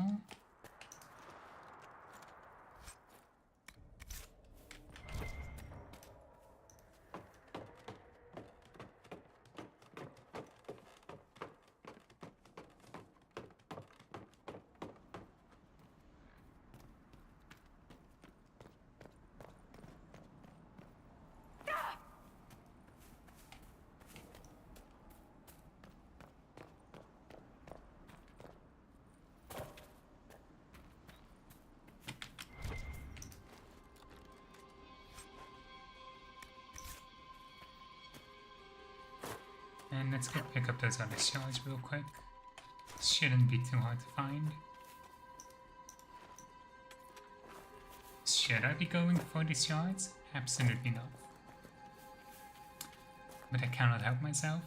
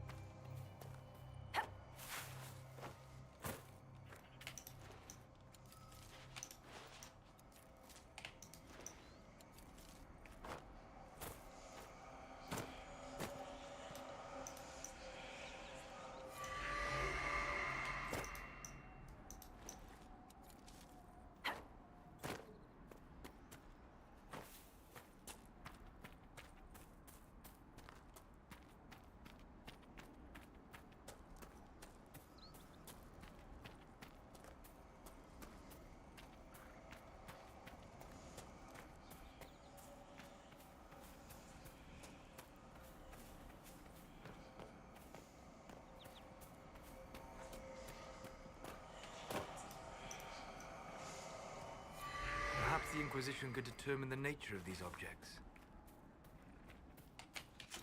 And the last one is, it's a little bit out of the way.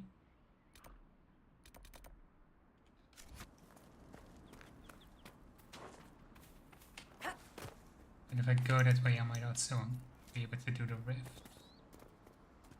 I can hand in the ram meat later, because I also think we get Sarah approval from it. Watch your step.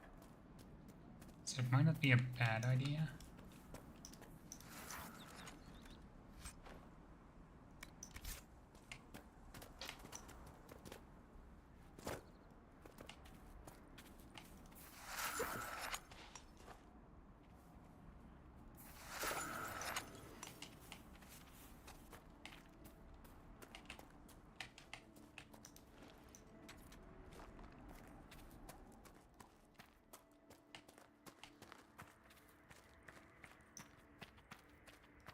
I hope it doesn't push me too far into the area,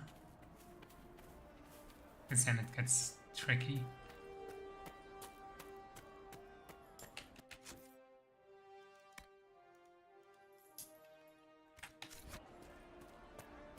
If you say so. It's good to have. Let's sell all. And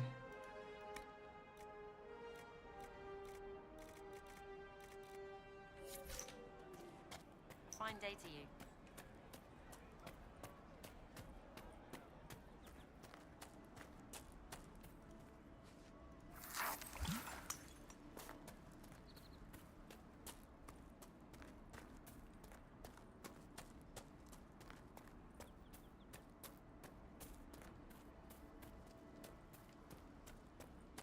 I think if we cut north, we avoid difficult area. Emphasis on I think.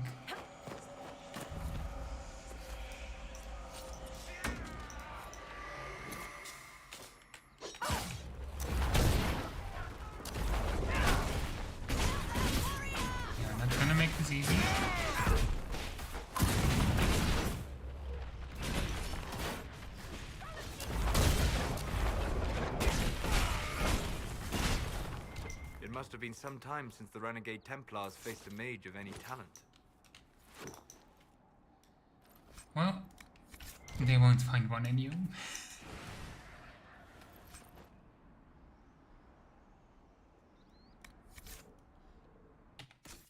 Let's give her this ring. Move the valuables, move the valuables. We'll give Solus the funny hat.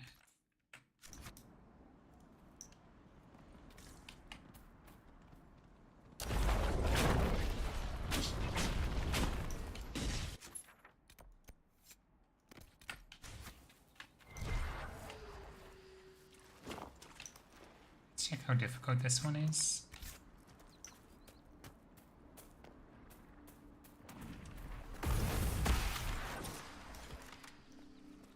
Level 4, we can do that.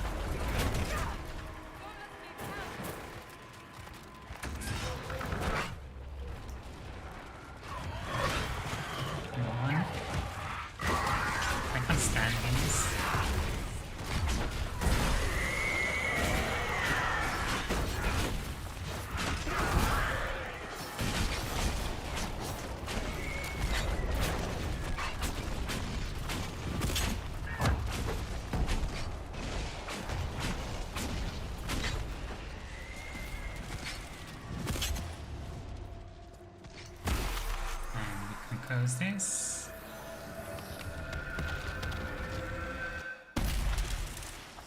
And that's how the rift's closed. Now we can travel to Valroya. We'll do the rounds while we're out here.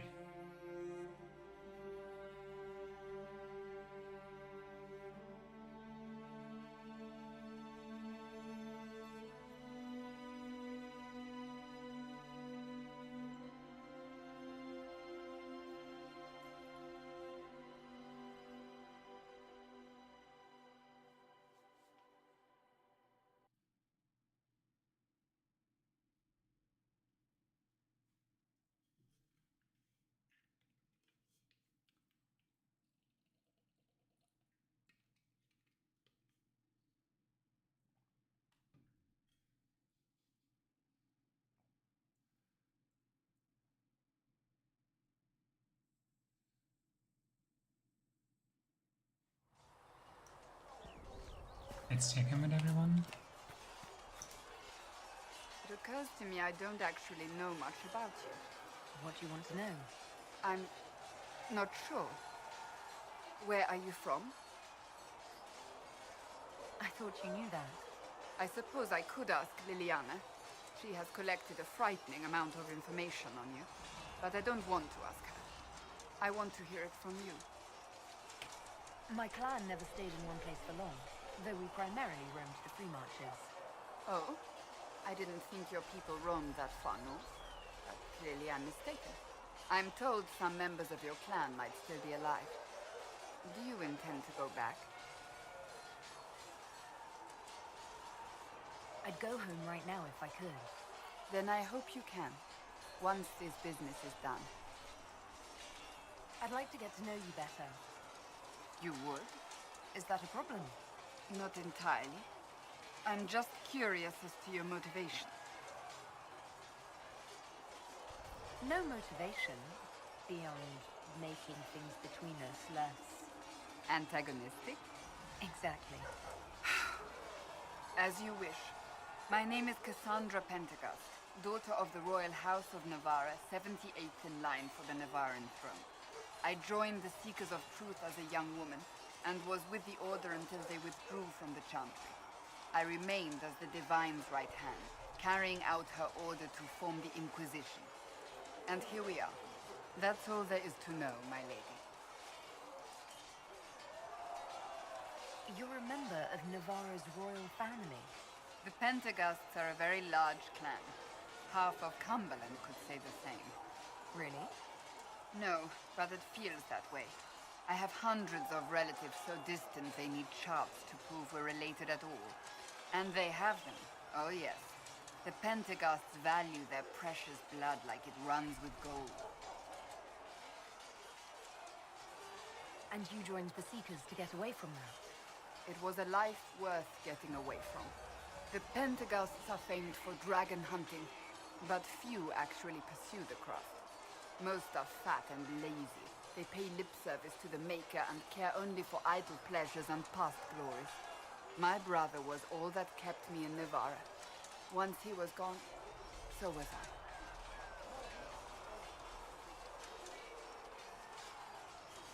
Tell me about your brother.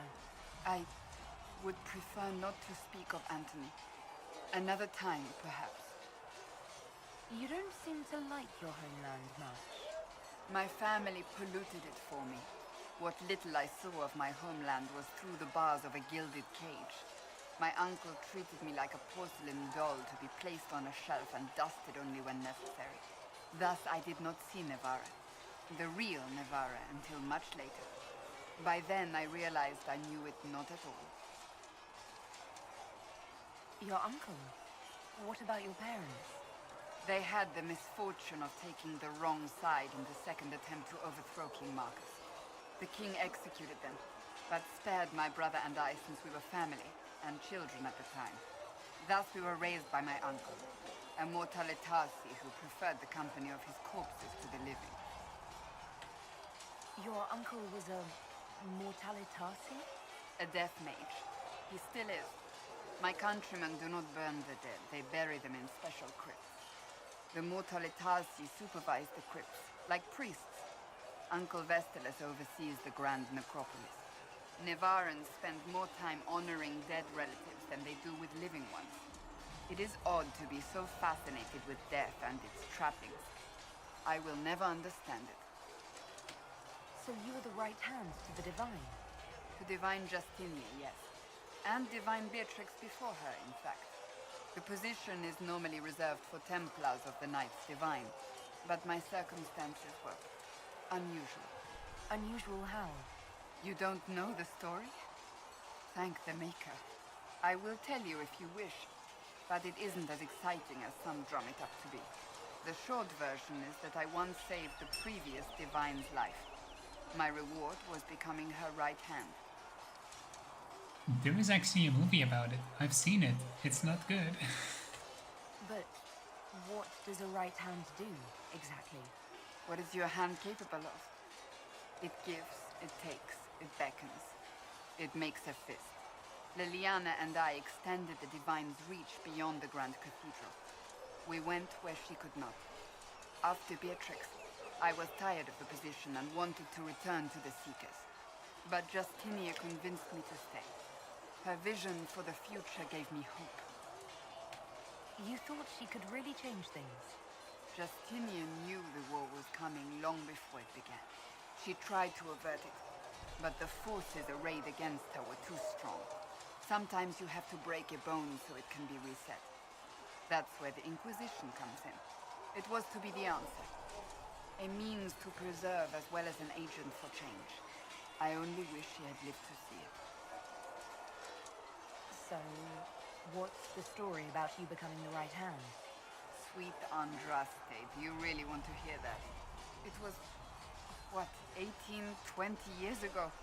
Some still discuss it like it happened yesterday. The tale gets bigger each time it's told. I barely recognize myself within it now. Yeah, because he looks so fucking different. I'm sure you're just being modest. I was there. I think I know what happened. To hear others tell it, I alone saved Divine Beatrix from a horde of dragons sent to assault the Grand Cathedral. Rather impressive for such a young seeker, wouldn't you say? And the truth is? I stumbled upon a conspiracy to kill Beatrix. A Templar Knight Commander was at its heart, and there was a dragon battle at the Grand Cathedral, but I had help from loyal mages who rallied to the cause. They freed the dragons from magical control. Without them, the Divine and I would both have died. Yet I became the right hand, and they are forgotten. What happened to the mages that helped you? They went back to their circles, with rewards and privileges and Most Holy's gratitude. Many of them died at the contest. An impressive tale. I can see why people enjoy telling it. Just wait till they start telling stories about you. I'll let you get back to work. We have sufficiently interrogated her for now.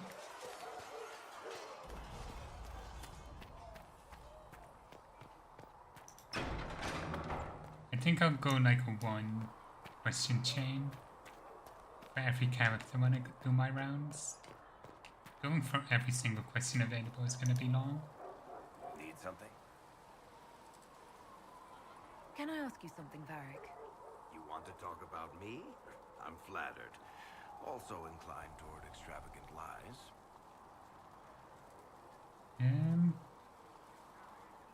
What do you do makes the most sense, I think.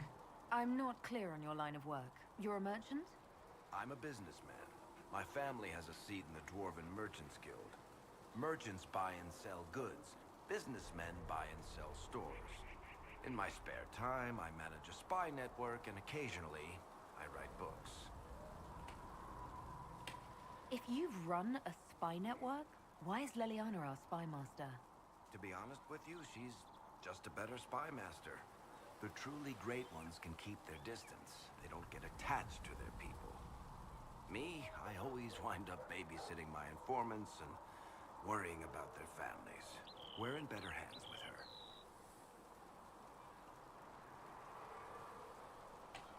You're an author. What kind of books have you written? I've tried my hands at a few genres. My crime serials are my most popular. Hard in Hightown, guards breaking the rules to get things done. The Tale of the Champion is the most famous thing I've written, or infamous maybe. I started a romance serial once, Swords and Shields, but to be honest, I don't have a knack for romances. Most of my stories end in tragedy. Probably that says something unfortunate about me personally. What sort of shops do you own? Actually, we don't own shops. That was just an example. Mostly we invest in money lenders. Auction houses, a few mercenary companies, a couple of smithies. I think we own half a beet plantation in Ravane somewhere. Most of that's my brother's doing. Bartrand had business sense. Not much tact, but loads of business sense. I'll go down these other questions later. Thanks, Varric. No problem.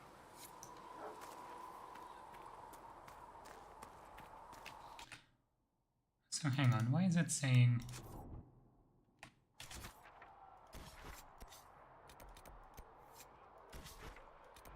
He closed that one. Odd. At least we got Inquisition troops out at Redcliffe, giving those people Closing the breach is our primary goal. But I hope we might also discover what was used to create it. Any artifact of such power is dangerous. The destruction of the Conclave proves that much. You don't think whatever created the explosion was destroyed in the blast? You survived, did you not? The artifact that created the breach is unlike anything seen in this age. I will not believe it destroyed until I see the shattered fragments with my own eyes. We would do well to try to recover whatever created the breach. Liliana's people have scoured the area near the blast and found nothing. Whatever the artifact was, is no longer there. In any case, did you need me for anything?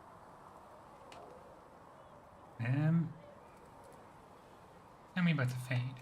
What do you know about the Fade? A great deal from my wanderings. There are few hard facts, but I can share what I have learned. I'd like to know more about the breach. Simply put, it is a tear in the veil between this world and the Fade, allowing spirits to enter the world physically. Small tears occur naturally when magic weakens the veil, or when spirits cluster at an area that has seen many deaths. But your mark allows you to exert some control over the breach. That means it was created deliberately. I'd like to know more about the veil. Circle mages call it a barrier between this world and the Fade, but according to my studies in ancient elven lore, that is a vast oversimplification. Without it, imagine if spirits entered freely.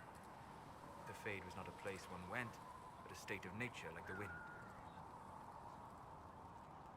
It is kind of like, these are things we should know. So I'd like to, it would be nice if it was more of a discussion instead of a lecture, but... It sounds like it would be wonderful. And dangerous. But yes, a world where imagination defines reality, where spirits are as common as trees or grass. Instead, spirits are strange and fearful, and the Fade is a terrifying world touched only by mages and dreamers. I am glad that I'm not alone in seeing the beauty of such a world, along with the obvious peril. I'd like to know more about demons. Your Dalish say the demons hate the natural world, and seek to bring their chaos and destruction to the living. But such simplistic labels misconstrue their motivations, and in so doing, do all a great disservice. Spirits wish to join the living, and a demon is that wish gone wrong.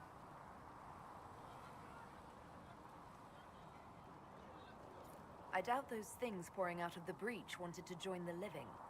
Eat, maybe. Of course demons are destructive. This world is illicit and unnatural for them. They fight to gain entrance, and when the rules of this world do not mirror theirs, they lash out. Tragic, but not evil. We'll talk later. Goodbye. Alright.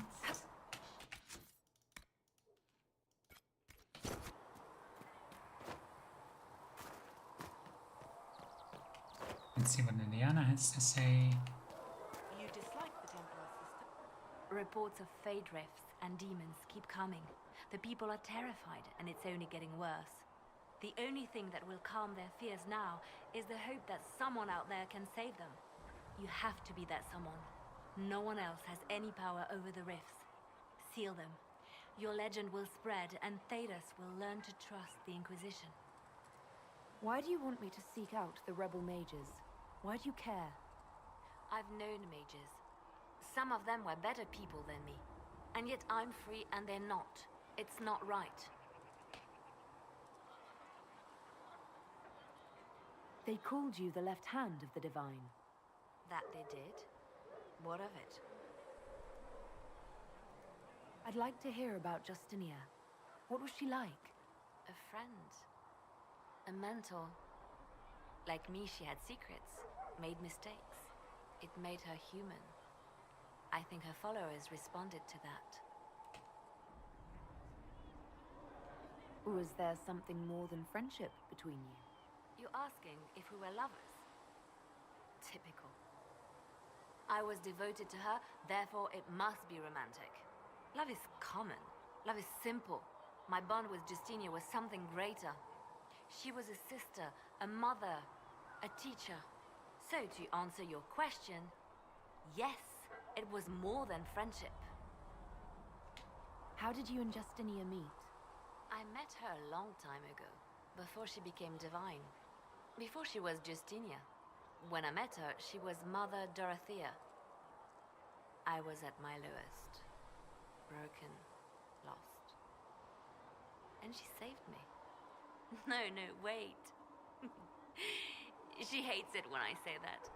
I saved myself. She just showed me it was possible. We'll talk more later. Alright. Conan seems to be busy for now, so we'll let him. With passioned breath does the darkness creep. We're not equipped to care for this man? Greetings, Herald of Andraste. How fares your quest to seal the breach? Not as well as it should. How can people focus on trivialities when faced with the breach? It is easy for us to imagine that mundane matters fall aside in tumultuous times. The Chant of Light does not speak of feeding troops or arranging meetings or any such mundane concerns. But every organizational detail you contend with, Andraste herself once faced. These trivialities are steps on your path to victory, even if history never remembers them.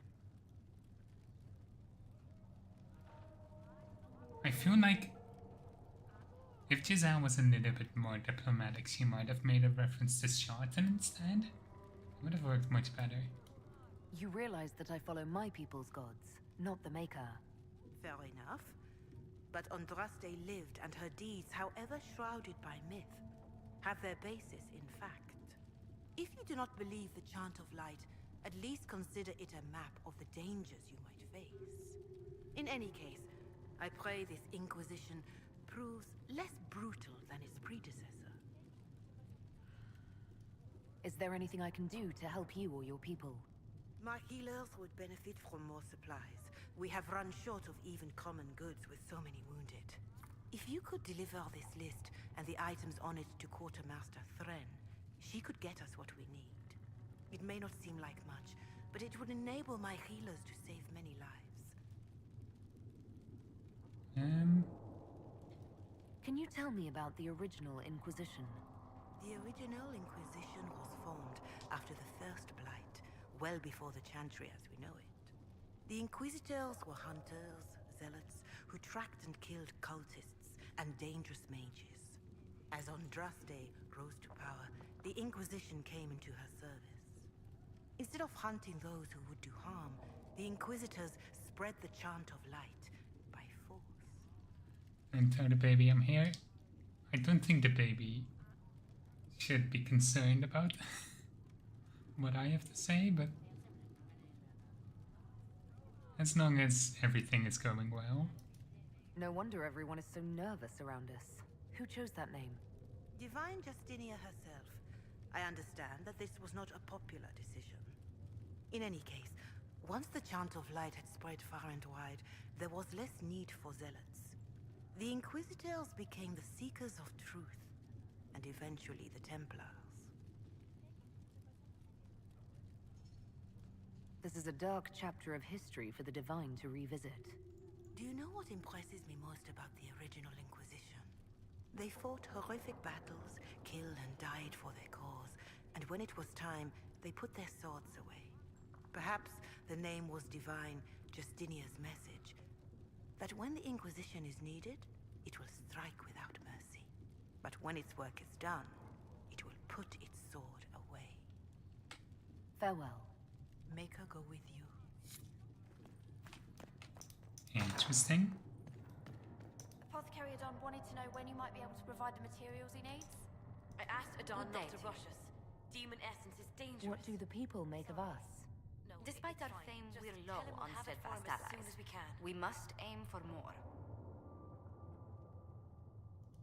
Any visiting dignitaries I should watch out for? Sir Griffith of Denerim, a most distinguished knight of the realm. He's defeated darkspawn, slain demons, chased down abominations. Just don't ask him about it over dinner. He spares no detail. What may I do for you? What do the people make of us? Despite our fame, we're low on steadfast allies. We must... Any thoughts on the people here? Who did you mean?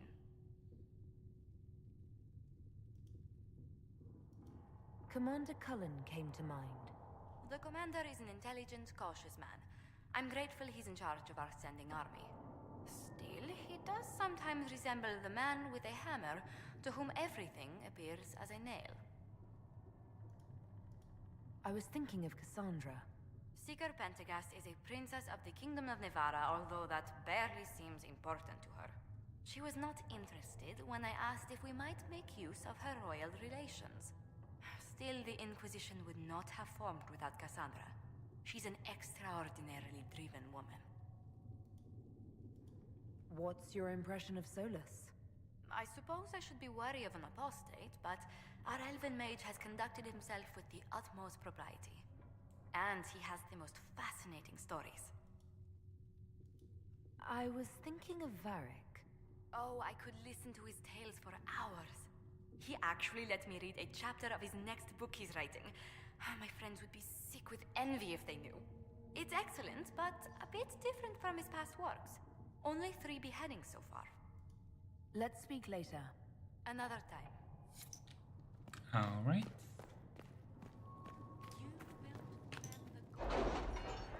Let's go to Valleroyo. It needs to be pronounced like that, it's very important.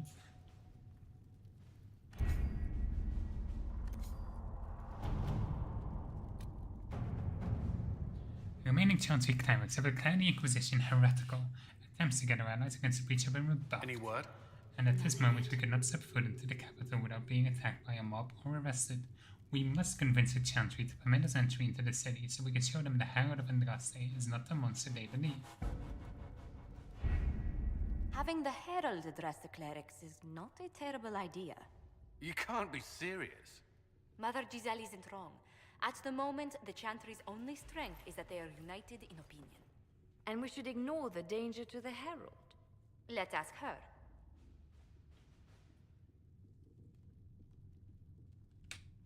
You want me to walk into a pit of vipers and you ask me that? They're not vipers just because they like to hiss. I will go with her. Mother Giselle said she could provide us names. Use them. But why? This is nothing but a... What choice do we have, Liliana? Right now, we can't approach anyone for help with the breach. Use what influence we have to call the clerics together. Once they are ready, we will see this through.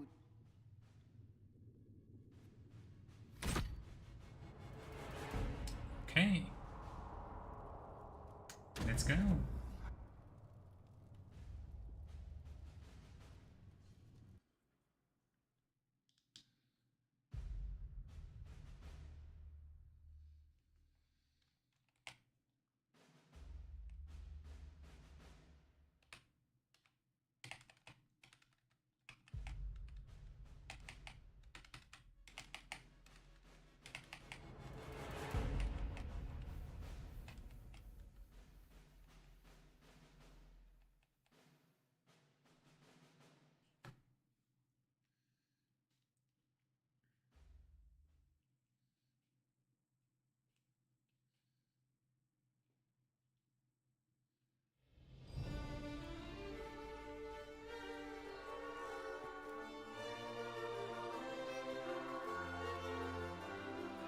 The city still mourns.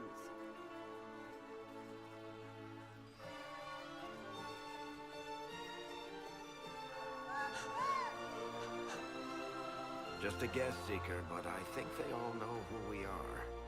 Your skills of observation never fail to impress me, Varric. My Lady Herald. Please don't bow. You're one of Leliana's people. What have you found? The Chantry Mothers await you, but so do a great many Templars. There are Templars here? People seem to think the Templars will protect them from the Inquisition. They're gathering on the other side of the market. I think that's where the Templars intend to meet you. Only one thing to do, then. This is totally not a bad idea. Let's double check I don't have anything in the codex.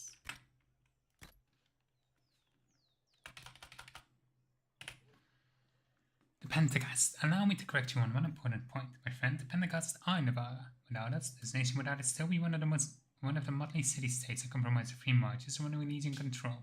More likely the latter, as only Navarra's strength holds back the Empire's expansion, and by that I refer to the brilliance of Pentagast generals and the influence of Pentagast coin.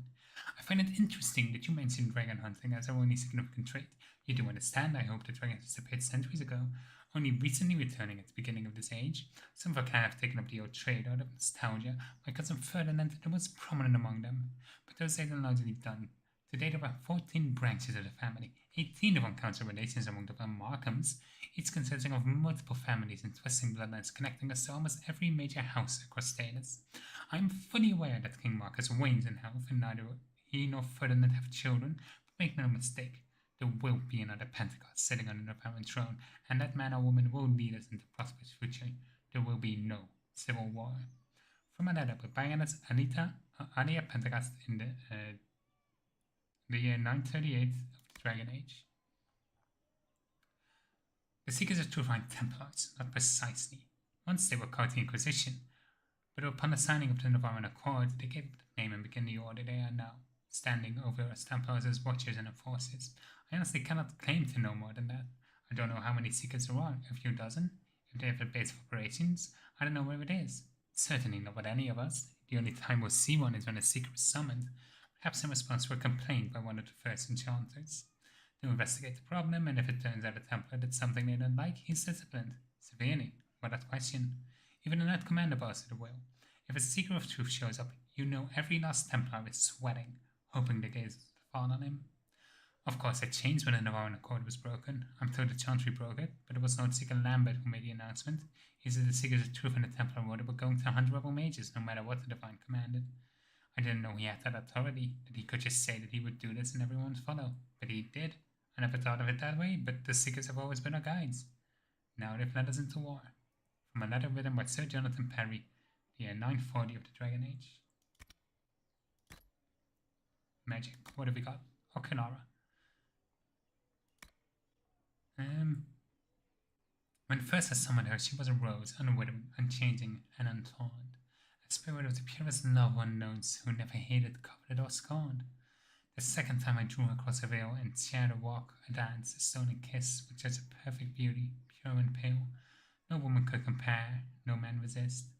Then in my weakness I essayed a third, till messages to warning did impart. She broke my binding with a single word, and said, smiling as she cleansed my heart, though love I was, your passions changed fire, has forged the spirit into cruel desire. Sonnet 126, The Lover and the Spirits from a Chant for Dreamers by Magister Horatius. And that's where desire demons come from. Chevalier, I decided to take the more roundabout path, a ship back to Froden, and then another to Navarra. The outcome was more than worth the trouble. The whole country is filled with artistry, from the statue of heroes at the end of the street and even in the meanest villages to the glittering golden college of Magi in Cumberland. Perhaps nowhere is more astonishing than the vast necropolis outside Navarra City. Unlike most other follows, when there are state Navarrans do not burn the dead. Instead, they carefully preserve the bodies and seal them in elaborate tombs. Some of the wealthiest Navarran began construction of their own tombs while quite young. These become incredible palaces, could with gardens, bathhouses, and ballrooms, utterly silent, kept only for the dead. For in pursuit of knowledge, he travels over gentry scholar by brother than a TV. Valgoyo, any resident of Royan, would say it is the greatest city in the world. Many take such pride for arrogance, but they do so through smiles as they nod in agreement, for it is the cost of doing business in the capital. Valgoyo is in every way a world leader, in commerce, culture, and its own exaggerated beauty. The state was founded during a Variant's grand unification, the result of a mix of influence not so much balanced as the given together, and once such an amalgamation would be cause for chaos elsewhere, the prosperity of the region has enabled an upward spiral of indulgence. The capital has endured the ages to become a beacon of civilization, and its citizens the measure of modernity. Just ask them. An element of Arroyo is notoriously risky, and it exists harmoniously besides the aristocracy and the palace bureaucrats. Indeed, the aristocracy tends to indulge in the city's darker side quite frequently, if discreetly, and it only adds to the mystique. Nobility, however, tend to be much more conservative and concerned about their reputation. Even if a trip into the capital to indulge of your private pleasures is not completely out of the question. In Valgoyo, transgressions are suffered and forgiven with flamboyant urgency. That is not to say the city is without lasting scandal or hardship, but one must squint past the gilding to be allowed even a glimpse, as the Royans are very careful about the face they present. Such it is with the masks nobility and the underbelly of the streets. Excerpts from Valgoyo, excesses, grant and otherwise by formerly Sister Nadine. genuinely love doing accents for these codexes. They wish to protect the people from us? We knew there would be some kind of reaction. But I didn't expect the Templars to make an appearance. The people may just be Return to Haven. Someone will need to inform them if we are delayed. As you say, my lady. A faggot's blood beneath scratched by Vandal, and his head suddenly weighs too much. Oh wait, these are the circle. And the last day? Which one is Charlton? I don't know. I've got so much beneath scratched by Vandal and meeting a low door frame. This is Avenue for a Reflective Thought. A lady in the actors of Horizon 4. Messages and pages are worth repeating. So let's send Roste then.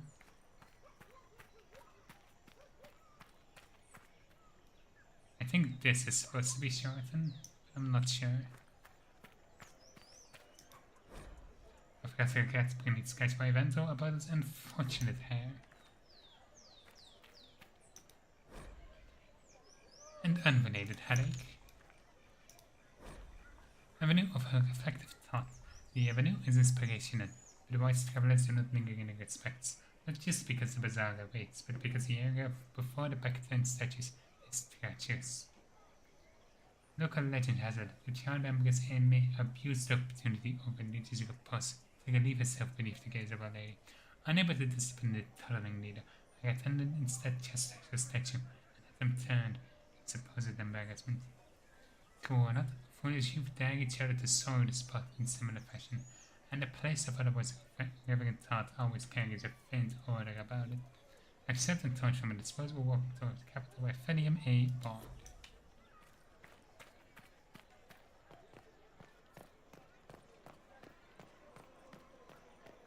Stand wary, guardsman. The Inquisition is here, along with the Herald of Andraste. What are these? Gates of the Empire East. Welcome all before the gates of the Empire. Stage an audience for the use of all. Criteria on business for partnership and proposals. Be seen. The display reserved for Song of Destiny by Lord Bamford and display is cancelled. Interesting. The first line of a lay. In respect to Empress Alphonse von Lamar, lines of a lay are a repeating element dedicated to the great defenders, otherwise noted. It's rumored that one is gold, one is bronze and weighted with poison, one is chocolate, and one is watching, as a saying go. There we are, Latif to test his back and learn which is most dangerous to try the night only. In truth, all other than leave. Don't pretend to ride them too long, lest the mind give way. Except on top of the disposable walking toward the capital by Fenium, aboard. Gates of the Empire North. This display is here for discourse political with attending professors of social matters from the University of LA. That all vendors of Luxembourg groceries will be closed in the hour beforehand and for 1 half after.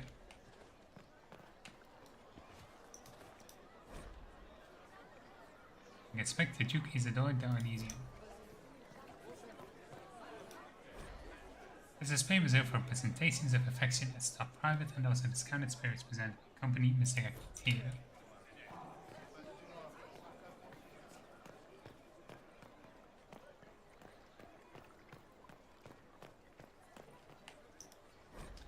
In respect of Duke Stefan of Valmontaigne,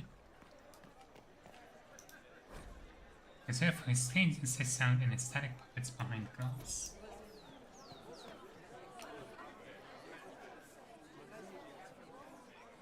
Good people of Val Royal, hear me.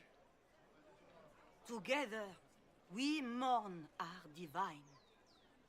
A naive and beautiful heart silenced by treachery. You wonder what will become of a murderer. Well, wonder no more. Behold, the so-called Herald of Andraste, claiming to rise where our beloved fell. We say this is a false prophet. The Maker would send no elf in our hour of need. I make no such claim. I wasn't sent here by Andraste or the Maker. I am simply trying to close the breach. It threatens us all. It's true. The Inquisition seeks only to end this madness before it is too late. It is already too late. The Templars have returned to the Chantry. They will face this Inquisition, and the people will be safe once more.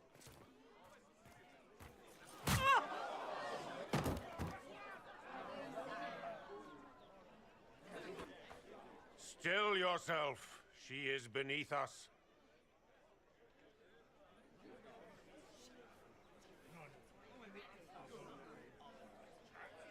Was that display supposed to impress me? On the contrary, it wasn't for you at all. Lord Seeker Lucius, it's imperative that we speak with... You will not address me. Lord Seeker? Creating a heretical movement. Raising up a puppet as Andraste's prophet. You should be ashamed. You should all be ashamed. The Templars failed no one when they left the Chantry to purge the mages. You are the ones who have failed. You who'd leash our righteous swords with doubt and fear. If you came to appeal to the Chantry, you are too late. The only destiny here that demands respect is mine.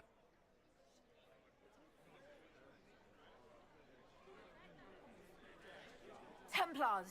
One of your own commands the Inquisition's forces. Join us as he did. You're a mage. Your ties are worthless. They are all made traitors just by being in your company.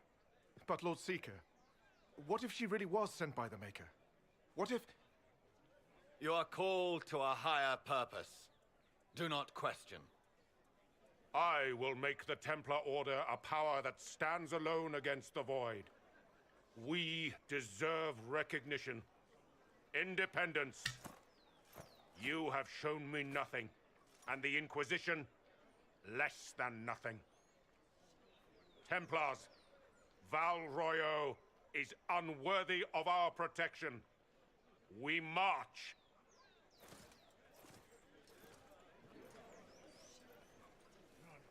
Charming fellow, isn't he? Has Lord Seeker Lucius gone mad? Do you know him very well? He took over the Seekers of Truth 2 years ago, after Lord Seeker Lambert's death. He was always a decent man, never given to ambition and grandstanding. This is very bizarre. It doesn't look like we'll be getting the Templars to help us after all. I wouldn't write them off so quickly. There must be those in the Order who see what he's become. Either way, we should first return to Haven and inform the others. As much as I genuinely usually think siding with the mages makes more sense, I will be siding with the Templars this time. Mostly because of the Sarah approval I can get from it.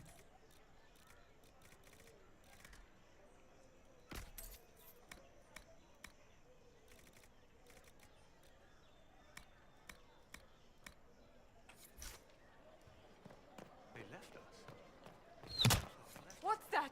An arrow with a message? A message is attached, written in a large flowing hand and bordered with doodles. People say it's special. I want to help, and I can bring everyone.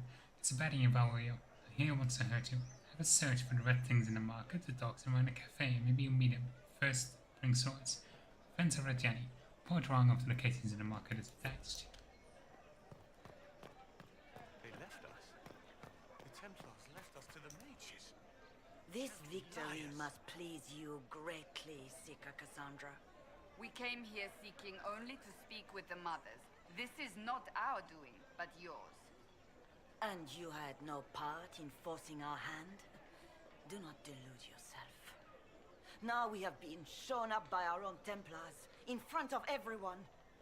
And my fellow clerics have scattered to the wind along with their convictions. Just tell me one thing. If you do not believe you are the Maker's chosen, then what are you?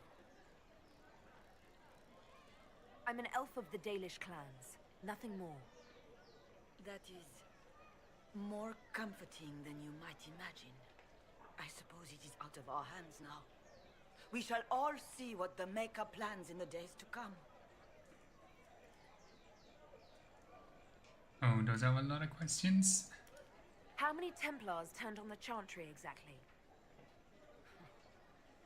They rebelled across Thedas. Some remained loyal, but not enough to call them the Order. The White Spire here in the capital was the largest garrison, but now it stands empty. Perhaps more shall flock to the Lord Seeker's banner now.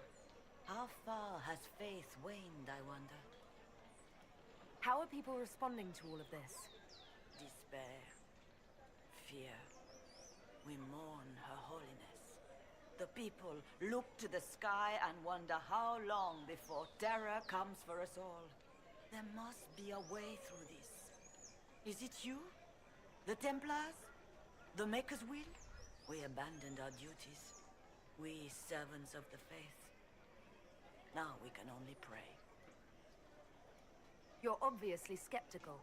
What do you believe I am? Our divine. Her Holiness is dead. I have seen evidence for everything, except what would comfort me. That doesn't answer my question. For you to be true, a great many things must be false. And if you are false, a great many things must have failed. There is chaos ahead, whatever your intentions. So what happens now?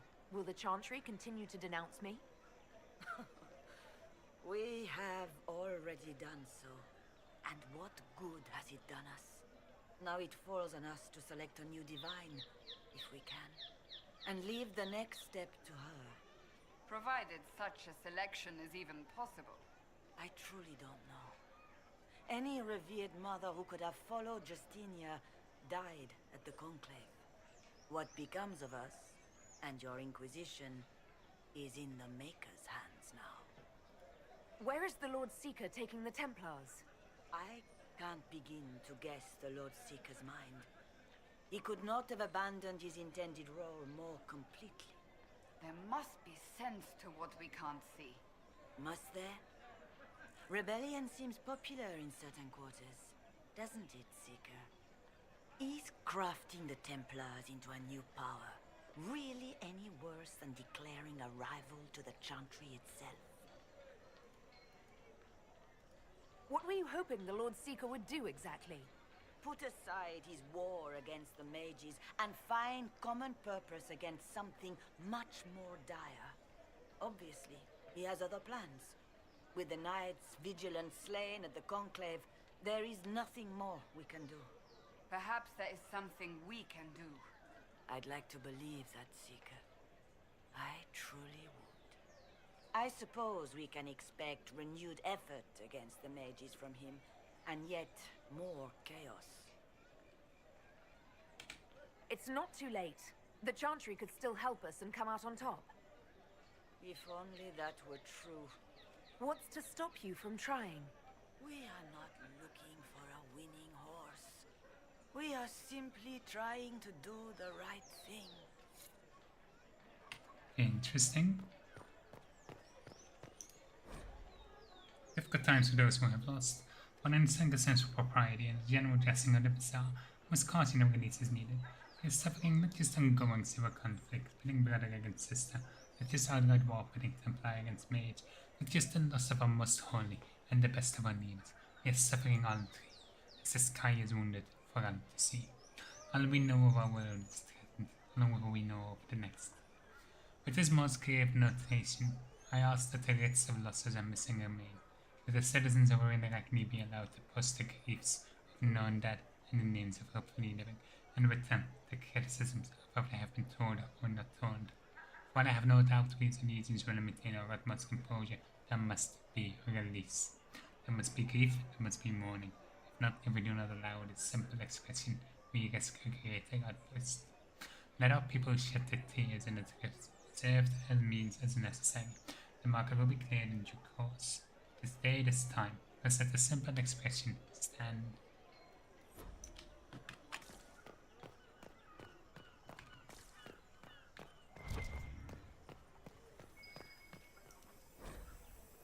Before stopping running and cameras floating faces off all the birds die off. Restocking fields, face not fed from the mission. There must be something here. Mega de la Mare reveals folly. Mega de la Mare was cut from Val Royal in 849 Blessed. It was a will of the Madame Reveal who demanded a reflecting pool large enough to draw his vain deceased mother back across the veil. Many ships and vendors were evicted to make room for his folly. Several memorials to the heroes of the first 4 blights were simply toppled. Because it was supports narrow in the way of life, as the bottom was lined with lead to increase its effective properties. He really intended it for divination, using boats as Master Plancher. Work was not finished until the week of its own death. The waters see little use today save for lazy or fornicating soldiers, but an ability about decorative gondolas. Ah, so this isn't a natural lake, it's a constructed lake. That's actually kind of fascinating. Put on a key with a small hasty skull, keen if from Dunk's rank, but Herald don't know what all about where death is paid. Again, the damage of quarterly.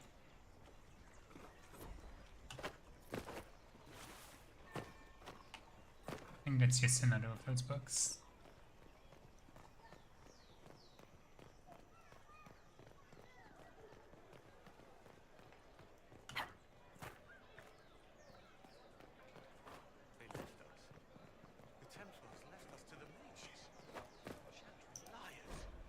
Upon Villamont, the apple nearest the cafe is set to change the taste depending on whether one is walking toward or away from the gallows. And of course they do, if taste is subject to the whims of the heart and only was favoured after tears. They get anyway, and another taste of joy. So as we who do not shy from experience.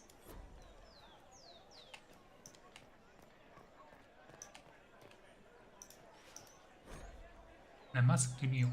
He cheered when on it was her might, but many more than ever thought. For though she was the first knight, her ken and kind heroine was fought. More packed by the dedication of the Masque du Lion, sponsored by Princess Green's first chevalier, for those who sat beside.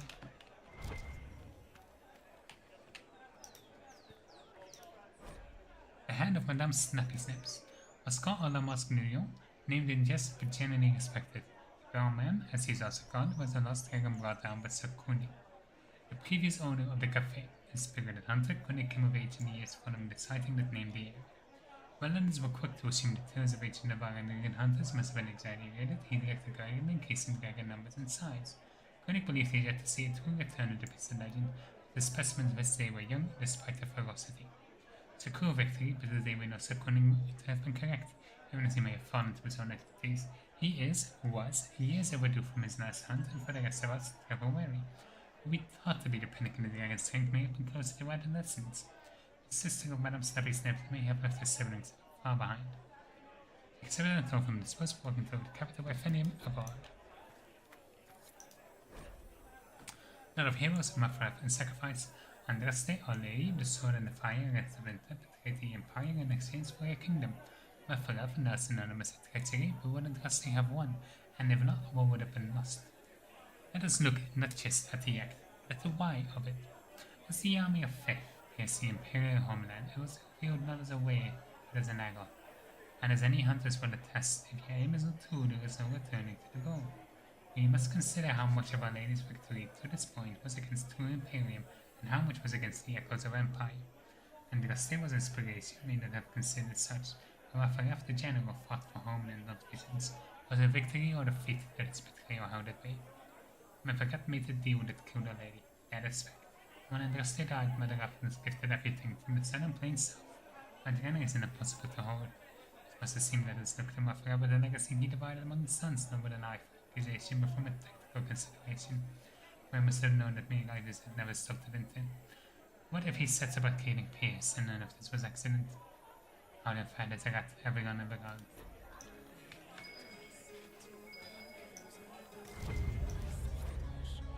Favors for friends. Different simple script from the back of the table report marked with word paint. Thank you for friends for helping good Lady Karis. Saw this will also but Herald and third passage could stay to see them exit.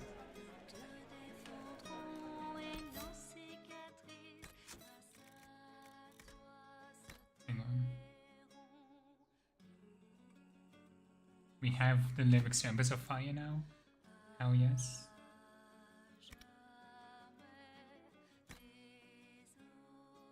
Didn't know there was a French version actually. We rededicate this jewel of our royal as a summer bazaar on the first neon to reflect the spirit of renewal. That is at the heart of the capital and of our people. Let the strength and the fall always guard the gates of the empire. Let the blossoms and promise of the changing season be a tribute to trade and public gatherings. For here, in the name of the Lion Valmont, will be an example to the world of how allegiance respond to adversity. Our way cannot be threatened, for it embodies the truth of religion and the promise of progress. Light finds our purpose in the heart of commerce. Good.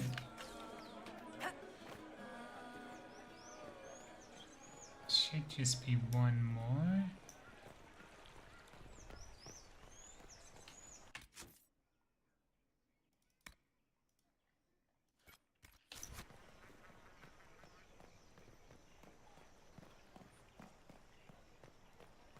I don't know. I think I know what to get there.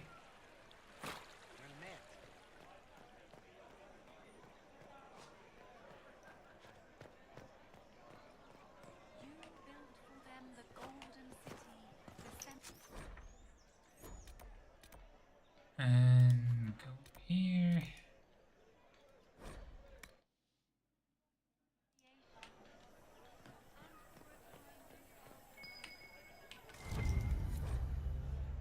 And we had to obey well. We made a 3 parts to discuss about to serve the new way. Small below to mishandled script, Herald go at time. Placing the rest, taking together the massive rules of time, path, and the key to the location of the roadmap. Sweet.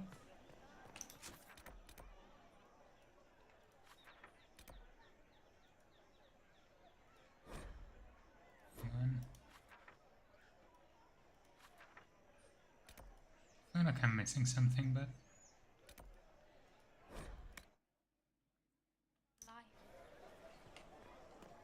what is this shop again? Oh wait, this is armor.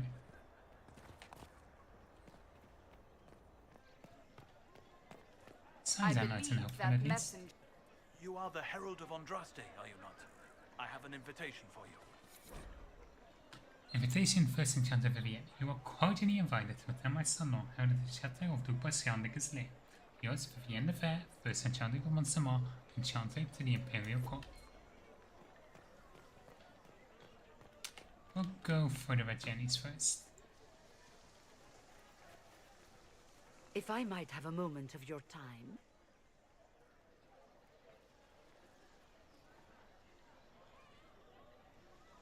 Grand Enchanter Fiona? Leader of the Mage Rebellion. Is it not dangerous for you to be here? I heard of this gathering, and I wanted to see the fabled Herald of Andraste with my own eyes. If it's help with the breach you seek, perhaps you should look among your fellow mages. Why is my screen suddenly back? I'm surprised the leader of the mages wasn't at the conclave. Yes. You were supposed to be, and yet somehow you avoided death. As did the Lord Seeker, you'll note. Both of us sent negotiators in our stead in case it was a trap. I won't pretend I'm not glad to live. I lost many dear friends that day. It disgusts me to think the Templars will get away with it. I'm hoping you won't let them. So you think the Templars are responsible? Why wouldn't she? Lucius hardly seems broken up over his losses, if he's concerned about them at all. You heard him. You think he wouldn't happily kill the Divine to turn people against us? So yes, I think he did it. More than I think you did it, at any rate. The mages weren't willing to talk to the Inquisition before. Why now? Because now I've seen what you are. And I've seen the Chantry for what it is. Consider this an invitation to Redcliffe. Come, meet with the mages. An alliance could help us both, after all. I hope to see you there. Au revoir, my Lady Herald. Come, let us return to Haven.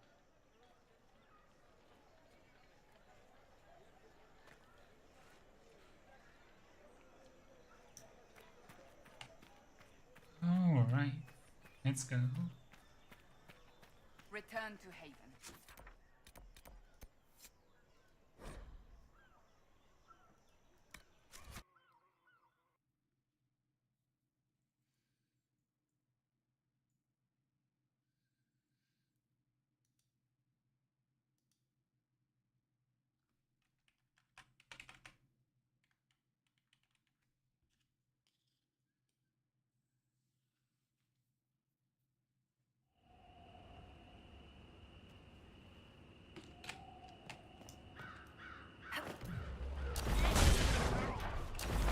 Still keep doing it.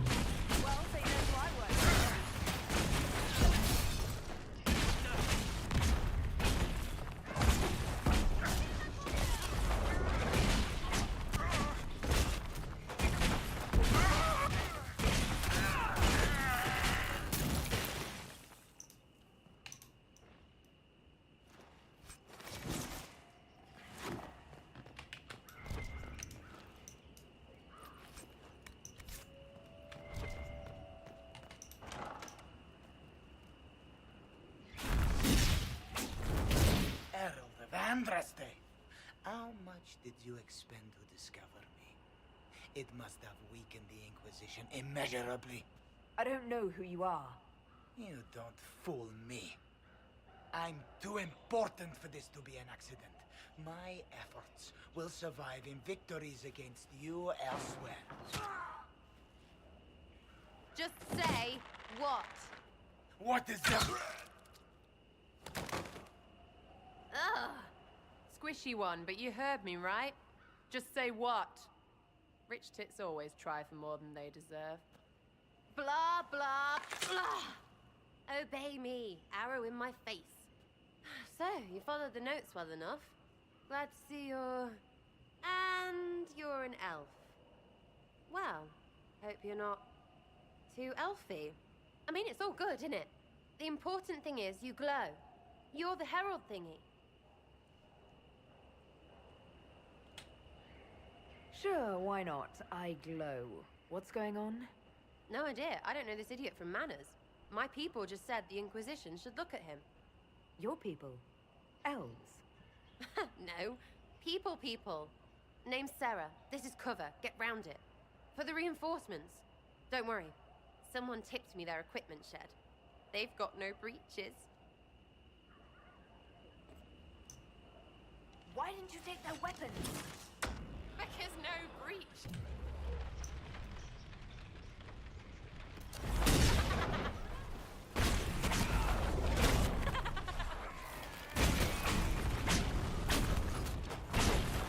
I genuinely love Sarah so much.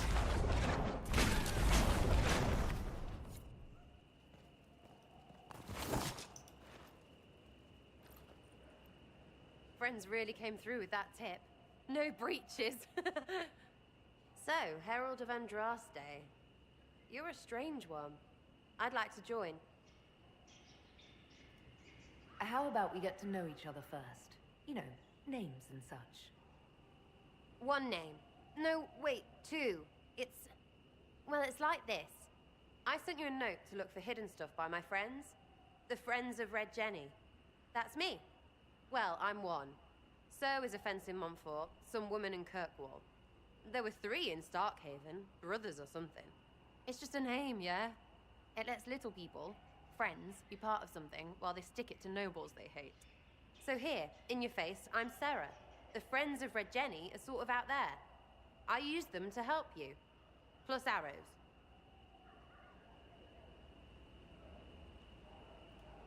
The Inquisition has spies already. Can you add to these professionals? Here's how it is. You important people are up here, shoving your cods around. Blah, blah, I'll crush you. Ooh, crush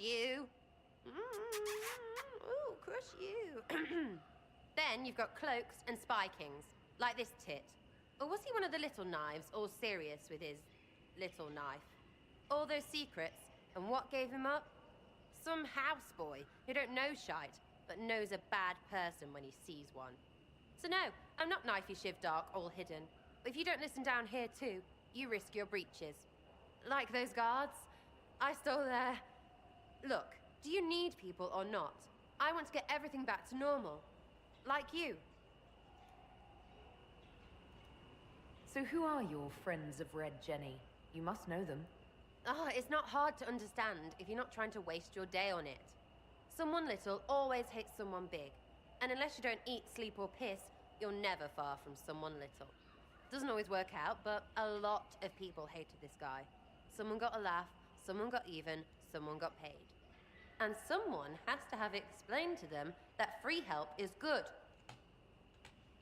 Back there you wanted to know if I glowed. Why? That's what you do, innit? You walked out of somewhere and now you glow. Andraste's Herald. True or not, it seemed like the easiest way to know it was you. True or not? Well, that's what they say and all. Look, don't get ahead, yeah? I want to help this... whatever it is. Inquisition. All right, Sarah. I can use you and your friends. Yes! Getting good before you're too big to like. That'll keep your breeches where they should be. Plus extra breeches because I have all these... You have merchants who buy that piss, yeah? Got to be worth something. Anyway, Haven. See you there, Herald. This will be grand. Hooray!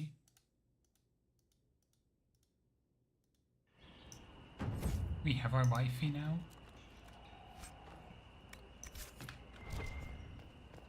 I think there's some more loot here.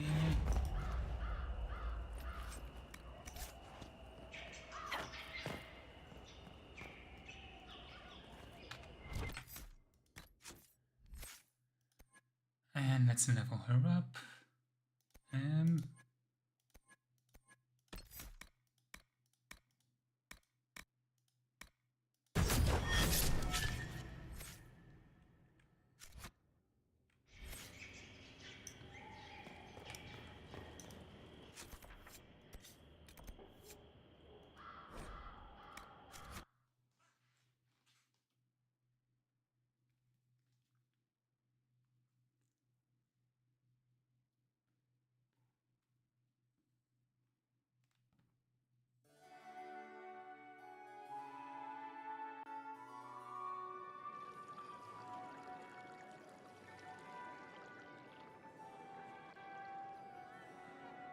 Lady Lavellen, on behalf of the Inquisition.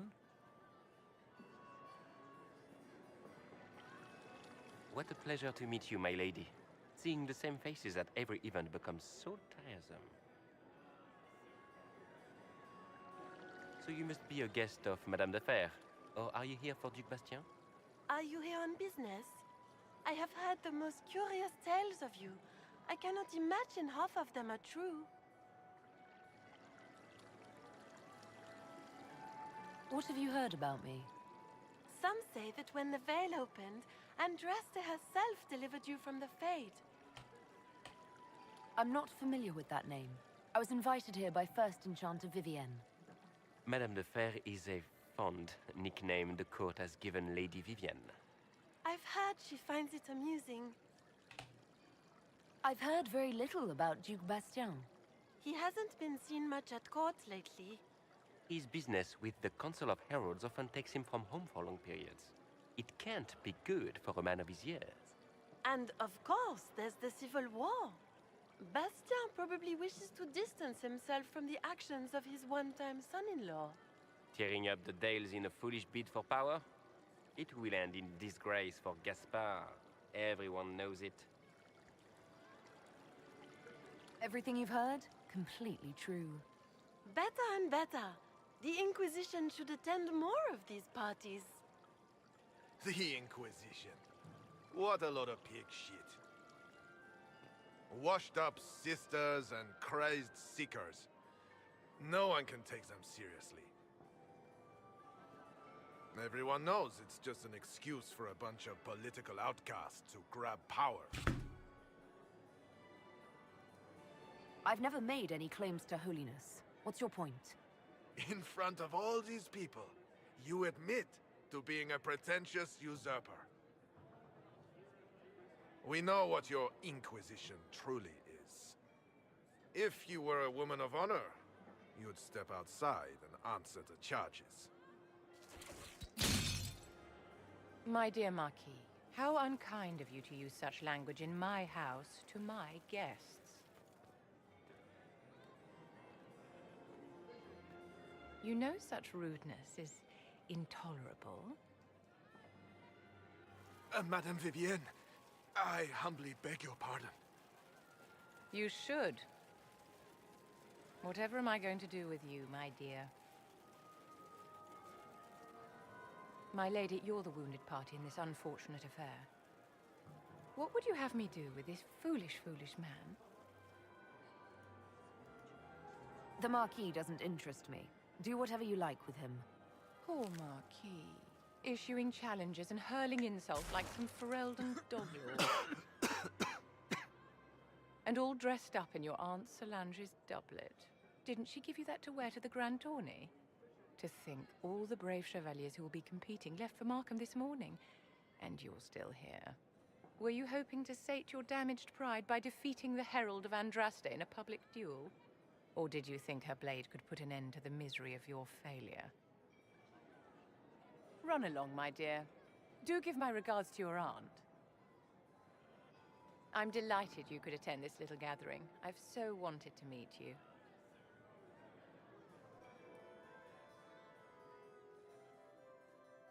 Allow me to introduce myself. I am Vivienne, first Enchanter of Montsimard and Enchantress to the Imperial Court. Is that Marquis going to pose a problem? His aunt is the Vicomtesse of Mont de Glace. Not a powerful family, but well respected. And very devout. Alphonse will be disowned for this. It's not the first time he's brought his aunt disgrace, but I'm sure it'll be the last. And after such a public humiliation, I expect he'll run off to the Dales to join the Empress's war effort. Either to make a good end, or to win back a modicum of self-respect. Your salon has certainly exceeded my expectations so far. I'm glad to keep you entertained, my dear. I wanted to meet face to face. It is important to consider one's connections carefully. With Divine Justinia dead, the Chantry's in shambles. Only the Inquisition might restore sanity and order to our frightened people. As the leader of the last loyal mages of Thedas, I feel it only right that I lend my assistance to your cause. What exactly can you do for the Inquisition? I am well versed in the politics of the Orlesian Empire. I know every member of the Imperial Court personally. I have all the resources remaining to the Circle at my disposal. And I'm a mage of no small talent. Will that do? Does that mean you'd be aiding the Inquisition from the Imperial Palace? Ordinarily, I would be happy to serve as liaison to the court, but these are not ordinary times. The veil has been ripped apart and there is a hole in the sky.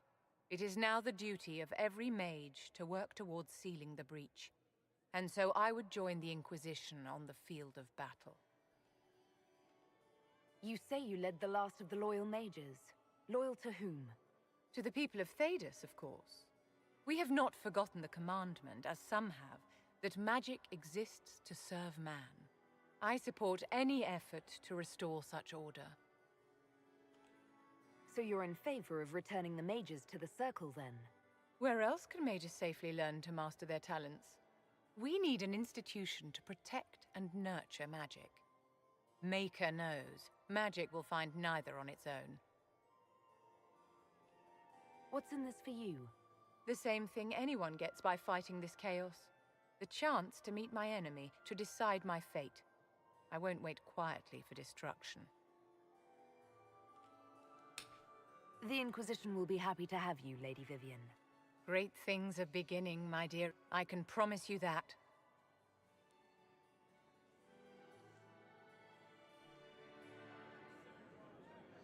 Good. That should round out our party a little bit more.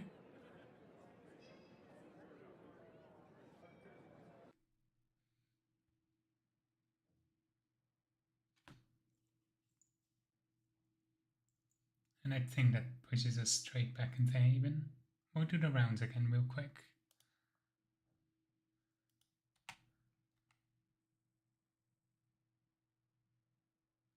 Maybe also check up on the... if we can craft some equipment for people.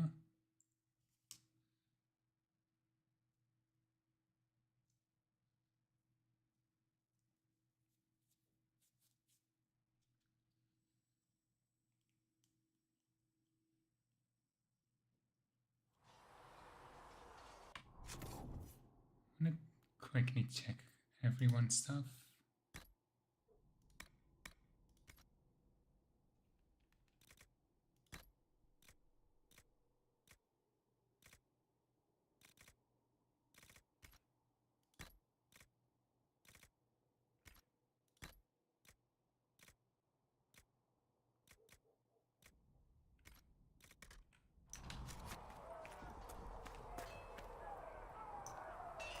Travel safely. I think I have a bow one for...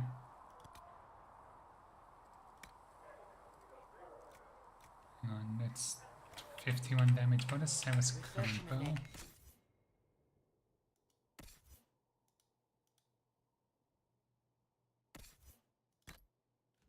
.46 DPS. Okay.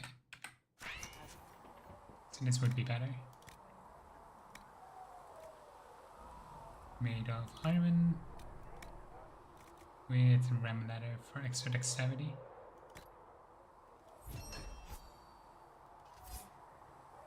And we should make a staff for Vivienne. I kind of want to make her an onyx staff. And we'll go for an iron one for now. And we'll give her...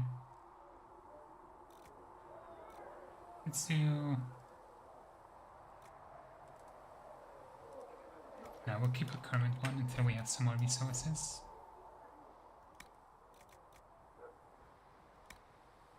I don't think we have...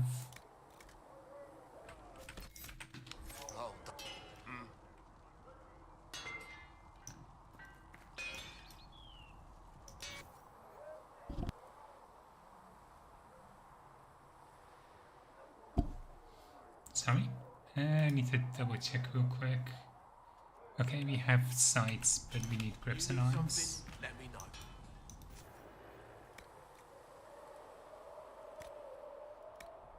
Let's see, it's 14 damage, that's easy. Yeah, we want dexterity.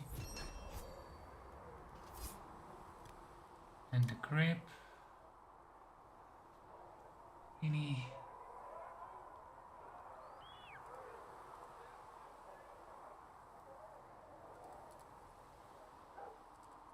I mean, I don't really care about giving him a bonus to strength, so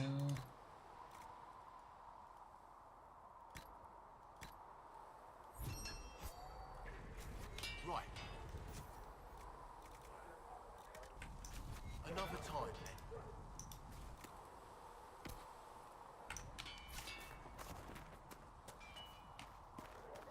okay. Now we can do the rounds and then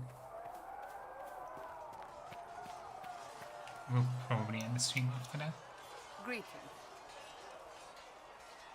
We already did everything in this I path. have some more questions. Why am I not surprised?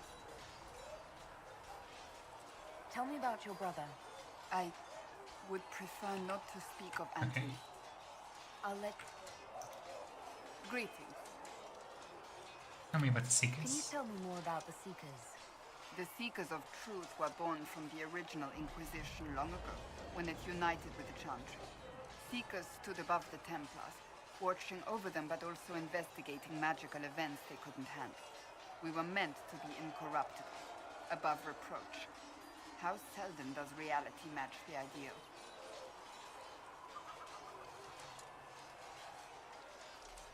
But what are Seekers exactly?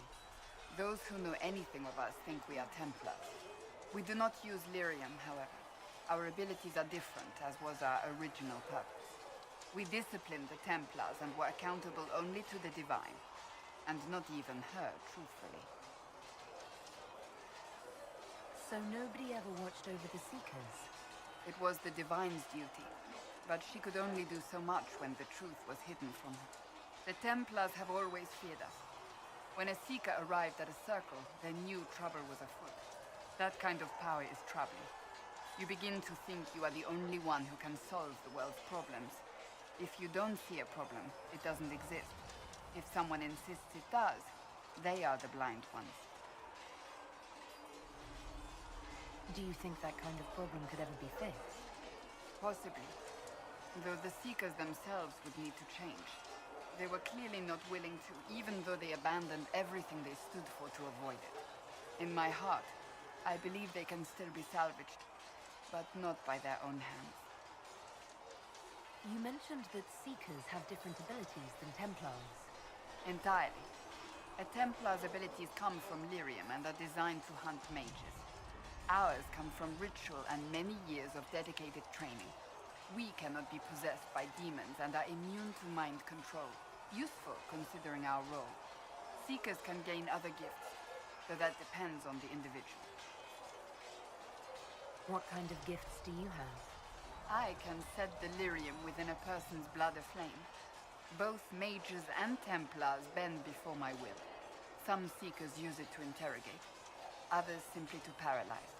Once there was a Seeker who could use it to kill. That particular gift is considered rare. Why did your order turn against the Chantry?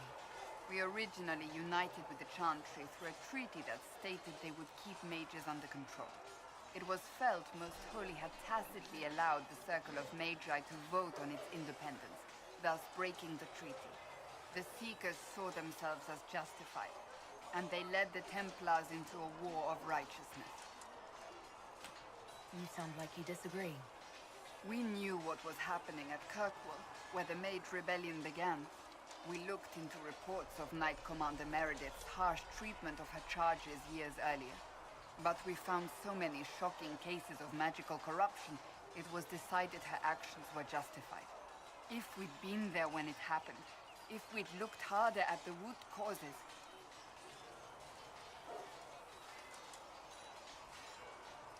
Mages were oppressed. What else did you expect? I expected us to do better. When faced with a problem, the Seekers would close ranks and crush it. We would find an answer, but only once we felt we weren't being coerced.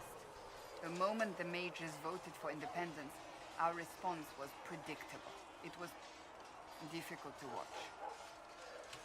How does someone become a Seeker? Most Seekers begin training in their youth. I was much older, an exception due to my noble birth. We train rigorously for years. Our bodies and minds must be elastic to undergo the vigil, and most fail even then. Is the vigil some kind of initiation? It is the rite every Seeker must go through in order to summon their gifts. A full year of fasting, prayer, and separation from all distractions, including other people. We empty ourselves of all emotion, focusing only on the purity of our devotion. And the moment it finally ends, it's wonderful. Faith realized. I cannot put it into words.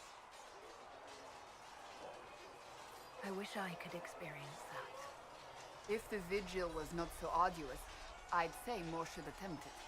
What if mages never needed to fear possession by demons? I'm told it is impossible, however. I suppose I'll never know the truth of it now. I've no more questions. Alright. Yes? I guess Conan is next. Is there anything I should know? The Lord Seeker's actions are a mystery, but the Templars will aid us. They cannot sit idle while the breach remains. Why would Templars break away from the Chantry? The Order believes the Chantry no longer supports their efforts. Not to the extent they should. But the Templars have served the Chantry for ages. And in that time, they've come to take the Order's services for granted. Templars risk their lives against blood magic, demons, abominations, to feel as if those efforts are dismissed. I may disagree with the Order's actions, but I'm here as proof of that. But I sympathize with their frustrations. What do you think of the people you work with? Who do you mean? What do you think of our ambassador? We have little in common. How she delights in meeting with nobles all day is beyond me. But I enjoy working with her. How do you like working with Leliana? The Inquisition would not exist without her. I may not always agree with her methods, but she's more passionate about our cause than anyone. Cassandra may have declared the Inquisition publicly, but Liliana is just as responsible for its formation.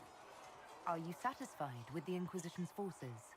Our numbers are small, but they suit our needs for the time being. Some Templars have joined us instead of following the Order. They've proven invaluable in training new recruits. I should let you get back to work. Alright, at least that one was short. I'm not a big fan of Cullen. These truths the Maker has revealed to me. As there is but one God, one life, one death. Need something? Can I ask you something, Varric? You want to talk about me? I'm flattered. Also inclined toward extravagant lies. How do you and Cassandra know each other? You heard about the Kirkwall Chantry being destroyed? The guy responsible used to be a friend of mine. The Seeker had questions about that, and I had answers. Are you from Ferelden? Olay? Free Marches, born and raised in Kirkwall. And despite whatever you've heard, no, Kirkwall's not that bad. Where did you get that crossbow? I've never seen one like it. Bianca? She's one of a kind. There's a hidden shop in Kirkwall called the Black Emporium.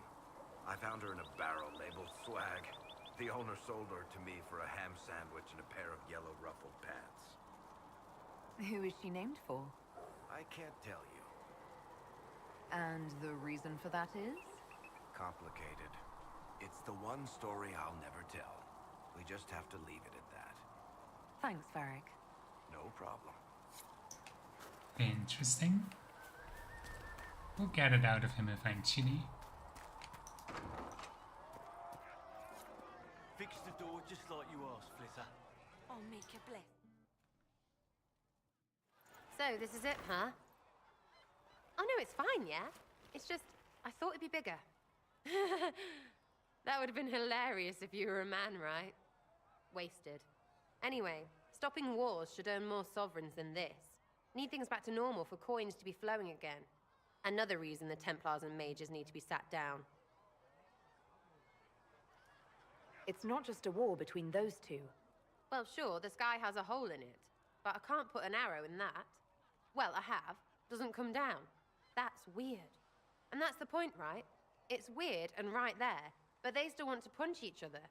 They're too busy to look up where the real questions are. That's why we're here. To help guide everyone back from the brink. The religious ones tell you that. That's important, right? But don't make it all about that. Seems like believing too hard is what got everyone here. And here is stupid and smells of horse. Really, what everyone needs is to get everything back to normal and proper and profitable. Sound good to you, old-touched Lady Herald? I think I'll enjoy having you around, Sarah. I hope you'll feel the same. Kinda. Suppose. Maybe. See you, Herald. Herald. I have to do something about that.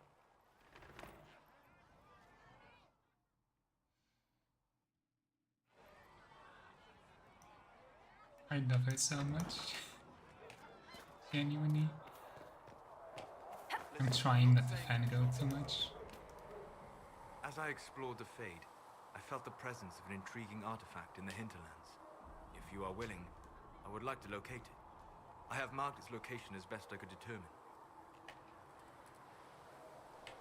I'd be interested in hearing your opinions on elven culture. I thought you would be more interested in sharing your opinions of elven culture. You are Dalish, are you not? Yes, I am. The Dalish are the best hope for preserving the culture of our people. Our people. You use that phrase so casually. It should mean more. But the Dalish have forgotten that, among other things. Oh, but you know the truth, right? While they pass on stories, mangling details, I walk the Fade. I have seen things they have not. Irabellis, Haren. If the Dalish have done you a disservice, I would make that right. What course would you set for them that is better than what they know now? You are right, of course. The fault is mine, for expecting what the Dalish could never truly accomplish. Irabalas, darling. If I can offer any understanding, you have but to ask. Is the magic they teach in the Circle different from the magic I learned with my people? No and yes. Magic is magic, just as water is water, but it can be used in different ways. Dalish magic is more practical, not needing chantry approval, although they still frown on blood magic. Superstition. Much of it is more subtle. A legacy from when elves were immortal. The legends of elven immortality. Did they use magic to increase their lifespan? No. It was simply part of being elven. The subtle beauty of their magic was the effect, not the cause of their nature. Some spells took years to cast. Echoes would linger for centuries, harmonizing with new magic in an unending symphony. It must have been beautiful. You said that the censure against blood magic was a superstition. I did. It's fortunate Cassandra is not within earshot. Most modern cultures forbid blood magic. Publicly, even Tevinter disapproves of it. But as I said, magic is magic. It matters only in how it is used. To be honest, I don't see it as different from any other magic. It's a means to an end. Indeed.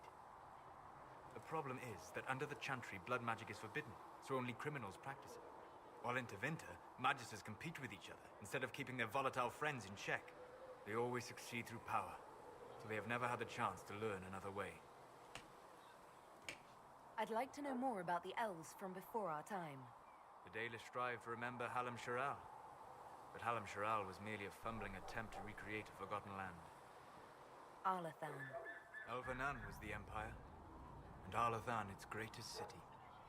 Place of magic and beauty, lost to time. You've studied ancient elves. What else do you know of Arlathan? We hear stories of them living in trees, and imagine wooden ramps or Dalish Erebels. Imagine instead spires of crystal twining through the branches, palaces floating among the clouds. Imagine beings who lived forever, for whom magic was as natural as breathing. That is what was lost.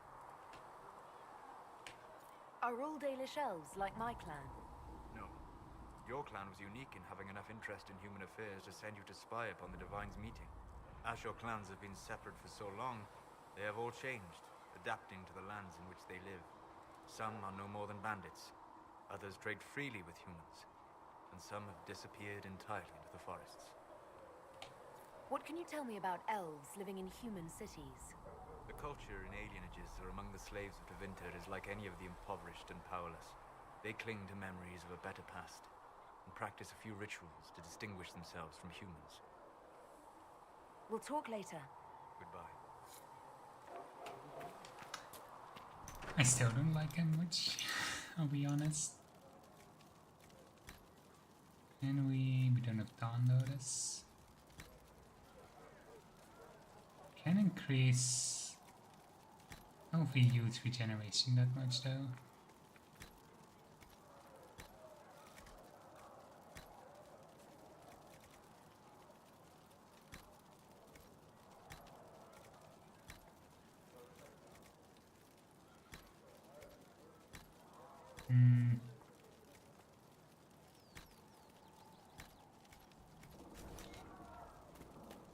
Secret Ask told me that he can't let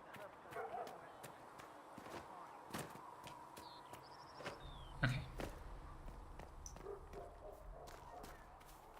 What do dwarves do when magic gets out of control? We need to make these. And these. Friend, I've never even seen Orzammar. But dwarves don't have villages, so...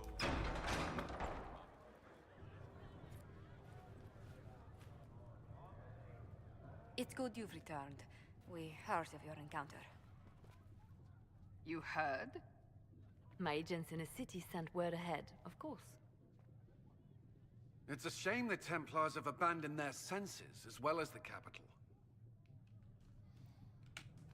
At least we know how to approach the mages and Templars now.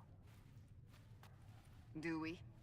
Lord Seeker Lucius is not the man I remember. True, he has taken the orders somewhere, but to do what? My reports have been very odd. We must look into it. I'm certain not everyone in the Order will support the Lord Seeker. Or the Herald could simply go to meet the mages in Redcliffe instead. You think the Mage Rebellion is more united? It could be 10 times worse.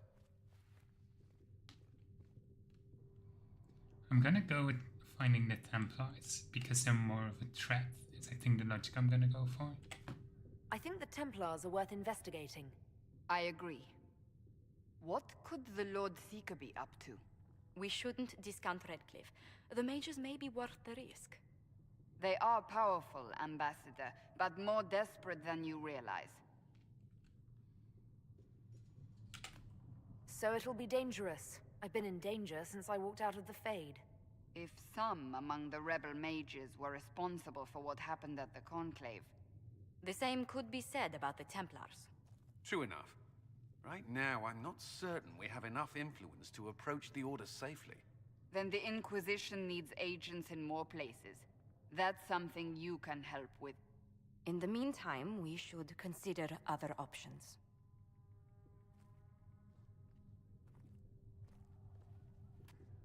There is one other matter. Several months ago, the Grey Wardens of Ferelden vanished. I sent word to those in Orlais, but they have also disappeared. Ordinarily, I wouldn't even consider the idea they're involved in all this, but the timing is curious. That does sound odd. I agree. The others have disregarded my suspicion, but I cannot ignore it. 2 days ago, my agents in the hinterlands heard news of a Grey Warden by the name of Blackwall. If you have the opportunity, please seek him out. Perhaps he can put my mind at ease. And if he can't? Then there may be more going on than we thought. All right.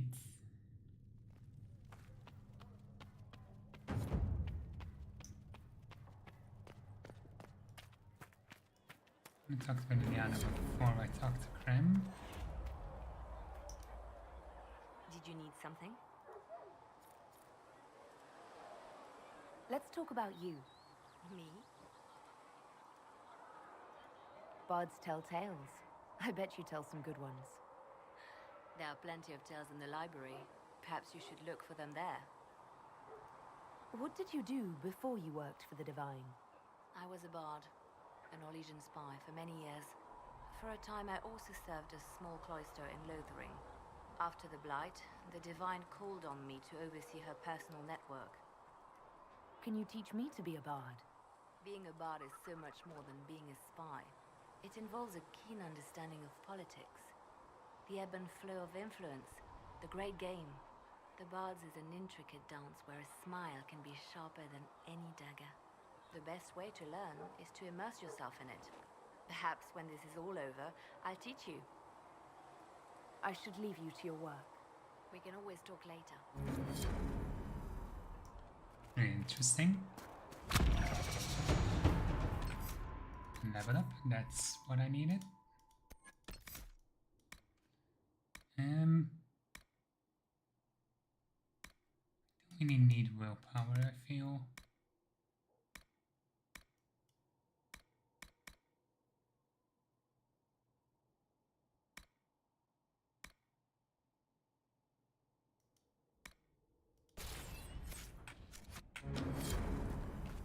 Excuse me. I've got a message for the Inquisition, but I'm having a hard time getting anyone to talk to me. Who are you, soldier? Cremisius Aclasi with the Bull's Chargers Mercenary Company. We mostly work out of Orlais and Navarra. We've got word of some Tevinter mercenaries gathering out on the Storm Coast. My company commander, Iron Bull, offers the information free of charge. If you'd like to see what the Bull's Chargers can do for the Inquisition, meet us there and watch us work. What can your Bull's Chargers offer the Inquisition? We're loyal, we're tough, and we don't break contracts. Ask around Val Royeaux. We've got references. What should I know about your commander? Iron Bull. He's one of those Kunari, the big guys with the horns. He leads from the front. He pays well, and he's a lot smarter than the last bastard I worked for. Best of all, he's professional. We accept contracts with whoever makes the first real offer. You're the first time he's gone out of his way to pick a side. Why did your commander send us this information? Iron Bull wants to work for the Inquisition. He thinks you're doing good work. I I look forward to meeting this Iron Bull. We're the best you'll find. Come to the Storm Coast and you can see us in action. Interesting. These truths the Maker has revealed to me. You've never been to a circle, as far as I can tell, yet you're remarkably skilled. Were you self-taught? Not at all. I studied magic with Keeper Deshana. I have heard about the traditions of magic among the Dalish keepers, but it's all third-hand. In my own experience, nothing is more deadly to a young mage than a lack of knowledge, which makes the current state of things precarious. What do you imagine will happen if the circles are not restored? Do you foresee the Dalish taking us all under their wing?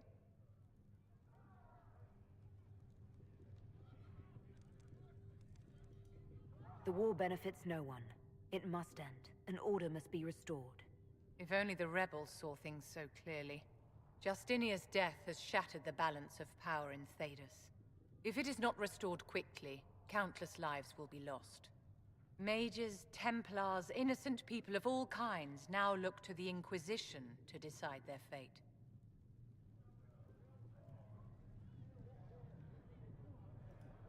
That's why you wanted to be here, to have a hand in deciding that fate.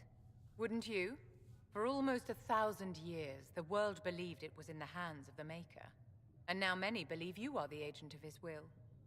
Whatever the truth is, that belief gives you power.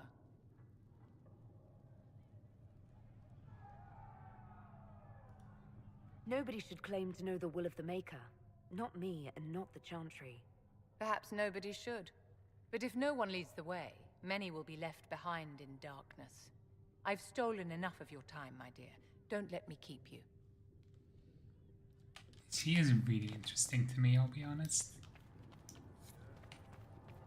I don't know Like, if Apothecary Adon she's can get you crunchy. that many healing drafts, revered mother. I greet you.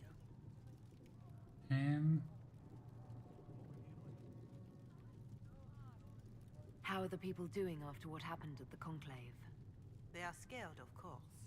Many have lost homes or loved ones. I doubt many will sleep well until you have sealed the breach. I have offered what help I can. The rest is for the Inquisition. What more do you wish to know?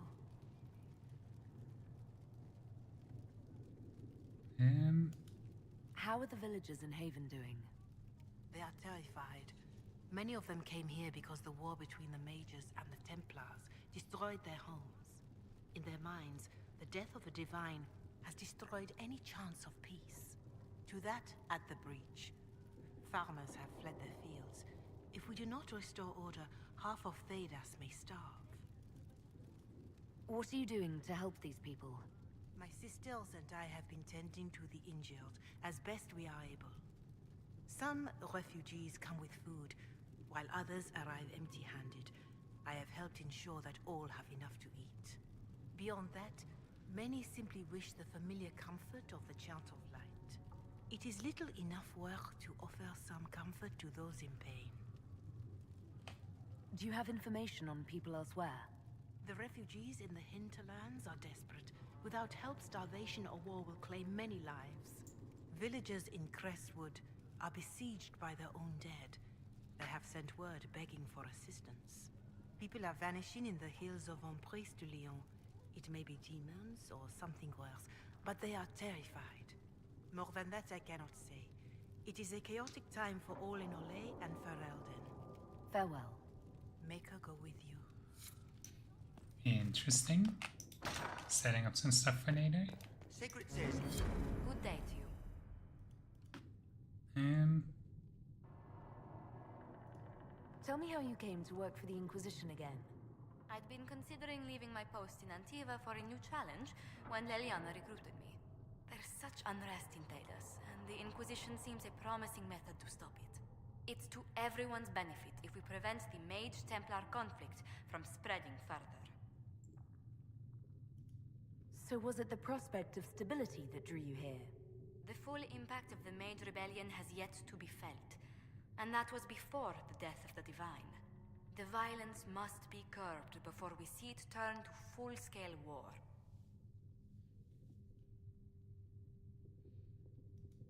I can only imagine the bloodshed if it escalates further.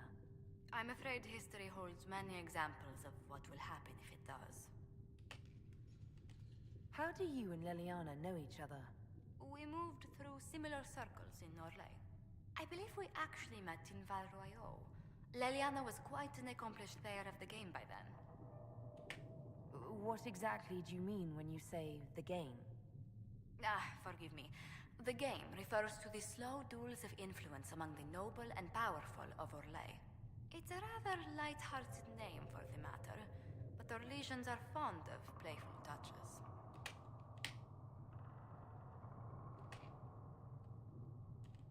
What business are the Montiliers in exactly?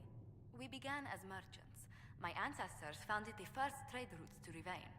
We once sent entire fleets across the Waking Sea. But not anymore. No.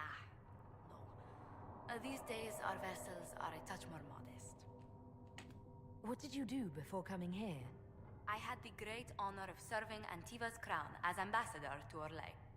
I'm also first in line to become the head of House Montilier, though my siblings attend to our mercantile affairs. How strong are your past loyalties? I would never have given up my position if I did not intend to fully commit to the Inquisition. We cannot fall back on borders. Antiva is as threatened as any country by the rebellions. If anything, the alliances I forged there may help our current cause. Do you think the Inquisition will continue after we seal the breach? If we prove ourselves by healing the breach, people may turn to us for other things. Protection, counsel, justice. The Inquisition offered these once to those in need. Tell me, do you believe I was saved by Andraste at the Temple of Sacred Ashes? I should much like to believe so, Your Worship. The miracles Andraste performed were so long ago, they're difficult to picture. If it were truly her and the Fade who saved you, well, in any case, many already believe you walk in the Maker's light. Let's speak later. Farewell. Okay, let's look to the white table for a bit. Thank you. Oh, make her hear my cry. And then we can end the stream. It's been over 6 hours. I'm doing good on streaming longer though.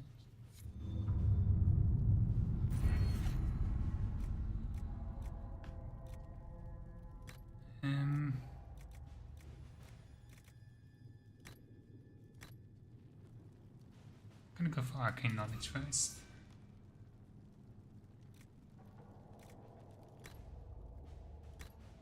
I'll probably get like all the knowledge perks first, and then the theft tools. Okay.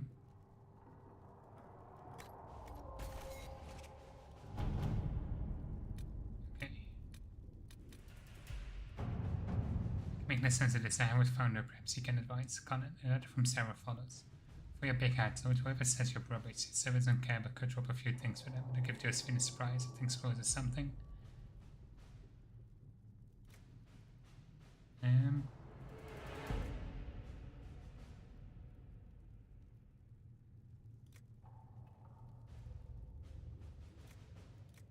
It's in Josephine.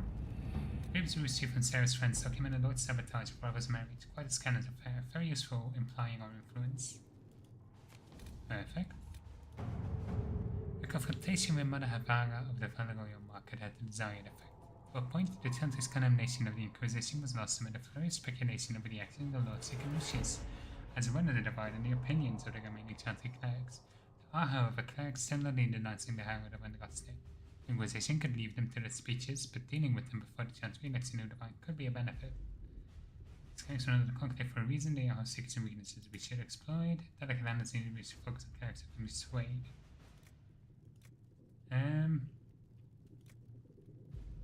I think I agree with Liliana on this. Exploit his secrets and weaknesses. It is done. As expected, the clerics who spoke most loudly against were trying to cover their lack of character, their science, and the rest of the country has taken note. They can be kind with political allies for now, at least until we're detractors discover other ways to strike out.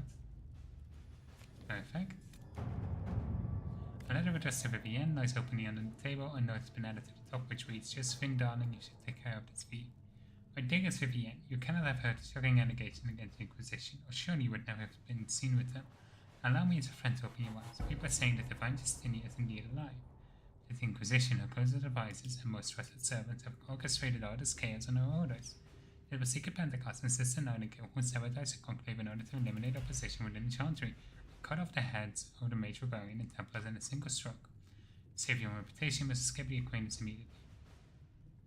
Wouldn't find stuff would just be used against us, so you must find the source of this rumor. Compose to find separate codes copy the seat for themselves. We just spotted nobles to combat this rumor. I can arrange a few key visits. I think let's play the nobility. Let us begin.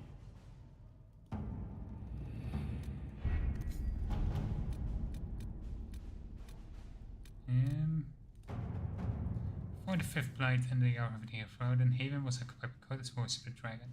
They believed to be Andraste report.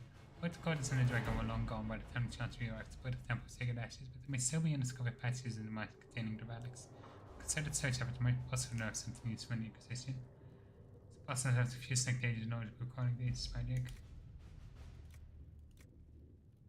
Okay, that's in Liliana.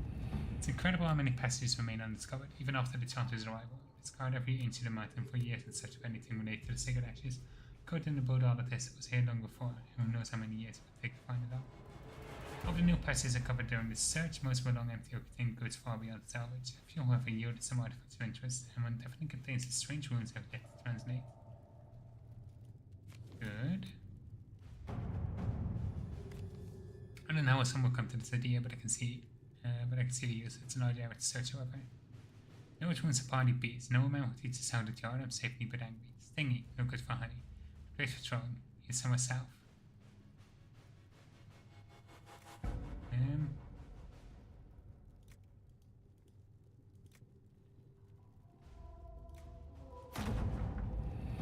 And we got a jar of beads. How nice. It was discovered in the mountain passage during the recent search for a type never seen before. Now that Fentanyl Elven and perhaps dating back to the time of Andraste herself. A few might be able to translate the script.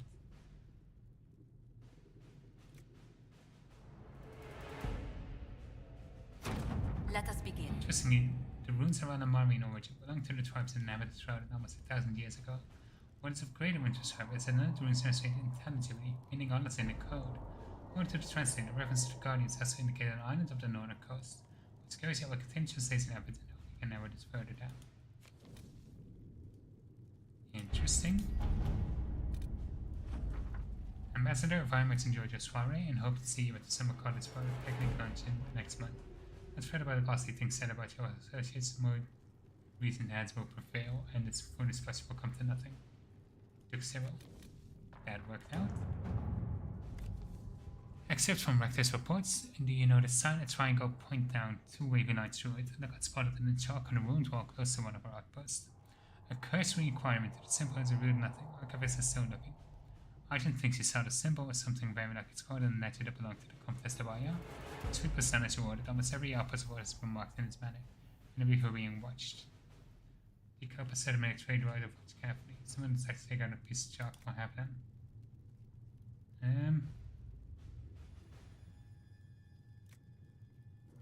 Soon Liliana's plan. Posted along a pair of highway, but since we forgot to trade with the facility of clearing supplies for the Inquisition as now approaches. Fourth night caravan carrying a fatigue makes ample right for protection. After midnight, a woman out clutches make small talk to a guard. After he passes the guards, makes a mark on the tent post.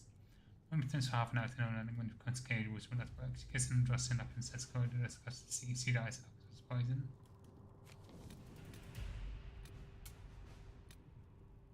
Okay. I think that's all. Yeah.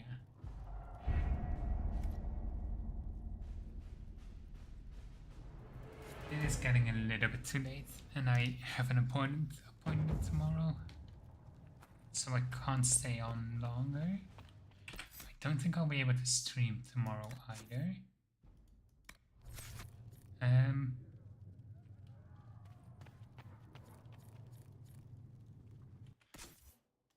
We have have some new stuff actually. That's gonna be useful on a warrior, I think.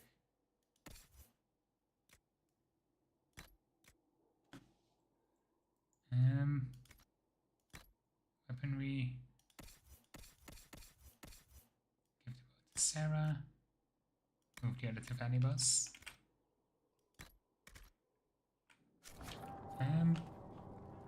But yeah, that's gonna be it for now. I hope you all have a wonderful rest of your day. And I hope to see you all again soon.